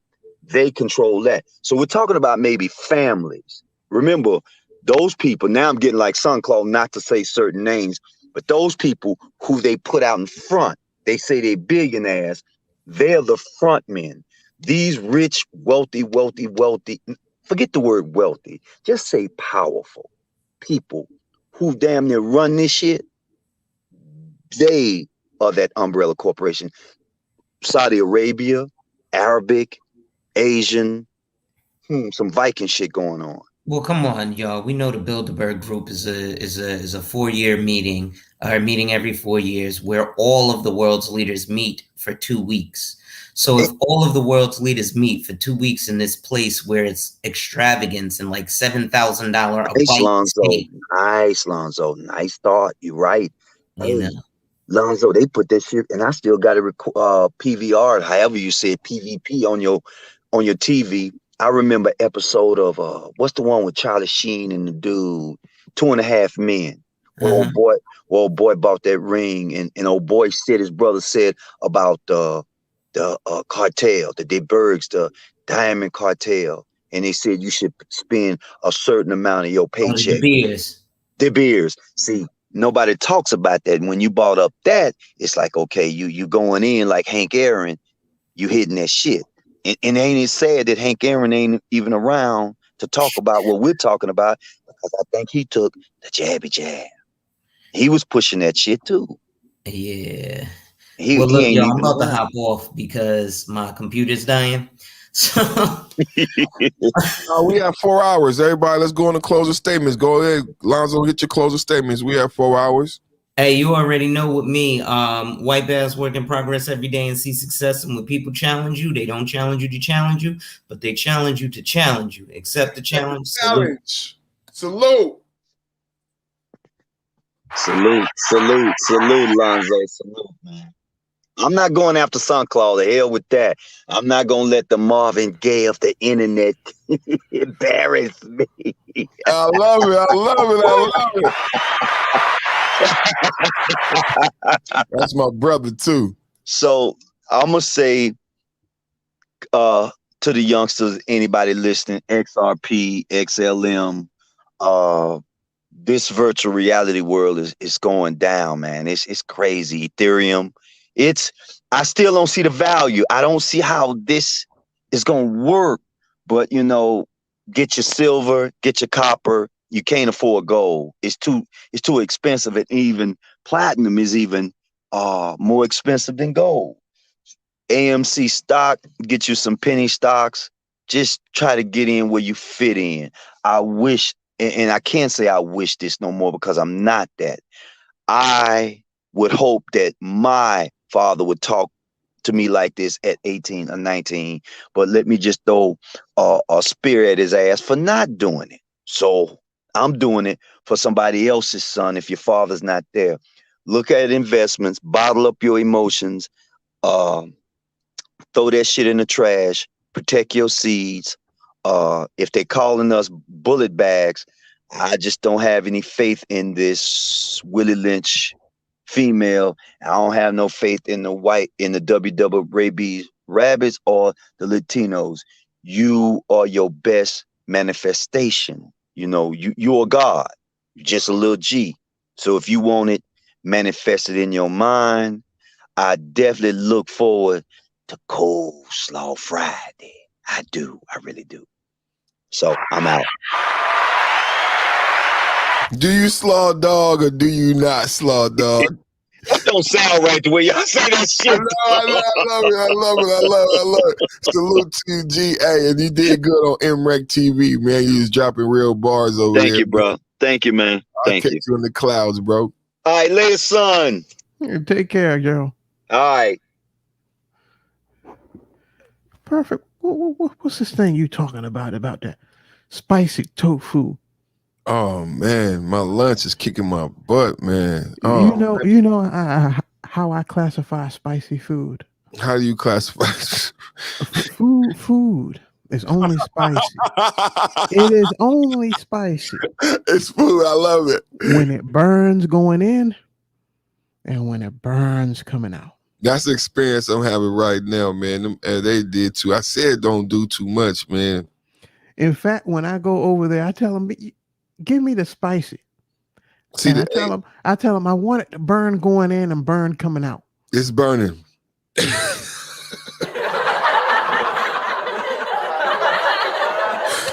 Shit. And then they refuse to take the seeds out the jalapeno, and then she tease you when you order. I'm like, you don't need to leave the seeds in. She like, it's not just the seeds. It's that vein, that white vein on the inside. You have to remove that too, because that also holds capsaicin. They don't do none of that. They saute it, and it adds so much good flavor. But it's like, and then it's so good, you just eat it. Man, I'm paying for it. Why don't you go with habaneros, man? Go with habaneros after jalapenos is doing this to me right now. Look, the habaneros are so hot, they'll numb your mouth while you eat. Numb my mouth. And they'll numb you on the other end too, so you won't feel the burn as much. What am I eating for, bro? What am I eating for? No, man. Yeah. You haven't experienced that, man? No. But I used to get this mango habanero. Look at this brother, man. Look at this brother, man. This is what happened when you you leave the back door. Who left the gate open? Huh? Who left the gate open? Ken can't just keep the comments. That's really, really, really punny, Ken. Really punny, man. Right. Couldn't keep the comments, at a certain level. We have to go. We are men, you know what I'm saying? There are women who used to watch the show. They're not watching no more. But, and I don't think, Ken got too many female friends. But maybe because this is why. And the cell phone thing, he don't have a cell phone, but it's okay. We're going to get Ken. Maybe 2022, we'll get Ken seeing Red a cell phone. He on that landline right now. Look at him. He did it to me again. Just woke up. Every day at the end of the show, he hit me with that I just woke up. You know what I mean? That's cold. What you got in closing, son, Clark? Because I think I might have to go to the restroom again, man. Yeah, we talked about so much stuff today, man. Yeah, man. I was like, we premiered coffee. And I wanted to go down somewhere. Go ahead. Take the time. And Gerald touched into it, but we don't got to rush. Take the time. We'll deal with it another day. All right. because I kind of went into it yesterday when I was talking about the RICO and those school teachers. Oh wow, yeah. And who was part of those school teachers that are pulling that shit out. You know, I'm disappointed too. I predicted it, but I'm not happy that I see some of the brothers on YouTube, content creators, celebrating what took place with R. Kelly. And I didn't even go on their panels, man. I saw the content. I said, man, they're not gonna go into these laws that they used on them. They're not gonna go into any of that. Nope. They're not gonna go into the history of the laws that they used on them. If they ain't gonna go into that, they ain't going into shit. Nope. And that's sad. It's gonna get overturned. But we as black men, but you know what they might do before it gets overturned? Somebody might be going to sleep. Some old on some jabby jab type of stuff. Mm-hmm. Shanky shank. Mm. And again, Me Too has only captured the lives of melanated heterosexual men. There's yet to be someone outside of our community who has paid for these crimes that the gynocracy has put forth against men. Only melanated men have paid for these crimes. This is no different than the whole thing with Bill Cosby. It's the same thing, and it goes back to even Chuck Berry. You brought out Chuck Berry. You know how hurtful that was to see that I'm preaching about it. I know God gave me the message, and I'm talking about King Kong, but how they rolled the same strategy out, and none of us were not vocalized enough to call it out. Chuck Berry went to jail for 2 years, bro. I didn't know that. Mm-hmm. And after that, because of how and don't forget they got Jack Johnson too. Correct. And because of how loosely the Mann Act was applied to Chuck Berry, it was changed. They changed it, and it's still vague. It's still vague. And again, so with that historical racial context, how is it used against a black man post Black Lives Matter? This is post BLM era. BLM did not exist for Jack Johnson. BLM didn't exist for Chuck Berry. BLM didn't exist for nobody post 3 years ago. So after BLM, after Breonna Taylor, after everything that took place, you use the Mann Act, and Kwafi Nino is back in the chat. So after you pass the Asian hate crime bill, but you use the Mann Act against a black man, along with racketeering, so that you can bring up things that are past their statute of limitations. But you know what? On another day, we're gonna have to go in and look into the statute of limitations, because one of the reasons to have statute of limitations, how are you going to be able to defend yourself if so much time has passed that the witnesses and the evidence that could prove your innocence are gone because so much time has passed? And that's what that's one of the reasons for the statute of limitations. Correct. That's what the advocate is saying in Atlanta. These men have been in jail for 2 years. Where were you 15 years ago today? I don't recall. Exactly. I don't recall. Recall. How would you prove your alibi if somebody were to accuse you of something that you did 15 years ago today on this very date? Adversely, how would they prove their point? How would you prove that you did actually see me? That's why I brought up the case. Because you're guilty until proven innocent. The Supreme Court justice went through the same thing. Someone said they saw me do something in college. How can you say what you saw definitively?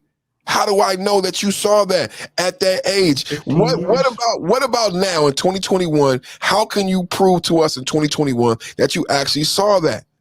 And actually, I have to say 20 years, because wasn't he married to Aaliyah in the early 90s and divorced her in the late 90s? Correct, because she was damn 20 plus years.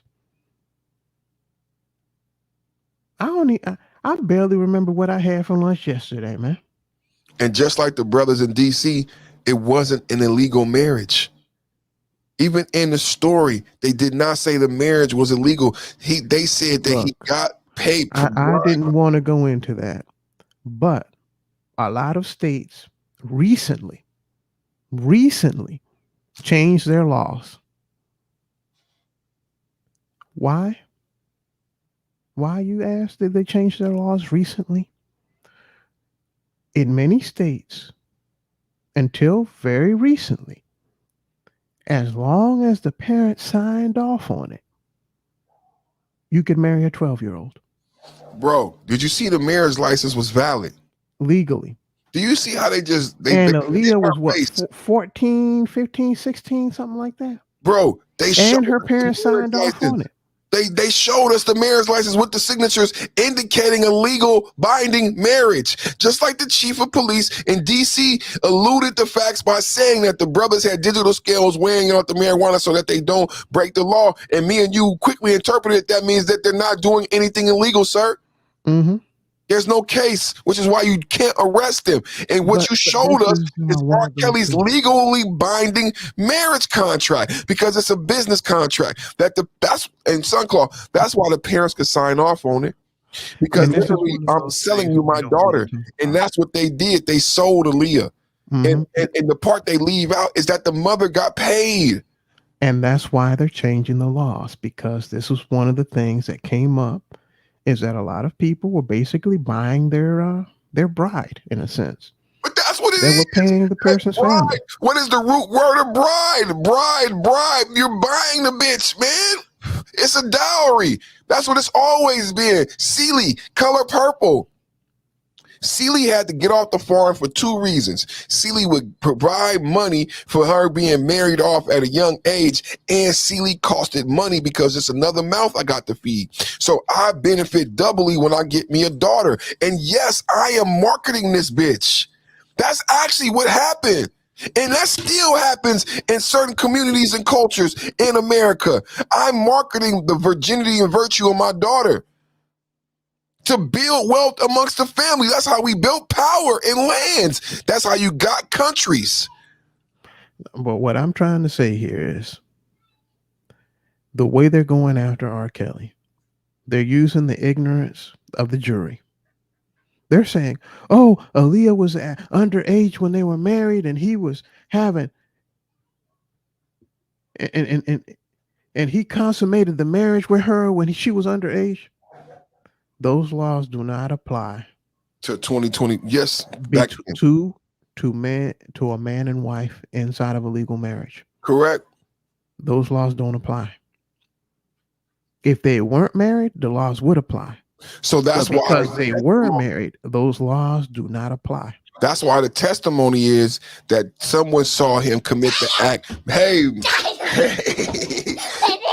That someone saw him commit the act before getting married, and that's what he got convicted. So it's on hearsay.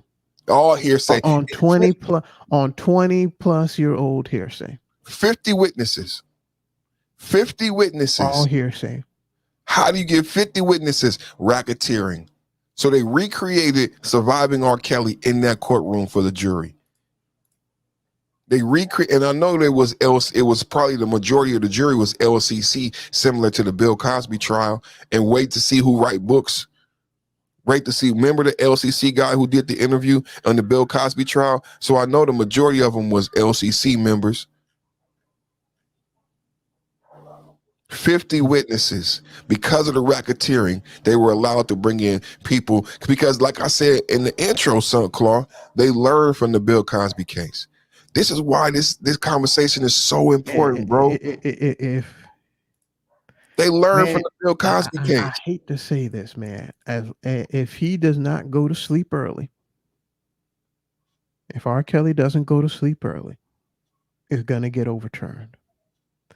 Because this type of legal tactic cannot be allowed to exist. Same thing. Because it opens the door to too many things. Even after Chuck Berry, they changed the law. So why would they think that the Mann Act would stand? The only reason they think the Mann Act would stand and racketeering being used against one, I don't even think they use racketeering against Epstein and Ghislaine Maxwell. No, they didn't. They How most likely didn't. how is it R. And Kelly here's gets? one of the things too. Is it wrong to make that compare? I mean, because But to but me as here's a black another man, thing, Perfect. it's almost What would happen? What would happen when they would use the RICO Act against mobsters? everybody would go to jail. You know what each other. what is making a joint called? Rolling one, right? Right. They would start rolling on each other. People would start rolling, and what do people do when they start rolling? The They start prosecution talking. would say, so that you don't go to jail for the same amount of time he's going to jail. Under this So RICO Act, so you are going to testify so against him. so it So seems like all if of those they used it, people, bro, how it's like they spitting in our face or spitting in the wind. Because if that's the actual case, then why would not apply that there so that the people would find out the truth about what actually took place on that island? But you apply it to a dyslexic, illiterate, broke black man. When who this doesn't have guy was cause to supported fear. by billionaire infrastructure, had his own island, but you don't use the RICO case in that, but you use it against a broke, and then RICO would imply there's like money to protect him, right? That he has some type of lawyers and infrastructure that we need Or this that he special, has goons. right? That we got to go around him with this special law that circumvents his rights, right? Because he got a network that's going to protect him even legally and monetarily, right? But the women who were directly involved didn't want to testify against him, so they couldn't make a case. This So they makes had to no go get these sense. other people, use the RICO Act to threaten them so that they would testify against them. But not with Epstein, not with Ghislaine Maxwell. Again, R. Kelly. they made somebody go to sleep before the trial date. And did you hear what else I said in my intro? To call out those black men who are doing those panels to make them feel bad about themselves. I said, what did R. Kelly do wrong? I said the age is European. But what it really talks about is how we feel about ourselves and how we feel about black women. Because R. Kelly loved black women. How did they turn him into a demon when what he really is someone who loved black women, sung to black women? You don't have not one allegation of him ever physically being violent to not one black woman. You don't have one episode of him dating anyone outside of black women. All you have to do. He only dated black women, loved black women, and none of them said he didn't give them money or anything like that. Think about how they demonize the men who love black women. This is the same thing with Kevin Samuels. It's kind of perverted when you break it down. If you remove the BS about age and all that shit, it comes down to a black man who loves black women, who never did anything to harm a black woman. What I want you to do, take out your calendar, mark the date when this all happened, when they're all talking about it on the news, how many weeks, how many days they're talking about it. And mark that. And then 6 months from now, look back and say, what was in the news at that same time? And you'll see. And those other trials, they will coincide with other things that you didn't even know about at the time. Coffee said he was married to a white woman. I might be wrong, you guys. I didn't know he was married to a white woman. I never saw R. Kelly with a white woman, but well, that's a reason for them to use the Mann Act on him, because that's what it was intended for. Correct. This is what's so perverted about the use of the Mann Act in 2021 post BLM.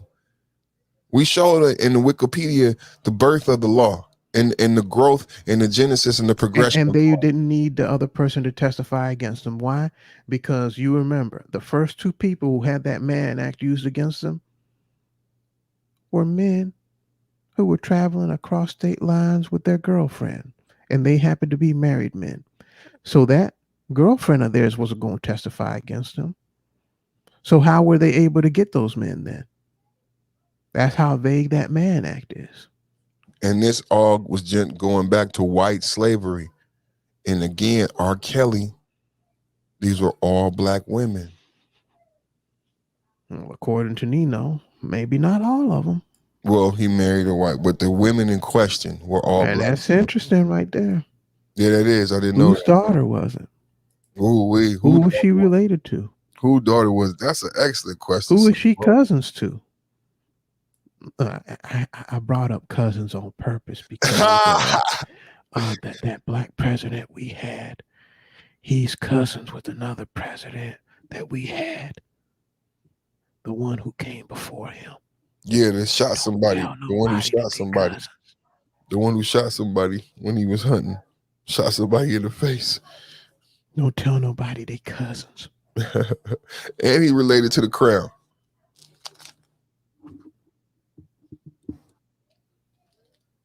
But yeah, come back and look at the news articles and the things that came into the news on this date. 6 months from now, 3 months from now, hell, maybe even a month from now. And you'll see the real reason why they were able to make that quick deliberation on R. Kelly's trial. What? 3-4 days. While they're using the Mann Act and the RICO Act. In 3 or 4 days, they were able to just like that. I thought those juries even understood those laws within that, because you got to have some pretty extensive jury instructions. Nah, but they had to make it quick and they had to make it salacious. They covering up something interesting. Yeah, very, very interesting. Very, very interesting. You see, a lot of these news articles and a lot of these things that you say, oh, look at that, look at that. Hey, look over here. And they're bashing the pans and setting off fireworks to distract you from something.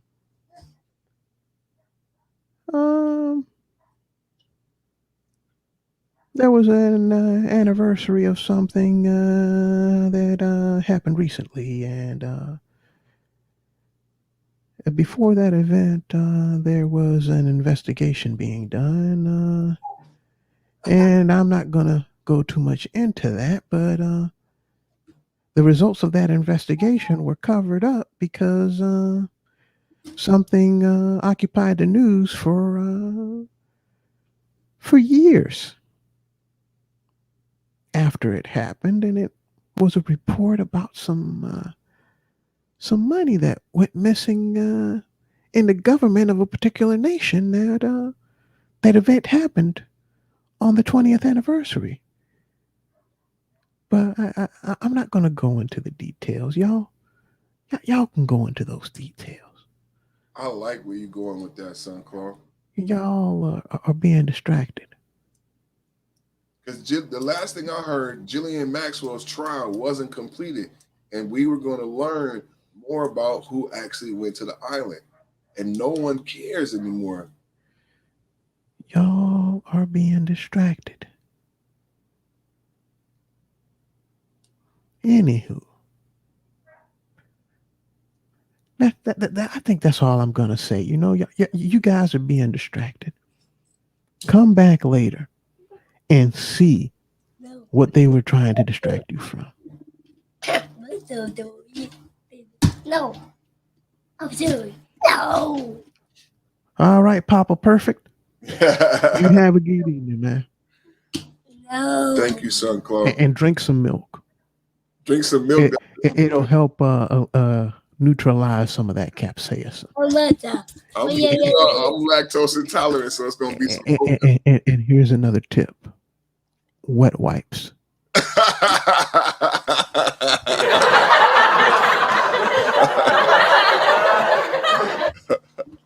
Let nobody go in the bathroom for 35, 45 minutes. All right, man. You take care. Thank you, brother. I love you. Have a good night.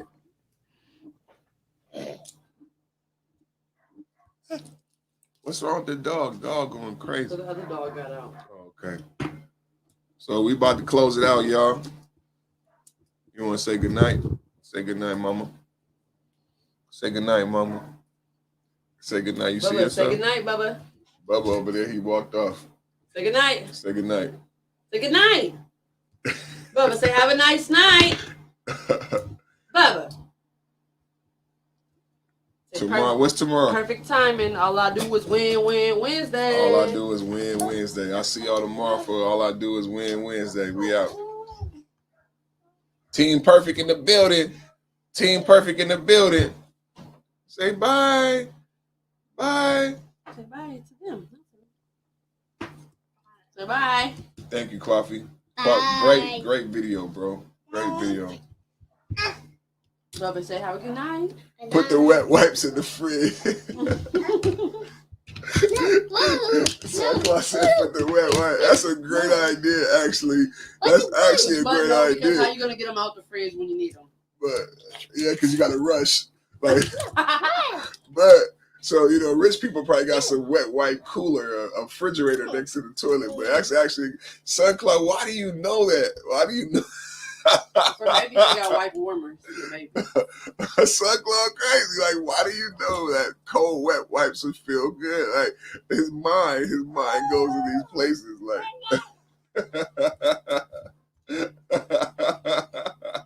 thank you, Cam. Hey, I love you guys, man. I love all you guys, man. Hey, check out the description, man. We got the scriptures from Sunday's service in the description and some links to the mommy taking you away. He said, Sunclaw said, you will thank me. You would thank me. Thank you, Cam. He said you would thank me. So I'm gonna put a pack in the refrigerator. I'm gonna put a pack in the freezer. They'll freeze. They're wet. They'll freeze, yeah, they'll freeze. Yeah, because freezer probably won't be, I won't be able to wipe my ass with a frozen wipe. That might hurt. So in the refrigerator. Put a pack in the refrigerator. All right. You would thank me.